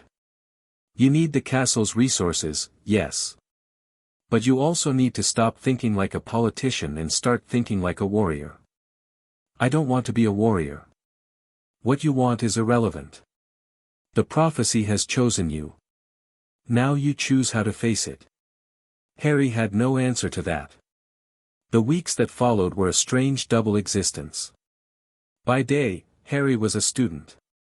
He attended classes, completed assignments, maintained the appearance of normalcy.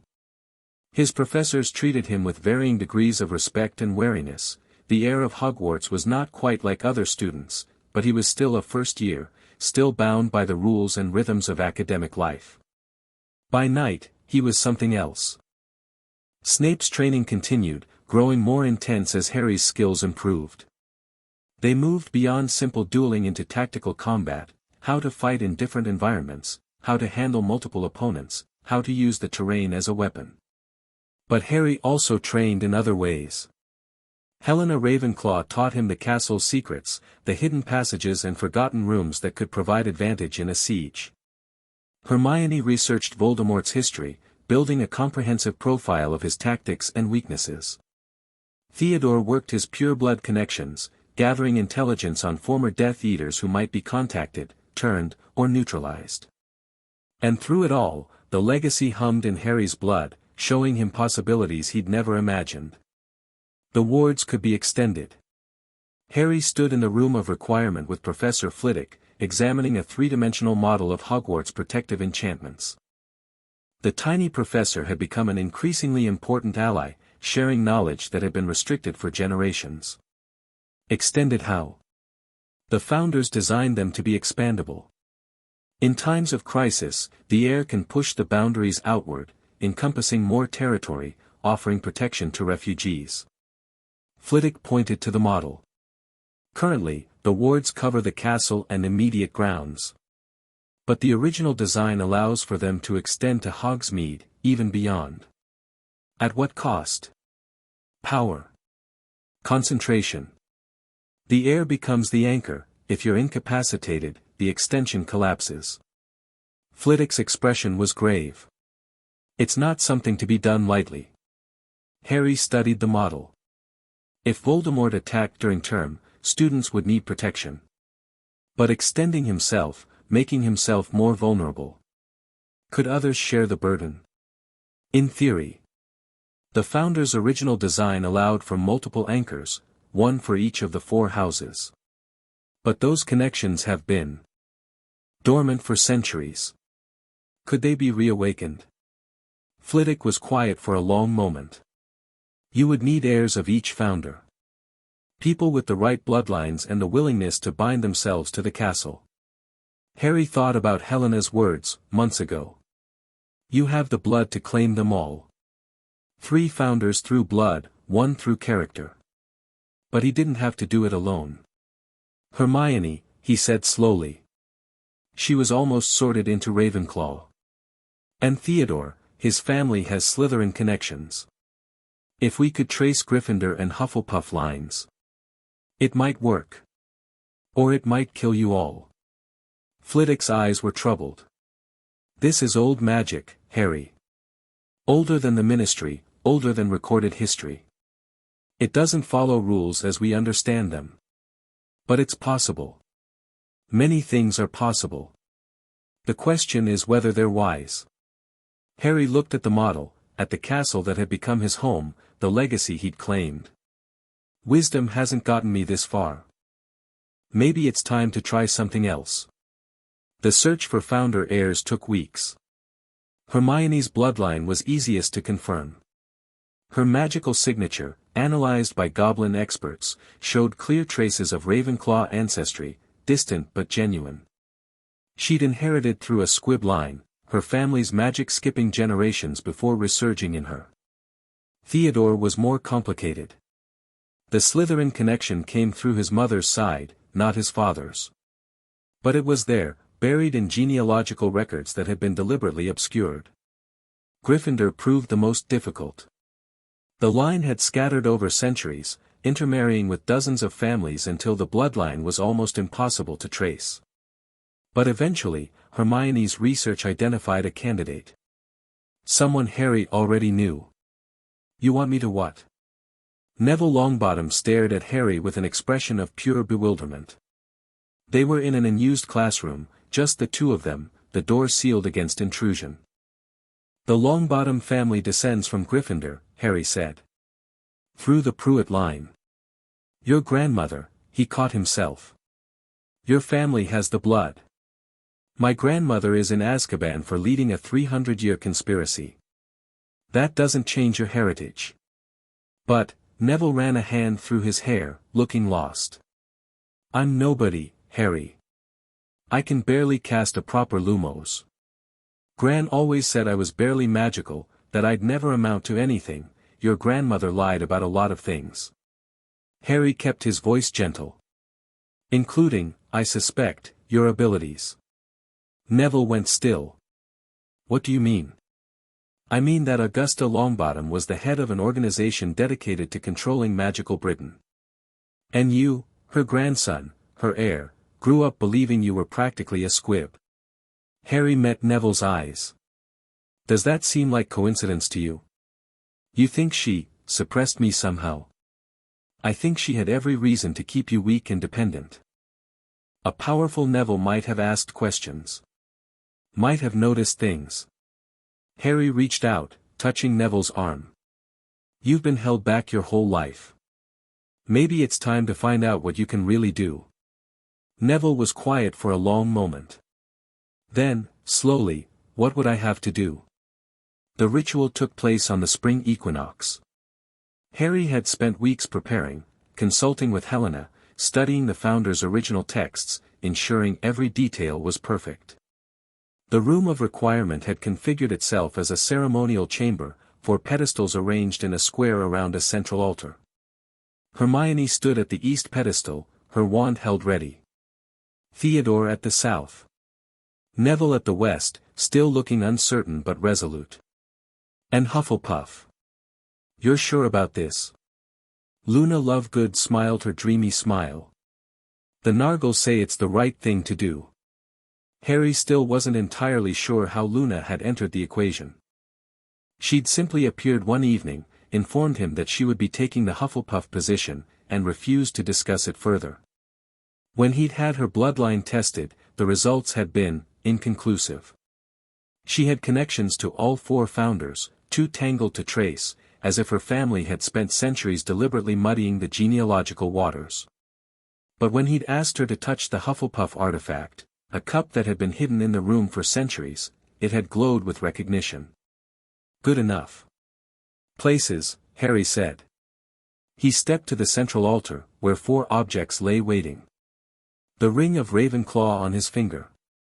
The locket of Slytherin, recovered from the room's vast collection. The sword of Gryffindor, which had appeared the moment Neville entered the chamber. And the cup of Hufflepuff, ancient and golden. When I begin the incantation, channel your magic into your pedestal. Don't hold back, the Founder's artifacts will regulate the flow. Harry looked at each of them in turn. If something goes wrong, break contact immediately. Better to fail than to die. Encouraging, Theodore muttered. Ready? 4 nods. Harry raised his wand and began to speak. The words were older than Latin, older than any language still spoken. They came from the Founder's original texts, passed down through generations of heirs, waiting for this moment. As Harry spoke, the artifacts began to glow, silver and green and gold and bronze, light spiraling upward to meet at a point above the altar. He felt the connection snap into place. Suddenly he wasn't alone in the castle's magical structure. 4 other presences joined him, Hermione's sharp intellect, Theodore's guarded strength, Neville's surprising depth, Luna's. Lunaness. They were part of him now, and he was part of them, all of them together forming something new. The wards pulsed once, twice, 3 times. And then the world expanded. Harry gasped as the castle's protections surged outward. Where before he'd felt Hogwarts as a presence in his blood, now he felt everything, the grounds, the forest, the lake, the village of Hogsmeade beyond. Every living thing within the expanded boundary was suddenly visible to his magical sense, a tapestry of life and magic that took his breath away. It worked, Hermione whispered. Her eyes were wide, reflecting the same wonder Harry felt. I can feel it. The castle. Everything. Bloody hell, Theodore breathed. This is incredible. Neville was crying, tears streaming down his face unnoticed. I never knew magic could feel like this. Luna just smiled. Harry looked at his friends, his anchors, now. His fellow heirs. Welcome to Hogwarts, he said. The real Hogwarts. What the Founders always meant it to be. The expanded wards were a revelation. Suddenly, Harry had resources he'd never imagined. The castle's magical reserves, once stretched thin by Dumbledore's modifications, were now restored to their full depth. Defensive enchantments that had been dormant for centuries came back online. And most importantly, the protections now covered Hogsmeade, meaning students could leave the grounds without leaving the sanctuary. But the changes went beyond mere defense. With 4 anchors sharing the burden, each of them developed specialized abilities. Hermione could sense knowledge, knowing instinctively where any book or document was located within the expanded boundaries. Theodore could manipulate the wards themselves, strengthening or weakening specific sections as needed. Neville discovered an affinity for the castle's living elements, the plants, the creatures, the very soil of the grounds. And Luna could see things the others couldn't. Threats approaching from beyond the boundaries. Weakness in the magical fabric. Possibilities and dangers invisible to normal sight. It's like being 5 people at once, Hermione said, after they'd spent a week exploring their new capabilities. I can feel what you're all feeling, know what you're knowing. It's intimate, Theodore supplied. His cheeks were slightly pink. I was going to say, disorienting, but yes. Harry understood. The anchor bond was more than magical, it was emotional, psychological. They'd opened themselves to each other in ways that couldn't be undone. Secrets were difficult, lies were impossible. In some ways, it was exactly what he'd always wanted. Real connection. True belonging. In other ways, it was terrifying. The letter from Andromeda arrived on the 1st of May. Harry, something's happening in the ministry. People are disappearing, not dying, just vanishing. 3 Aurors last week. 2 unspeakables. A junior minister. No bodies, no traces. Just empty offices and unanswered flu calls. Tonks has been investigating, but whoever's behind it is careful. No magical signatures. No witnesses. It's like they're being erased from existence. I'm worried. This feels like the old days, like Voldemort's first rise, when people would simply stop existing. Be careful. Andromeda. Harry shared the letter with his anchors at their evening meeting. It's him, Theodore said flatly. It has to be. Building his forces, eliminating potential opposition. Without a body, he can't act directly, Hermione countered. He needs followers, resources, a physical form. These disappearances are probably recruitment. Or sacrifices. Sacrifices for what? Resurrection. Hermione's voice was grim. There are rituals, dark magic, forbidden even by Death Eater standards, that could restore a spirit to physical form. But they require components. What kind of components? Neville asked reluctantly. Blood. Bone. Flesh. Magical essence. Hermione met Harry's eyes. If Voldemort is preparing for a resurrection ritual, those disappeared wizards and witches might be ingredients. The room was silent. Can we stop it? Luna asked. Her dreamy tone was absent, she sounded focused, serious. We'd need to know where he is. What he's planning. When he intends to act. Harry stood, pacing. Our intelligence network is good, but it's focused on the Covenant's remnants. We don't have sources in Voldemort's camp.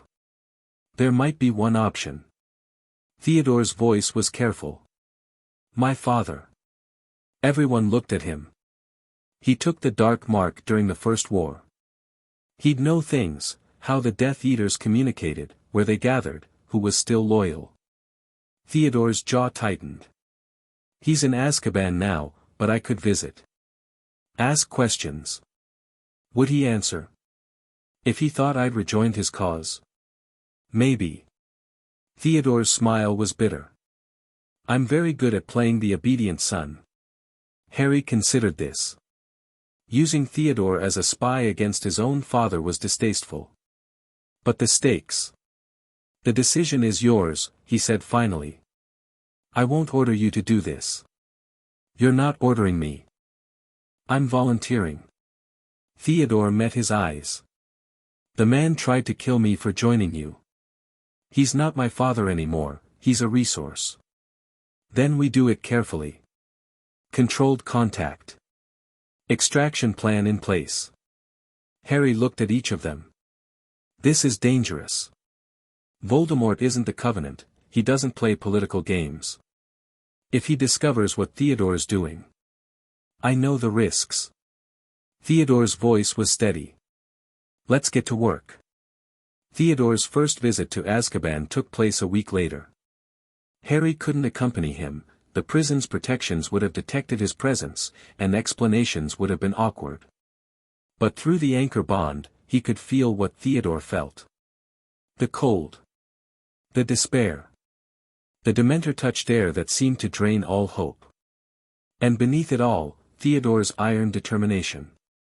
The meeting room was small, bare, lit by torches that barely pushed back the darkness. Nott Sr. sat across the table from his son, wasted by months of imprisonment but still recognizable. Theodore. The elder Nott's voice was hoarse. Come to gloat. Come to talk. Theodore kept his expression neutral, his mental shields firmly in place. Things are changing, Father. The ministry is weakened. The Covenant is broken. And there are, rumors. Rumors? That the Dark Lord is returning. Silence stretched between them. You've heard these rumors too, Theodore said. It wasn't a question. I've heard many things. Not Senior leaned forward, chains rattling. Why do you care? I thought you'd thrown your lot in with Potter. Potter is useful. For now. Theodore's voice dripped calculated disdain. But if the Dark Lord returns, truly returns, everything changes. I need to know which side will win. And you think I can tell you that? I think you know things. About the old networks, the old loyalties. About what's really happening out there. Theodore met his father's eyes. I'm not fool enough to back a losing horse, father. But I need information to make that choice. The elder not studied his son for a long moment. Then, slowly, he smiled. Perhaps I've underestimated you. The intelligence Theodore gathered over the following weeks was fragmentary but valuable. Not Senior didn't know Voldemort's exact plans, he'd been imprisoned before the current activities began. But he knew the history, the patterns, the way the Death Eaters had operated during the First War. He knew which families had been truly loyal versus merely coerced. He knew the rituals that Voldemort had researched, the artifacts he'd sought, the obsessions that had driven him. He was always fixated on immortality, Theodore reported after his fourth visit. Not just avoiding death, conquering it completely. My father said he'd been working on something for years before his fall. Something involving the soul. Horcruxes, Hermione said. Everyone looked at her. I found a reference in the restricted archives. Horcruxes are containers for pieces of a soul. Dark magic of the worst kind. You kill someone, and use the act of murder to split your soul, storing a fragment in an object. Her voice was steady, but Harry could feel her revulsion through the bond. As long as the Horcrux survives, the creator can't truly die. Harry went cold. The prophecy said I was marked by Voldemort. The scar, he touched his forehead. Helena told me I carry a fragment of his magic. Not just his magic. Hermione's face was pale. Harry, if Voldemort made Horcruxes, one of them might be you. The revelation changed everything. Harry spent 3 days in the room of requirement, consulting with Helena, examining the ancient texts, trying to understand what he was. What he'd become. The evidence was damning. His connection to Voldemort, the pain in his scar when the Dark Lord was near, the occasional glimpses of thoughts and feelings not his own, all pointed to one conclusion. When Voldemort's killing curse had rebounded, a piece of his soul had latched onto the only living thing in the room. Harry was a Horcrux. Or at least, he contained one. Can it be removed? He asked Helena, his voice hollow. There are methods. Ancient rituals, lost to modern wizards. The ghost's expression was troubled. But they're dangerous. The soul fragment has been part of you for almost 11 years, it's entangled with your own essence. Removing it could kill you. And if I don't remove it? Then as long as you live, Voldemort cannot truly die. The prophecy might require your death after all, not as a combatant, but as a sacrifice. Harry absorbed this. All his victories. All his plans. All his carefully built alliances and hard-won power. And in the end, it might come down to the simplest equation of all. His life for Voldemort's defeat. He told the others that night. Their reactions varied, horror from Hermione, grim acceptance from Theodore, quiet determination from Neville, unreadable calm from Luna. But through the anchor bond, he felt their unified response, we're with you. Whatever it takes. There has to be another way, Hermione insisted.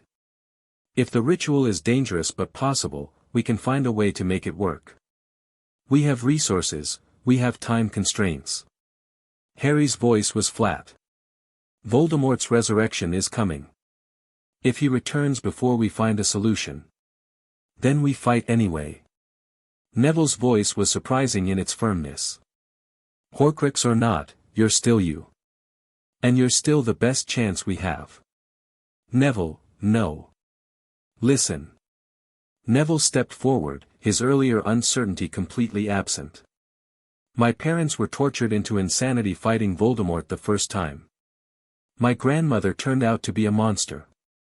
I've lost everything I thought I knew about my family and my life. But I haven't lost you. I haven't lost this. He gestured at the group. Whatever comes next, we face it together. Luna nodded. The Raxperts agree. Despite everything, Harry almost smiled. Then we prepare, he said. For all possibilities. The preparations took on new urgency. Harry intensified his training with Snape, pushing himself harder than ever. The potions master seemed to sense the change, adjusting his methods accordingly, less criticism, more focus on survival techniques. You're fighting like you expect to lose, Snape observed after one particularly brutal session. I'm fighting like I might have to die. That's not the same thing. Snape handed Harry a healing potion. A warrior who expects death is already defeated. But one who accepts its possibility while fighting for victory, that's something else entirely. Is there a practical difference? There is. Snape's dark eyes were intent. Your mother accepted that she might die protecting you. But she fought for your survival, not her death. The killing curse rebounded because her love was stronger than Voldemort's hate. And you think I should, what? Love Voldemort to death? I think you should stop planning for martyrdom and start planning to win. Snape's voice hardened. The prophecy says either must die at the hand of the other. It doesn't say you must die first. Harry considered this. You think I can destroy the Horcrux without destroying myself? I think your mother was brilliant enough to find a way. And I think you're her son. Snape turned away. Now. Again. Harry raised his wand. June brought summer heat and growing tension. The disappearances at the ministry had stopped, either because Voldemort had what he needed, or because he'd decided to change tactics. But the silence was worse than the activity. It meant something was coming. Harry could feel it through the wards. A pressure at the edges of his perception, building slowly. Whatever Voldemort was planning, it was big. The ritual will happen on the solstice, Luna said one morning at breakfast. She announced it casually, between bites of toast. How do you know? I dreamed it. Her silver eyes met his. A graveyard. A cauldron. Blood and bone and a terrible rebirth. She tilted her head. You were there. Harry felt the blood drain from his face. Are your dreams usually reliable? The important ones. The solstice was 3 weeks away. Harry called an emergency meeting of everyone who mattered, his anchors, Snape, Flitwick, Andromeda and Tonks.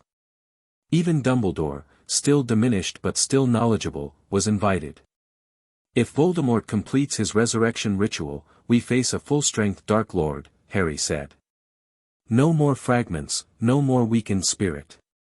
The man who terrorized magical Britain for a decade, returned in full power. Can we prevent the ritual? Andromeda asked. Unlikely. We don't know where it will happen until it happens. And based on Luna's vision, I'll be there, which means he has some way of getting to me. Portkey, Snape said grimly. His preferred method. He'll arrange for you to touch an object, and it will transport you directly to the ritual site. Then don't touch anything, Tonks said. Simple. Not simple at all. A portkey can be any object. A book, a doorknob, a piece of food. Snape shook his head. The only defense is constant vigilance, and even that isn't foolproof. Then we plan for the worst case. Harry looked around the room. If I'm transported to the ritual, I need to survive long enough for help to arrive. Is there a way to track a portkey destination? Hermione straightened. The anchor bond. If we strengthen it, we might be able to follow you through any magical transport. You'd be following me into a death trap. We'd be following you into a fight. Her voice was firm. That's what allies do. Harry felt a surge of emotion through the bond: love, determination, loyalty. These people. These impossible, wonderful people. There's another option, Dumbledore said quietly. Everyone looked at him. The Horcrux within Harry. It connects him to Voldemort, but that connection goes both ways. Dumbledore's eyes were thoughtful. If Harry were to embrace that connection, rather than fight it, he might gain access to Voldemort's mind. His plans. His location. That sounds like possession, Snape said sharply. It sounds like a weapon. Dumbledore met Harry's eyes. The Dark Lord has always assumed the connection benefits only him. That he can spy on Harry, influence him, torment him. But Harry has proven surprisingly resistant. What if, instead of defending against the connection, he used it offensively? You're asking me to invite Voldemort into my mind. I'm asking you to turn his greatest weapon against him. Harry thought about it. The idea was terrifying, opening himself to the darkest wizard of the age, letting down the barriers he'd spent months building. But the potential. I need to think about this. Of course. Dumbledore inclined his head. But don't take too long. The solstice waits for no one. That night, Harry sat alone in the room of requirement. The room had configured itself as a simple space, bare walls, soft lighting, a cushion for meditation. Harry settled onto the cushion, closed his eyes, and reached for the part of himself he usually tried to ignore. The scar prickled.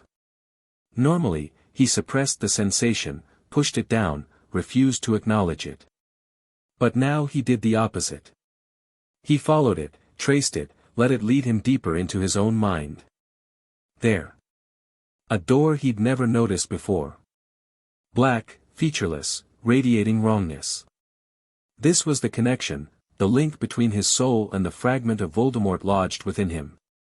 Harry reached for the handle. You shouldn't do this. The voice was his own, or close to it.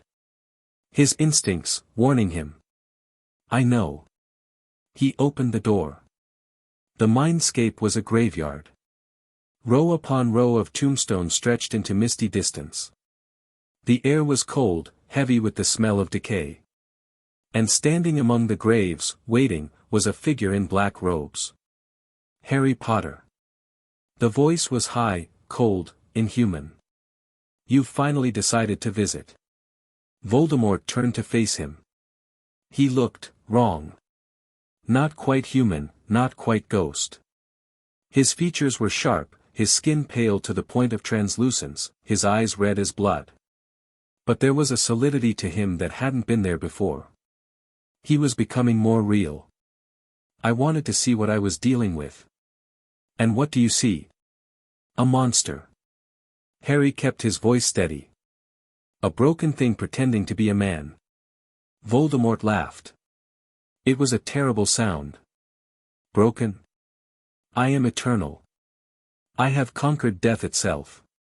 When your bones are dust and your name is forgotten, I will still be here.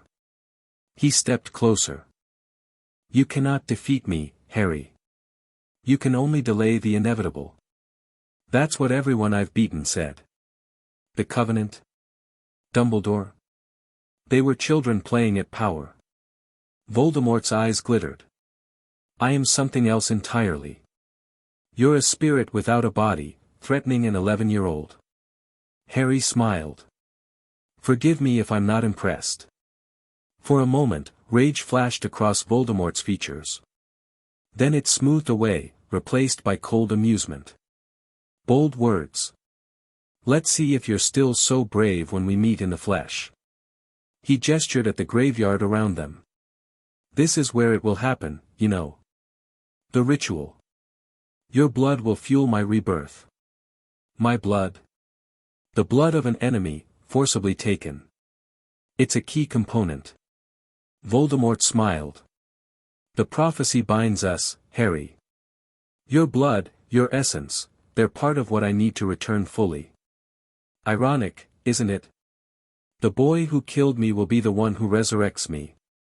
Harry filed this information away. Blood. That was important. What happens after? After? I destroy you, of course. Then I take my rightful place as ruler of the magical world. The ministry will fall. The old families will kneel. And anyone who resists. Voldemort's smile widened. Well. I have creative methods for dealing with resistance. You've tried this before. It didn't work out. Because I underestimated love. Your mother's sacrifice. Voldemort's voice turned bitter. A mistake I won't repeat. This time, there will be no protection. No last-minute miracle. Just power, and you have none that can match mine. Harry met those red eyes steadily. We'll see. He pulled back, closing the door, shutting out the cold and the darkness and the monster's laughter. But he'd learned what he needed. The graveyard is the key. Harry stood before his allies, relating what he'd discovered. The Mindscape conversation. Voldemort's revelations. The role Harry's blood would play in the resurrection. If we can find the graveyard before the ritual, we can set up defenses. Turn his trap into ours. It could be any graveyard, Snape said. There are thousands in Britain alone. Not any graveyard. One that has meaning to him. Harry thought about the tombstones, the mist, the feel of the place. Luna, in your dream, did you see any names? Any landmarks? Luna closed her eyes, reaching for the memory. There was a house on a hill. Old, abandoned. And a name on one of the graves. Riddle. Hermione's head snapped up. Tom Riddle. Voldemort's birth name. He was born Tom Marvolo Riddle, his mother was a witch from the Gaunt family, his father a muggle named Riddle. Little Hangleton, Snape said quietly. There's a muggle village by that name. The Riddle family lived there before they died. Voldemort killed his own father and grandparents, Dumbledore added. One of the murders he used to create a Horcrux. The graveyard where they're buried would have tremendous significance for the ritual. Harry felt a surge of hope. They had a location. They could prepare. Then we know where to be. The question is how to get there before the portkey takes me. I may have a solution for that. Flitwick stepped forward, his expression determined. The anchor bond connects you to the other heirs. If we extend that connection through the wards, we can create a kind of magical tether. Wherever you go, they go with you. That sounds dangerous. It is. But it's also our best chance of providing immediate support. Flitwick looked at the four heirs. Are you willing? Hermione nodded without hesitation. Theodore followed. Neville swallowed but agreed. Luna simply smiled. Then we have a plan, Harry said. Or the beginning of one. The next 3 weeks were the most intense of Harry's life. Training. Planning. Preparing. Every hour was devoted to readiness, every moment spent honing skills that might make the difference between victory and death. Snape pushed him harder than ever, their duels escalating from practice to near combat. Harry learned to fight through pain, through exhaustion, through despair. He learned to think while under attack, to plan while dodging curses, to find opportunities in chaos. The other heirs trained too. Hermione focused on support magic, shields, healing, tactical enhancement. Theodore worked on offensive techniques, his Slytherin heritage giving him an affinity for nasty surprises. Neville discovered a talent for battlefield control, using the Gryffindor gifts to manipulate terrain and restrict enemy movement. Luna. Luna did whatever Luna did, which seemed to involve a lot of staring at nothing and occasionally making cryptic pronouncements. And through it all, the anchor bond strengthened. They moved as a unit now, anticipating each other's actions, complementing each other's weaknesses. 5 people becoming something more than the sum of their parts. The solstice arrived. Harry woke before dawn, the date pressing against his awareness like a physical weight. Today. Whatever was going to happen, it was going to happen today. He dressed carefully, choosing practical robes that wouldn't restrict movement. His wand sat in its holster at his wrist. A dozen emergency supplies, potions, port keys, communication devices, were distributed around his person. The others were waiting in the room of requirement. The tether is ready, Flitwick said. When the port key activates, the connection will pull you all along. What if we land in the middle of enemies? Theodore asked. Then we fight. Harry's voice was calm. We've trained for this. We know what we're facing. And we have advantages Voldemort doesn't know about. The anchor bond. And the legacy. And each other. Harry looked at his friends, his family, really, in every way that mattered. Whatever happens today, I want you to know, this has been worth it. All of it. Stop talking like you're going to die, Hermione said firmly. We're not losing you today. You can't know that. I can know that I won't allow it. Her eyes were fierce. We didn't come this far, sacrifice this much, to lose everything at the last moment. Voldemort thinks he's the most powerful wizard alive.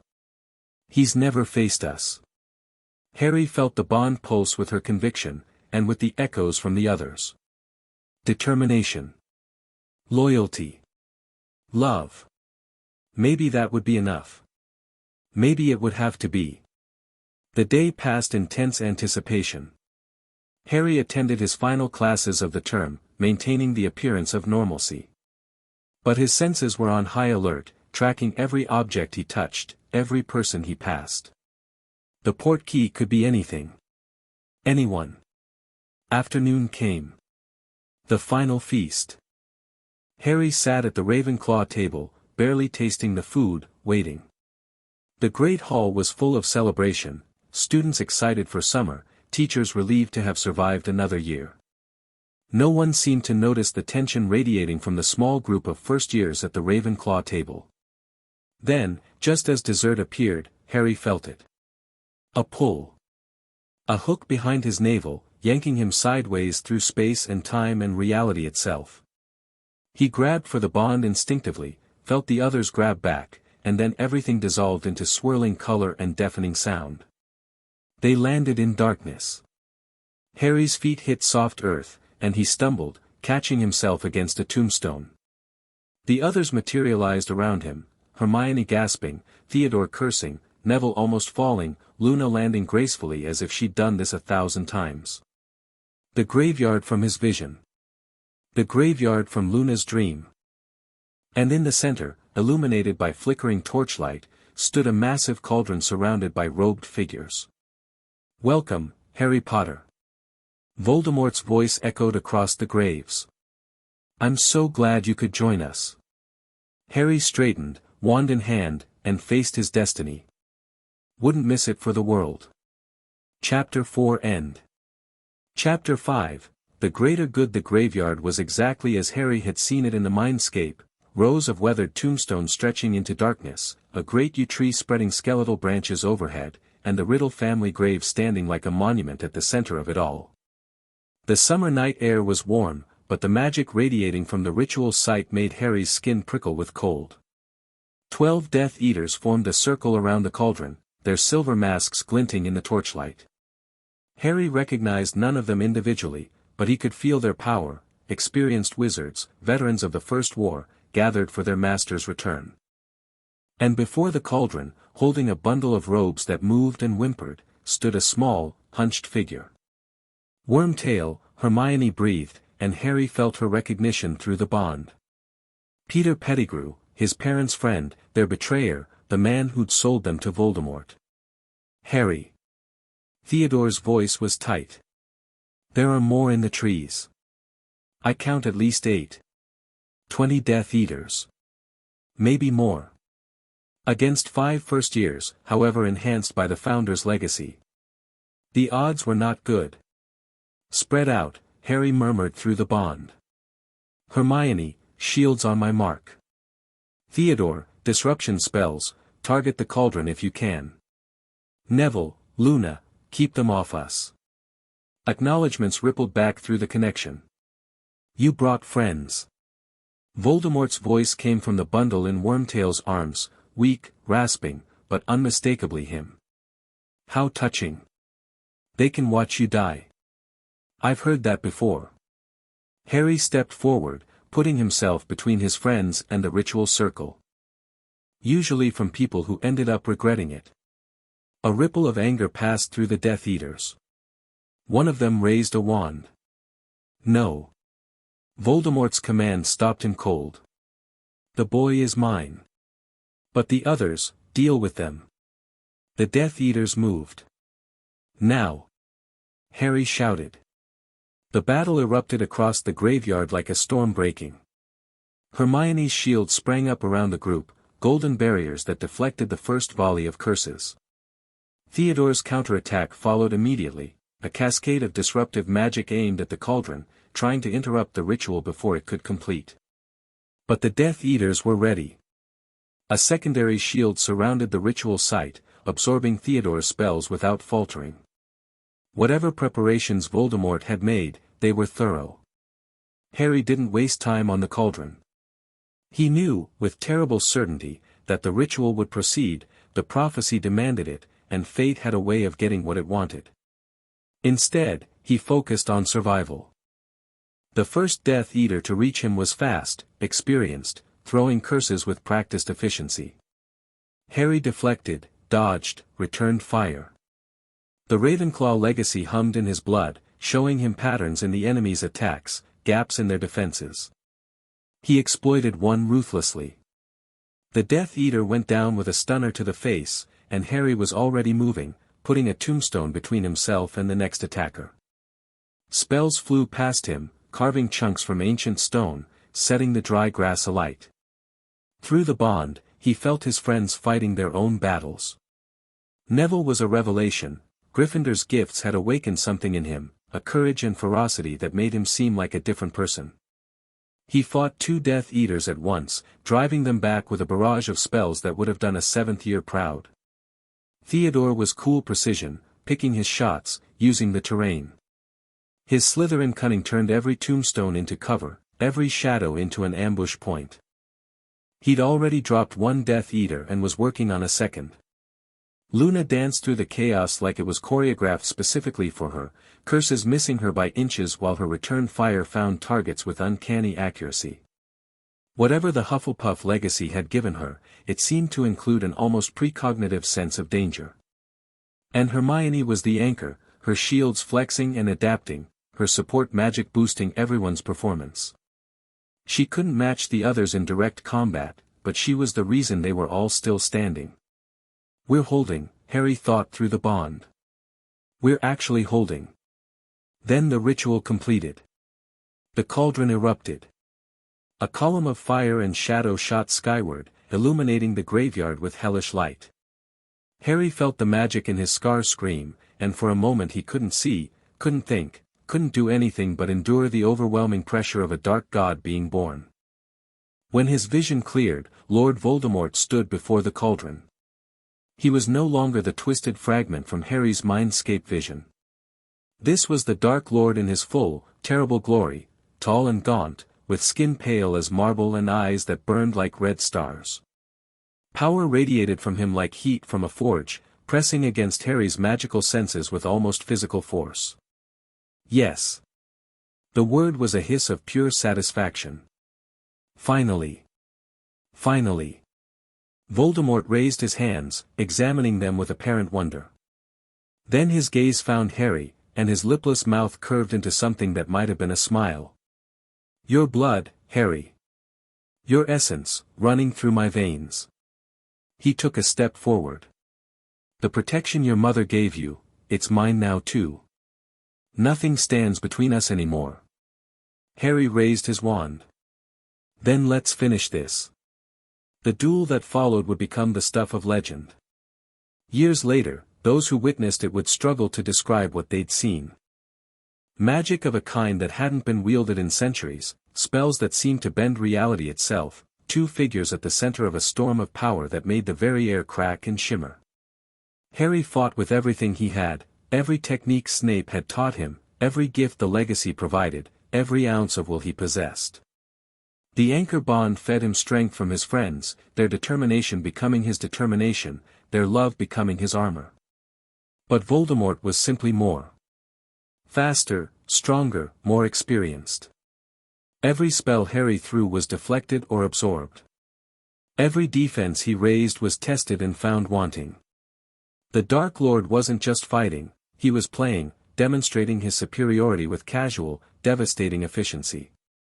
Did you think your little tricks would matter? Voldemort's curse sent Harry flying into a tombstone. Did you think your political games made you my equal? Harry struggled to his feet, blood streaming from a cut on his forehead. His wand arm was numb from a near miss. His magical reserves were draining fast. Harry. Hermione's voice through the bond. The others are down. I can't hold the shields much longer. He glanced around. Theodore was unconscious, slumped against a grave marker. Neville was fighting off 3 Death Eaters, barely staying ahead of their curses. Luna was walking toward Voldemort.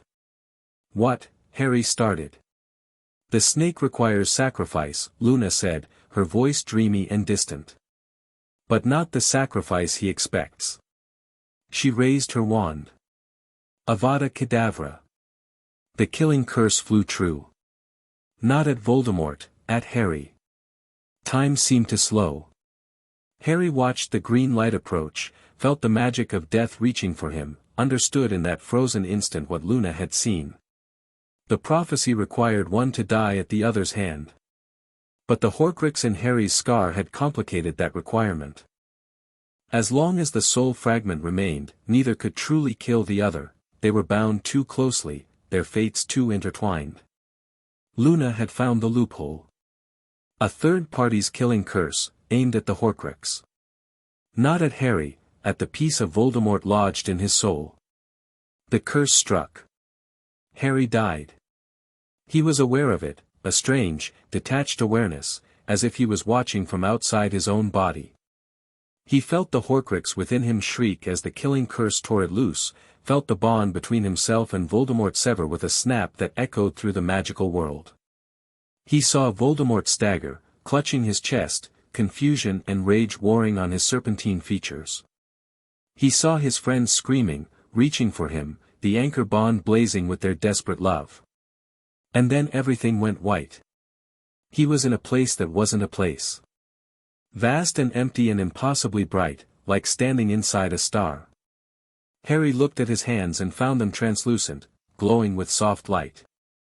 Hello, Harry. He turned. His mother stood before him. She was exactly as he'd seen her in photographs, red hair, green eyes, a smile that seemed to hold all the warmth in the world. But she was more than a photograph now. She was real and present and looking at him with an expression of profound love. Mom, he whispered. My brave boy. Lily Potter reached out and touched his face. Her hand was warm, solid, real. I'm so proud of you. Am I dead? That's complicated. Lily's smile turned wry. You're between, right now. The killing curse destroyed the Horcrux, but it also stopped your heart. Whether you go forward or back is up to you. Go back. If you choose. Lily took his hands in hers. The Horcrux is gone, Harry. Truly gone. You're free of Voldemort's soul at last. But that freedom comes with a price. Without the piece of him tethering you to life, the protection I gave you is diminished. What does that mean? It means if you go back, you'll be mortal. Truly mortal, with no more second chances. Lily's eyes were gentle but serious. Voldemort can kill you now, Harry. The prophecy is still in play, but it's no longer weighted in your favor. Harry processed this. All his plans, all his preparations, built on the assumption that he had some special protection. And now? What would you do? Lily laughed, and it was the most beautiful sound Harry had ever heard. I would go back. I would fight. I would love the people who love me and protect the world that deserves protecting. She squeezed his hands. But I'm not you, Harry. This is your choice. Your life. Your destiny. Harry thought about his friends, Theodore, Hermione, Neville, Luna, Andromeda and Tonks. Even Snape, in his complicated way. The people who'd fought beside him, believed in him, loved him despite everything. He thought about the world, the magical world he'd torn apart and tried to rebuild, the injustices he'd exposed, the changes he'd begun.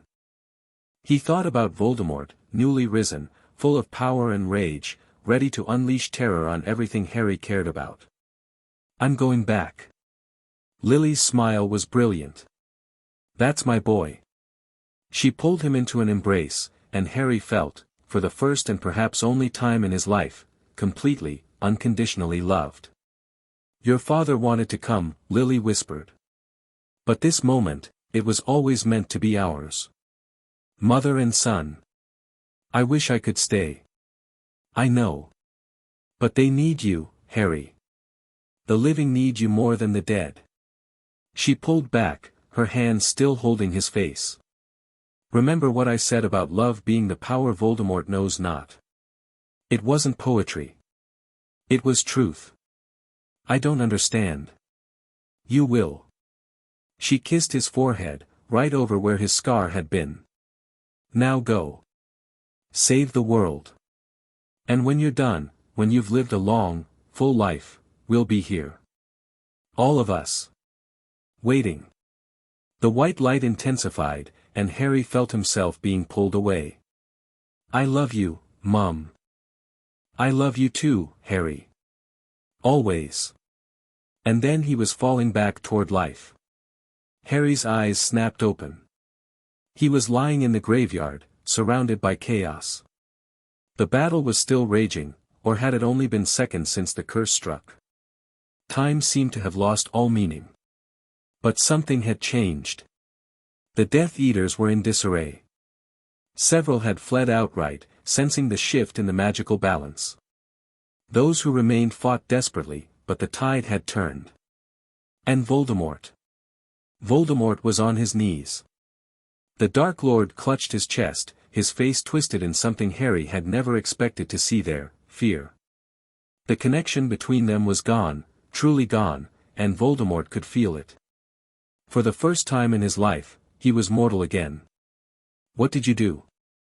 The whisper was barely audible. What did you do? Harry rose to his feet. His body ached. His magical reserves were nearly empty. He'd literally died and come back. But he'd never felt more alive. I destroyed your anchor, he said. The piece of you that was keeping us both trapped. We're free now, Tom. Don't call me that. Voldemort's voice cracked with rage and terror. I am Lord Voldemort. You're a man who's afraid to die. Harry's voice was surprisingly gentle. You've spent your whole life running from death, and it's finally caught up with you. Voldemort's wand came up, shaking. I'll kill you. I'll kill all of you. Maybe. Harry raised his own wand. But maybe not. The final duel was nothing like the first. Voldemort was desperate now, throwing killing curses with reckless abandon. But Harry could see the fear behind the power, the panic driving his attacks. The Dark Lord had been invincible for so long, and now he was just a man. A powerful man. A dangerous man. But mortal. Harry dodged and deflected, conserving his energy, waiting for the moment. Through the bond, he felt his friends rallying, Theodore back on his feet, Neville holding the remaining Death Eaters at bay, Hermione's shields flickering but holding, Luna standing quietly with her wand lowered, watching. Now, Luna's voice whispered through the bond. Now, Harry. He didn't question it. He simply acted. Harry stepped forward, directly into the path of Voldemort's curse, and cast the simplest spell he knew. Expelliarmus. The red light met the green. And something extraordinary happened. The wands connected. A beam of golden light sprang between them, linking Harry's Holly wand to Voldemort's yew. The light thickened, brightened, became a cage of pure magic surrounding both of them. Priori incantatem. Harry had read about the phenomenon. When brother wands were forced to duel, they created a connection that neither user could break. But this was more than that. This was, shadows began to emerge from Voldemort's wand. First an old man, the Muggle caretaker, Harry realized, killed at the Riddle House. Then a woman, then another man. Victims of Voldemort's wand, emerging one by one in ghostly form. And then, finally, two figures Harry knew from photographs. James and Lily Potter. Harry. His father's voice was distant but clear. Hold on, son. We'll give you time. We're so proud of you, his mother added. All of us. You've done so well. The ghosts surged toward Voldemort, wrapping around him, obscuring his vision, breaking his concentration. His grip on the connection faltered. Harry poured everything he had into the spell.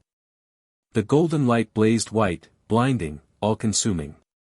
And then, Voldemort's wand shattered. The explosion of magical energy knocked everyone off their feet. When the light faded, Harry found himself lying in a crater of scorched earth, his ears ringing, his vision blurred. But alive. He struggled upright and looked for Voldemort. The Dark Lord lay at the edge of the crater, his robes smoking, his pale skin marked with burns. But he was still breathing. Still moving. Still alive. It's not over, Voldemort gasped. I have other anchors. Other Horcruxes. You haven't won, actually, said a new voice. He has. Harry turned. Professor Dumbledore strode into the graveyard, flanked by Snape and a squad of Aurors. In his hand, he carried a bag that clanked with the sound of metal objects. We've spent the past month tracking down your Horcruxes, Tom. Dumbledore's voice was tired but satisfied. The ring. The locket. The cup. The diadem. And with the diary destroyed years ago and the one in Harry just eliminated. He dropped the bag at Voldemort's feet. You have no more anchors. No more escapes. You are, at last, entirely mortal. Voldemort stared at the bag, at the destroyed remains of his soul containers, and something broke behind his red eyes. No, he whispered. No, this can't be. He raised his hand, trying to cast wandlessly, but nothing happened. His magic, so formidable moments before, had been exhausted by the wand connection. The Aurors closed in. Tom Marvolo Riddle, the lead Auror, said formally, you are under arrest for murder, terrorism, and crimes against magical humanity. Do not resist. Voldemort didn't resist. He didn't have anything left to resist with. The aftermath was chaos. Magical law enforcement flooded the graveyard, taking the captured Death Eaters into custody, documenting the scene, trying to make sense of what had happened. Harry found himself at the center of a whirlwind of activity, questions, examinations, demands for explanations. But his friends were there. Theodore, arm in a sling but grinning. Hermione, exhausted but triumphant.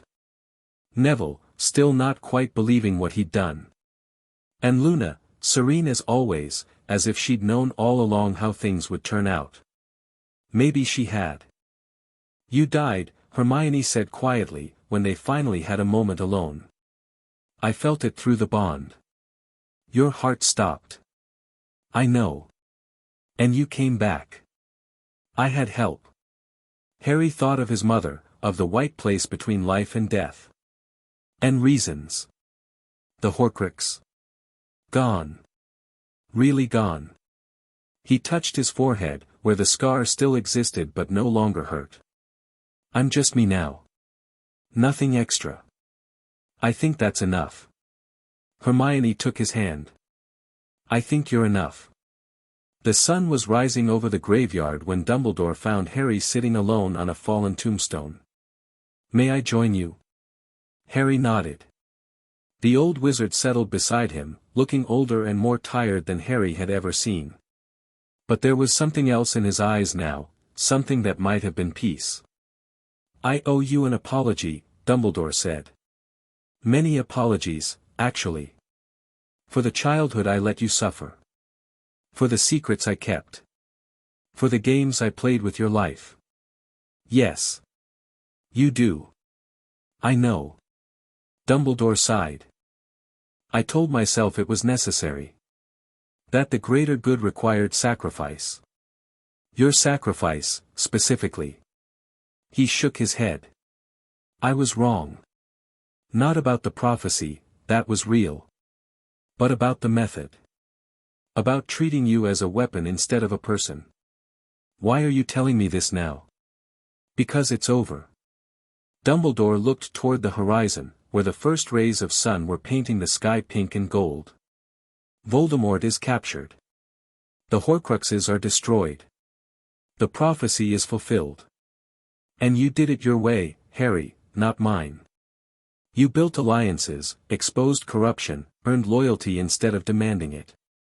You proved that my approach wasn't the only way. It was the only way I knew. Perhaps. Or perhaps you're simply better than I am. Dumbledore's smile was sad. I spent 50 years trying to control the magical world. You've spent 1 year trying to free it. And you've accomplished more than I ever did. Harry didn't know how to respond to that. What happens now? He asked instead. Now. Now you have choices. Dumbledore stood slowly. Voldemort will be tried and, almost certainly, executed. The Death Eaters will face justice. The reforms you've begun will continue, the covenant is broken, the old corruption is exposed, and a new generation is rising to lead. And me? That's up to you. You could continue your political work, become a force for change in the Wizengamot.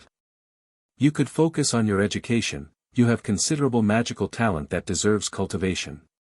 Or you could simply, rest. Be a child. Enjoy what's left of your youth. Dumbledore's eyes were gentle. You've earned that right, Harry. Whatever you choose. Harry thought about it. The prophet.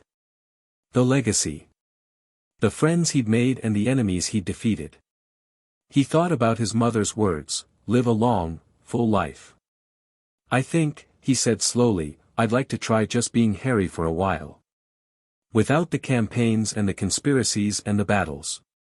A wise choice. Dumbledore began to walk away, then paused. For what it's worth, I believe Lily would approve. You knew her. I did. She was remarkable, brilliant, fierce, loving. Everything I tried and failed to be. Dumbledore's voice was soft.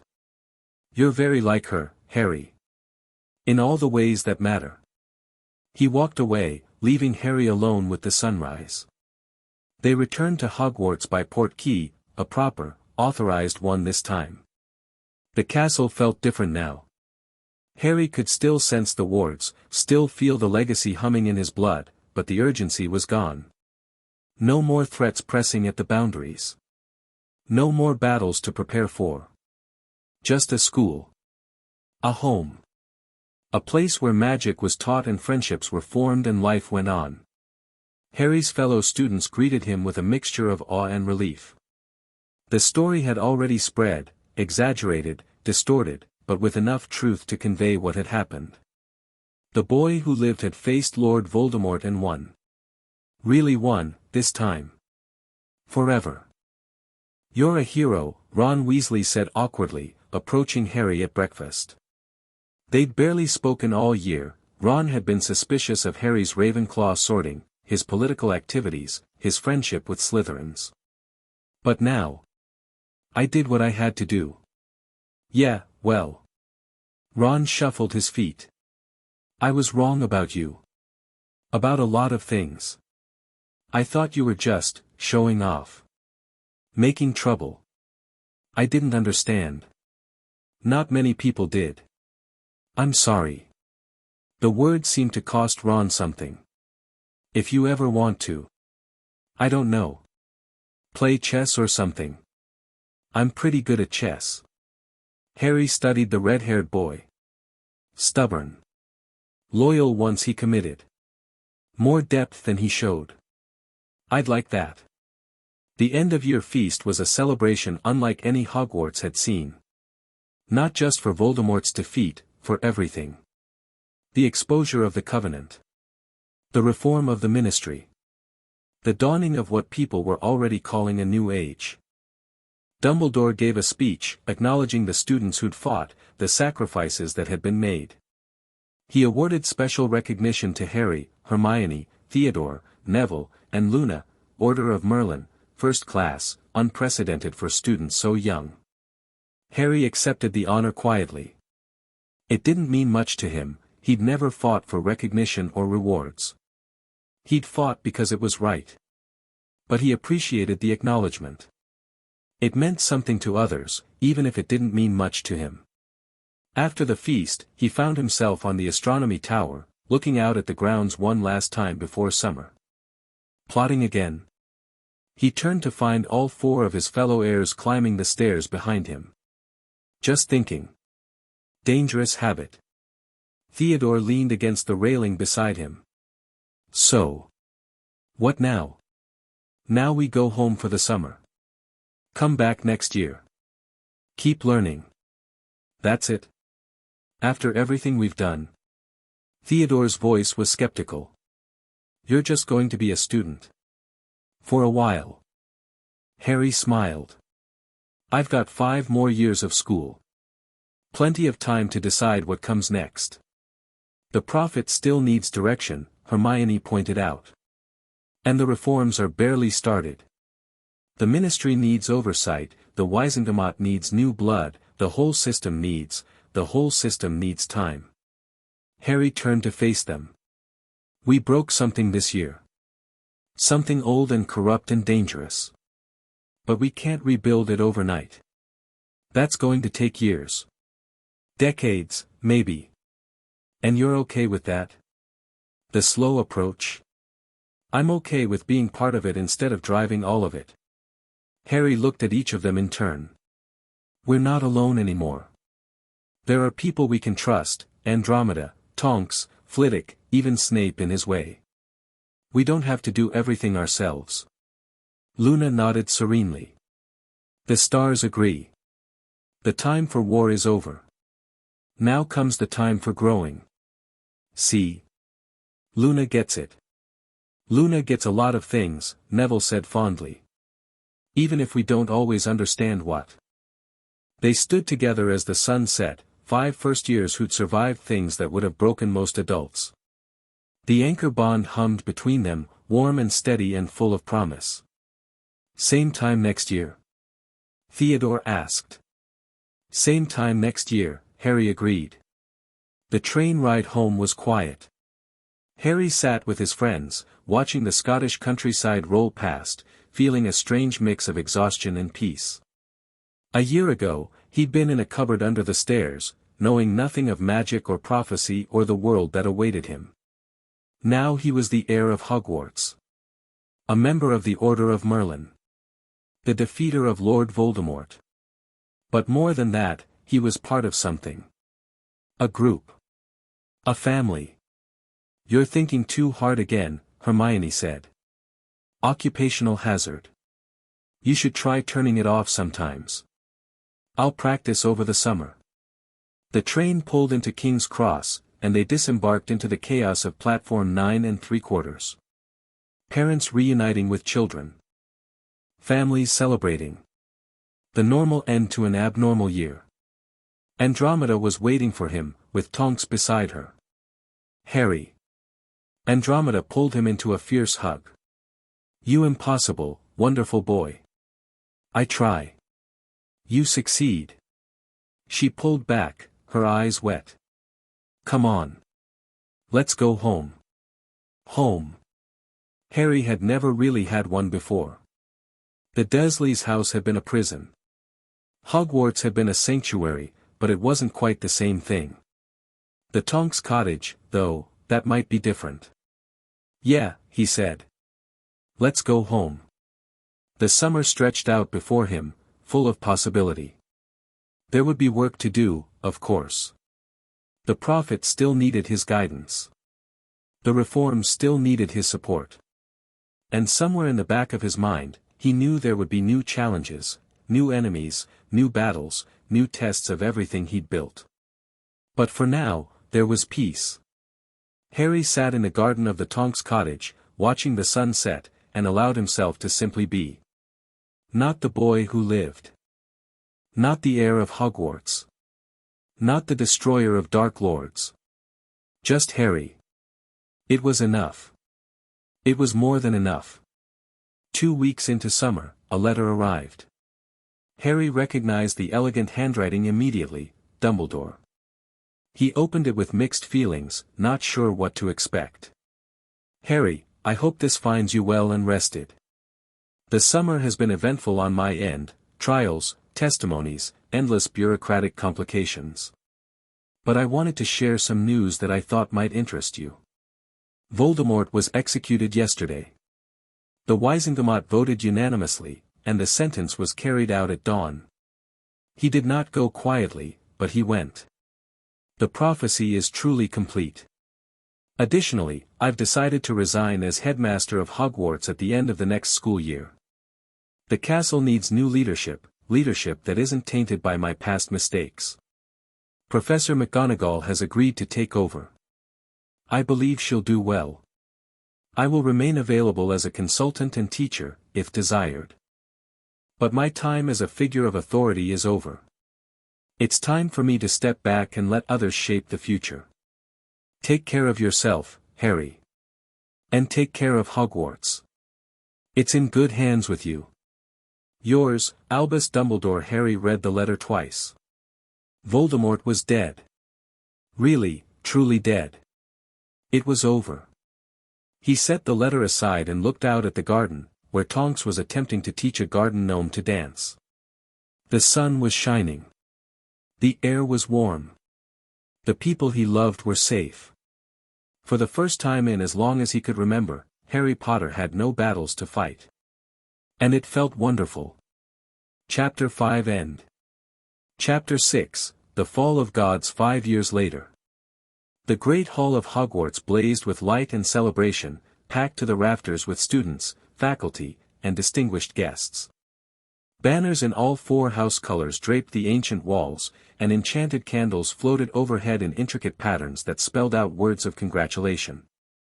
Harry Potter stood at the front of the hall, wearing formal robes of deep green trimmed with silver, a nod to his complicated relationship with all 4 houses, and tried not to feel overwhelmed. 16 years old. Head boy. Top marks in every subject. And today, the youngest person ever to be offered a seat on the Wizengamot. You look like you're about to face a basilisk, Hermione murmured beside him. A basilisk would be simpler. At least with a basilisk, you know what you're getting. Deadly serpent, petrifying gaze, generally unfriendly disposition. Exactly. Politicians are much harder to predict. Hermione laughed, and Harry felt some of the tension ease. She'd grown in the years since their first adventure, they all had. The bushy-haired know-it-all had become a poised young woman, her brilliance now tempered by experience and political acumen. She was already being mentioned as a future minister, despite being only 16 herself. Ladies and gentlemen, Professor McGonagall's voice rang out, silencing the crowd. We are gathered today to honor one of Hogwarts' most extraordinary students. Here it came. 5 years ago, Harry Potter arrived at this school as a first year with more secrets than anyone knew. Within months, he had exposed a centuries-old conspiracy, defeated the darkest wizard of our age, and begun reforms that have transformed magical Britain. The crowd applauded. Harry kept his expression neutral, though the anchor bond carried his friend's amusement at his discomfort. Since then, he has served as heir of Hogwarts, protecting this castle and everyone in it. He has guided the Daily Prophet to become a beacon of honest journalism. He has mentored countless students and worked tirelessly for a more just magical society. McGonagall turned to face him directly. Today, on behalf of the Wizengamot, I am honored to offer Harry James Potter a seat among our governing body. At 16, he will be the youngest member in the Wizengamot's 1,000-year history. More applause. Harry stepped forward to accept the formal scroll of appointment. Thank you, Headmistress. I accept this honor, and I promise to serve the magical community with the same dedication I've shown to Hogwarts. The words were formal, expected. What Harry didn't say, what he was thinking as he looked out at the sea of faces, was that this was only the beginning. The Covenant of Wands was gone, but its legacy remained. Old prejudices. Entrenched power structures. Systems designed to benefit the few at the expense of the many. 5 years of reform had made a difference, but there was so much more to do. And now, finally, he had the platform to do it. The celebration continued late into the evening, but Harry eventually escaped to the quiet of the astronomy tower. He wasn't alone for long. Hiding from your admirers. Theodore Nott leaned against the doorframe, a knowing smirk on his aristocratic features. Recovering from them. There's a difference. Theodore joined him at the railing. He'd changed too, taller now, broader in the shoulders, with the easy confidence of someone who'd found his place in the world. After his father's imprisonment, Theodore had worked tirelessly to rebuild the Nott name, transforming it from a symbol of dark magic into something he could be proud of. Big day, Theodore observed. Youngest Wizengamot member ever. The Prophet's already running the story. Rita outdid herself with the headlines. Boy who saved us all, now boy who rules us all. Close. Potter's prophetic rise, from cupboard to chamber. Theodore's smirk widened. She has a gift for alliteration. Harry groaned. I should never have given her creative freedom. You gave her a platform and she made herself legendary. That was always the deal. They stood in comfortable silence, looking out at the grounds. The lake glittered under starlight. The forbidden forest was a dark mass on the horizon. And beyond the boundaries of Hogwarts, the lights of Hogsmeade twinkled like earthbound stars. Do you ever think about how different things could have been? Theodore asked eventually. Sometimes. If you hadn't bought the Prophet. If you'd just gone along with everything. Been the compliant little hero everyone expected. Harry considered the question. It was one he'd asked himself many times over the years. I think about it, he admitted. But I don't regret the choice. Even the hard parts. Even the things I lost. What did you lose? Innocence. Trust in authority. The ability to see people as simply good or evil. Harry turned to face his friend. Before all this, I believed the world was divided into heroes and villains. Now I know it's mostly just people. Doing their best, or their worst, or something in between. That sounds like wisdom. It sounds like exhaustion, dressed up in philosophical language. Theodore laughed. Same thing, really. The others joined them one by one, drawn by the anchor bond, or simply by the knowledge of where Harry would go when he needed space. Hermione came first, carrying a bottle of butterbeer she'd liberated from the celebration. Then Neville, looking resplendent in formal robes that no longer seemed to hang awkwardly on his frame. Luna arrived last, drifting in as if carried by a breeze, her silver eyes reflecting starlight. The quintet reunites, Theodore said dryly. Should we make speeches? Reminisce about the good old days of mortal peril? The good old days were last month, Neville pointed out. When that group of rogue dark wizards tried to resurrect the Covenant. That was barely a skirmish. I meant proper peril. Life or death stakes. World-ending consequences. You miss it. Hermione's voice was surprised. I miss clarity. Theodore shrugged. When Voldemort was alive, we knew what we were fighting. Now it's all political maneuvering and slow reform. Important, but not exactly thrilling. I could arrange for someone to try to kill us, Harry offered. If you're feeling nostalgic. Tempting, but I'll pass. Luna settled onto the railing with the casual disregard for gravity that had always characterized her. The wars are over, but the work continues. That's as it should be. Stories need endings, but life goes on. Profound, Theodore said. And vaguely unsettling, as usual. Thank you. Harry looked at his friends, his anchors, his family in every way that mattered, and felt a surge of gratitude that the bond couldn't fully express. Whatever comes next, he said, we face it together. That's what we promised 5 years ago, and it's still true. Sentimental, Theodore accused. Always, Harry agreed. I suppose that's why we keep you around. The summer after Harry's 6th year was the busiest of his life. His Wizengamot seat came with responsibilities that would have crushed a lesser person. Committee meetings, legislative sessions, diplomatic functions, the schedule was relentless. But Harry had spent years preparing for this moment, and he attacked his new role with the same intensity he'd brought to everything else.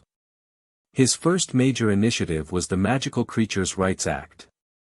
The bill had been in development for 3 years, carefully crafted to address centuries of discrimination against beings like goblins, house elves, centaurs, and werewolves.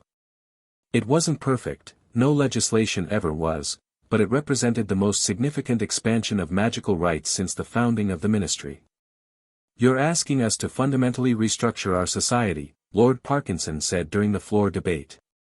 He was one of the old guard, a Covenant sympathizer who'd escaped prosecution by the narrowest of margins.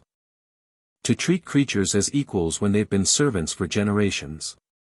I'm asking you to recognize that personhood isn't determined by species, Harry replied. Goblins have their own civilization, their own culture, their own laws. House elves possess magic that rivals or exceeds anything humans can do. Centaurs have knowledge of the stars that we've barely begun to understand.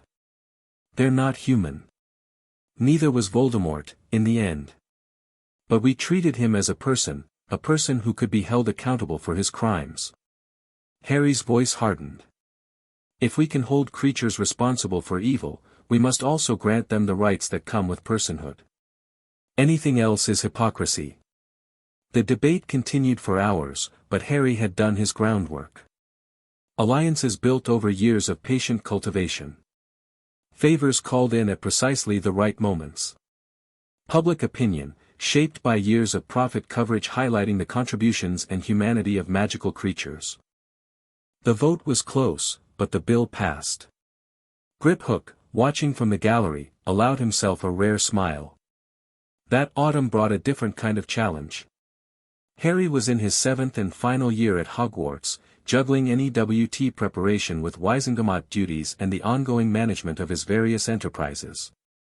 The prophet required less direct involvement now. He'd built a strong editorial team that could function without him, but the Hogwarts legacy still demanded attention. And then there was the matter of his personal life. You're avoiding the question, Hermione said. They were in the library, surrounded by books and parchment, supposedly studying for their Transfiguration NEWT. But Hermione had noticed Harry's distraction and, being Hermione, refused to let it go. I'm not avoiding anything.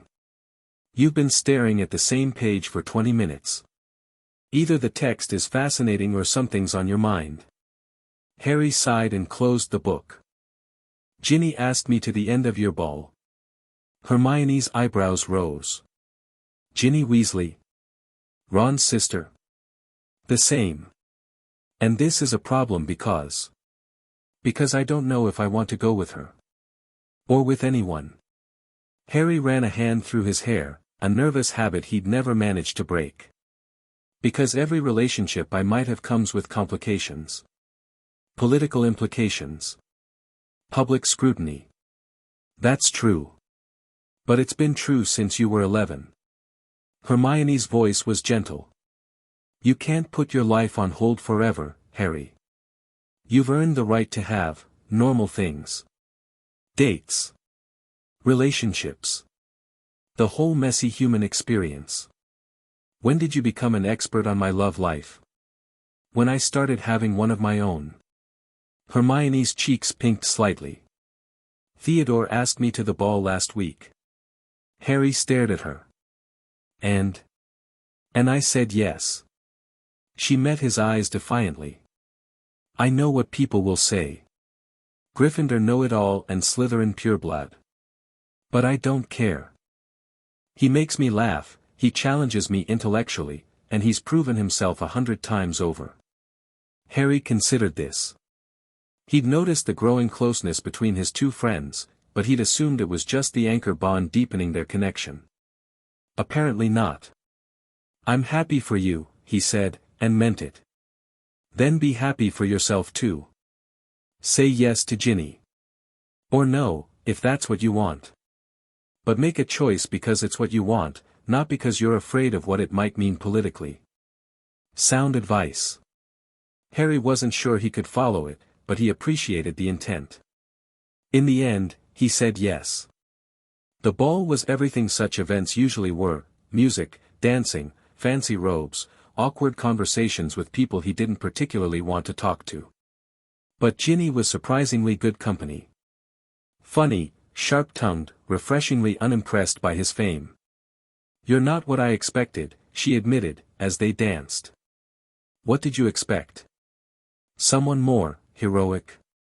Larger than life? You're just. She paused, searching for words. You're just a person.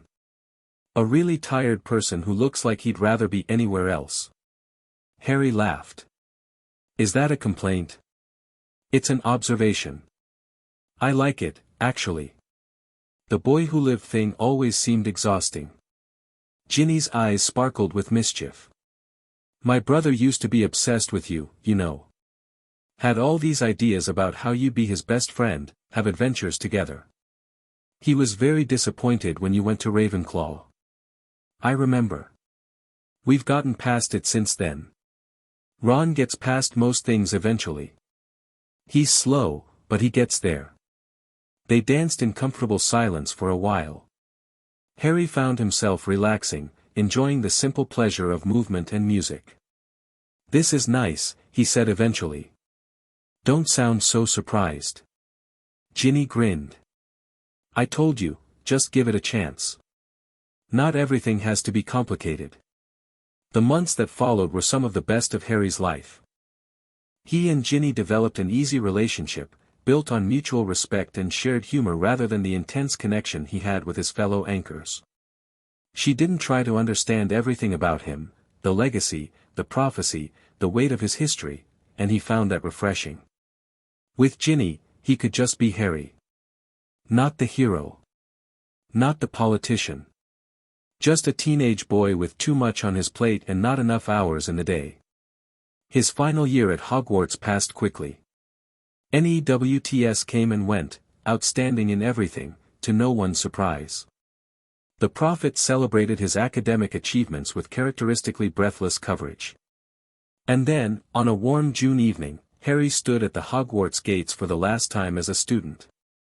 End of an era, Theodore observed. Beginning of a new one, Hermione countered. Both can be true, Luna said serenely. Neville just smiled, looking at the castle that had transformed all of them. Harry felt the legacy pulse within him, the connection to Hogwarts that would never fade, regardless of where his life took him. He was part of this place now, and it was part of him. That wouldn't change just because he was no longer a student. Ready? Hermione asked. Harry took one last look at the ancient castle, at the grounds where he'd fought and learned and grown, at the place that had been his first real home. Ready. They walked through the gates together. The next decade was a whirlwind. Harry threw himself into his work with characteristic intensity. The Wizengamot became his primary arena, but his influence extended far beyond legislative chambers. The prophet continued to shape public opinion. The Hogwarts legacy continued to protect the castle and its students. And the anchor bond continued to connect him to the friends who'd become his family. He championed reform after reform. Creature rights. Muggleborn integration. Transparency in government. Education access. Each victory was hard-won, each defeat a lesson for the next battle. But he also made time for life. He and Ginny married at 22, in a small ceremony attended only by close friends and family. The prophet, for once, respected his privacy, a courtesy he'd earned through years of honest partnership. Children followed. James Sirius, named for fathers and godfathers. Albus Severus, a tribute to the complicated men who'd shaped Harry's youth. Lily Luna, carrying the names of mothers and friends. Through it all, Harry kept fighting. Kept pushing. Kept believing that the world could be better than it was. 20 years after Voldemort's defeat, Harry stood in the same graveyard where the final battle had taken place. He came here once a year, on the anniversary. Not out of obligation or trauma, but out of something harder to define. Gratitude, maybe. Or simple remembrance.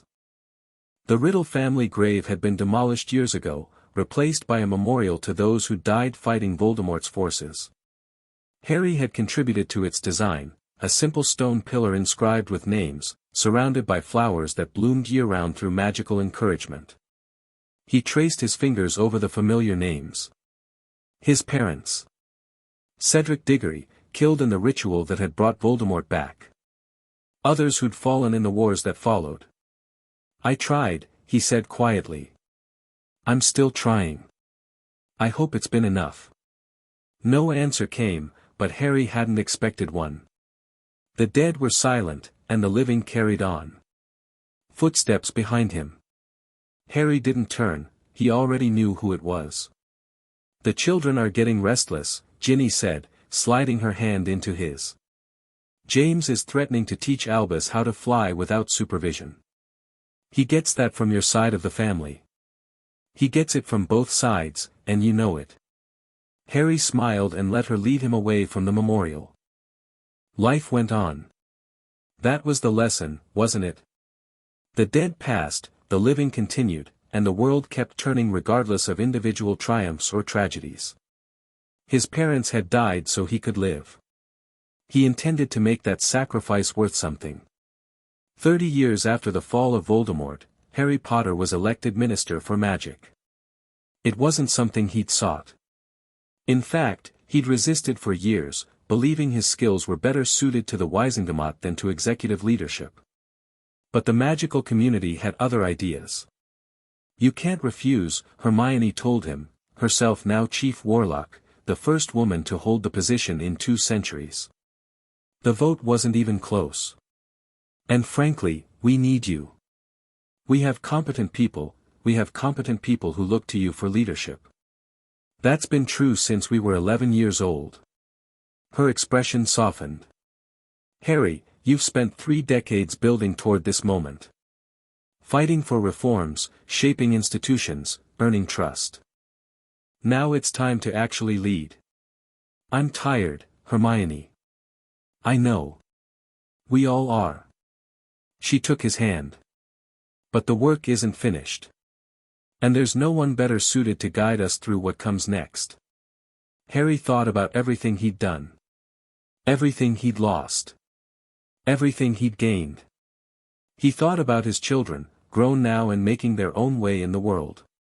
About his grandchildren, just beginning to discover the wonders of magic. He thought about the world he wanted to leave them. All right, he said finally. I'll do it.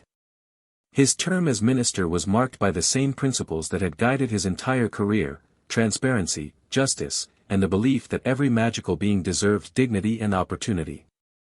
He implemented sweeping reforms to the ministry's structure, breaking up entrenched power bases and creating new pathways for diverse voices to be heard.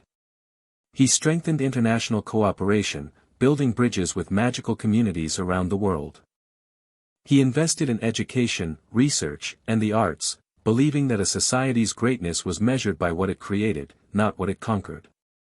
And he never forgot where he'd come from. Once a year, Harry visited the cupboard under the stairs at number 4, Privet Drive. The Dursleys were long dead, the house sold and resold, but the cupboard remained, preserved as a monument to where his journey had begun. He didn't do it out of bitterness or self-pity. He did it to remember. To remember what it felt like to be powerless. To remember why he fought so hard for those who couldn't fight for themselves. To remember that beneath all the titles and achievements, he was still just Harry, a boy who'd once had nothing but his determination to survive. At 60 years old, Harry Potter retired from public life. His term as minister had ended years ago, succeeded by a younger generation he'd helped train and mentor. The Wisengamot had transformed beyond recognition from the body he'd first joined, more diverse, more responsive, more just. The Prophet remained a beacon of honest journalism, now run by Rita Skeeter's hand-picked successor. And Hogwarts. Hogwarts endured, as it always had. The legacy passed through Harry to his children and grandchildren, ensuring the castle would have protectors for generations to come. But Harry was tired.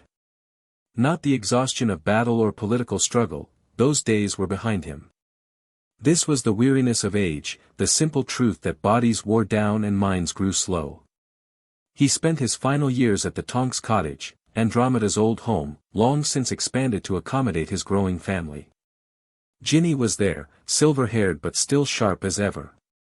His children visited often, bringing grandchildren who looked at Harry with the same wonder he'd once shown for magic itself.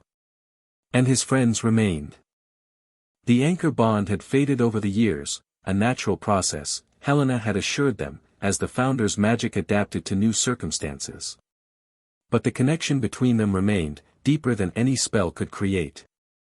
Theodore and Hermione, married for decades now, visited weekly for dinners that inevitably turned into debates about policy and philosophy. Neville, who'd become the most celebrated herbology professor in Hogwarts history, brought rare plants and wilder stories. Luna drifted in and out like a benevolent ghost, always appearing when she was most needed. "We did all right," Theodore said one evening, as they sat watching the sun set over the garden. 5 first years against the world. "I wouldn't have bet on us." "You literally did bet on us," Hermione reminded him. "Against your own father. That was different. That was survival." Theodore raised his glass. "This, what we built, this was something more." Harry looked at the people around him. The friends who'd become family. The family who'd become everything. "It wasn't me," he said quietly. "It was all of us. Together." "Sentimental fool," Theodore accused, just as he had for 40 years. "Always," Harry agreed, just as he always did. Harry James Potter died on a quiet autumn evening, surrounded by everyone he loved. He was 132 years old, ancient even by magical standards. He'd outlived enemies and allies alike, seen grandchildren grow old and great-grandchildren begin their own journeys. His final words, spoken to his wife of over a century, were simple: "It was worth it. All of it." And then he was gone. The memorial service was the largest magical Britain had ever seen. Representatives came from every nation, every community, every corner of the magical world. Goblins and wizards stood side by side. House elves wore black ribbons in his honor. Centaurs emerged from the Forbidden Forest for the first time in decades to pay their respects. Hermione gave the eulogy. She was ancient herself, but her voice remained clear. Harry Potter came into this world unwanted and unloved. He left it having changed everything. He taught us that power should serve justice, not the other way around. He showed us that institutions could be reformed, that prejudices could be overcome, that a single person with determination and allies could move mountains. He wasn't perfect. He made mistakes, as we all do. But he never stopped trying. Never stopped believing that tomorrow could be better than today. That's his legacy. Not the battles he won or the dark lords he defeated. The belief. The hope. The unshakable conviction that we are capable of being better than we are. Rest now, Harry. You've earned it. They buried him at Godric's Hollow, beside his parents.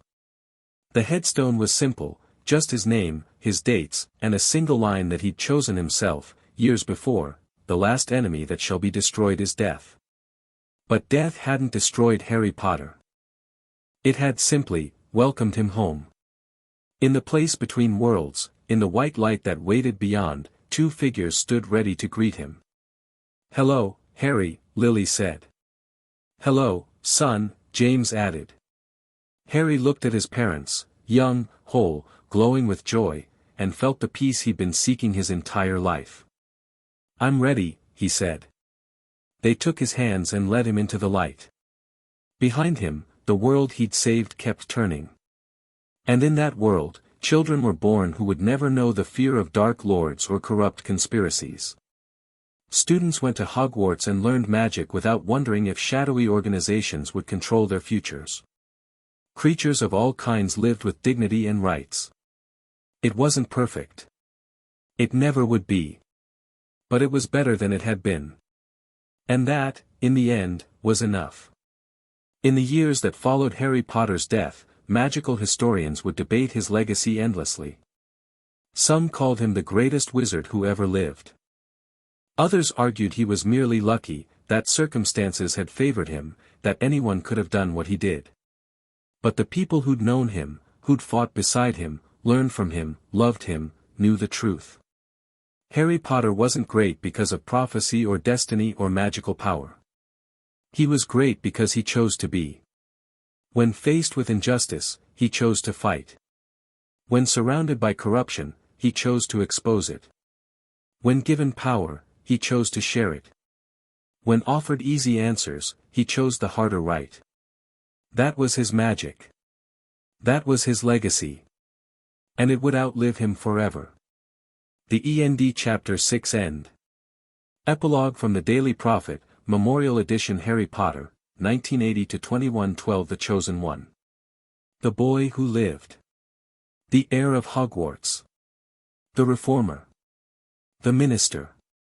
The Legend.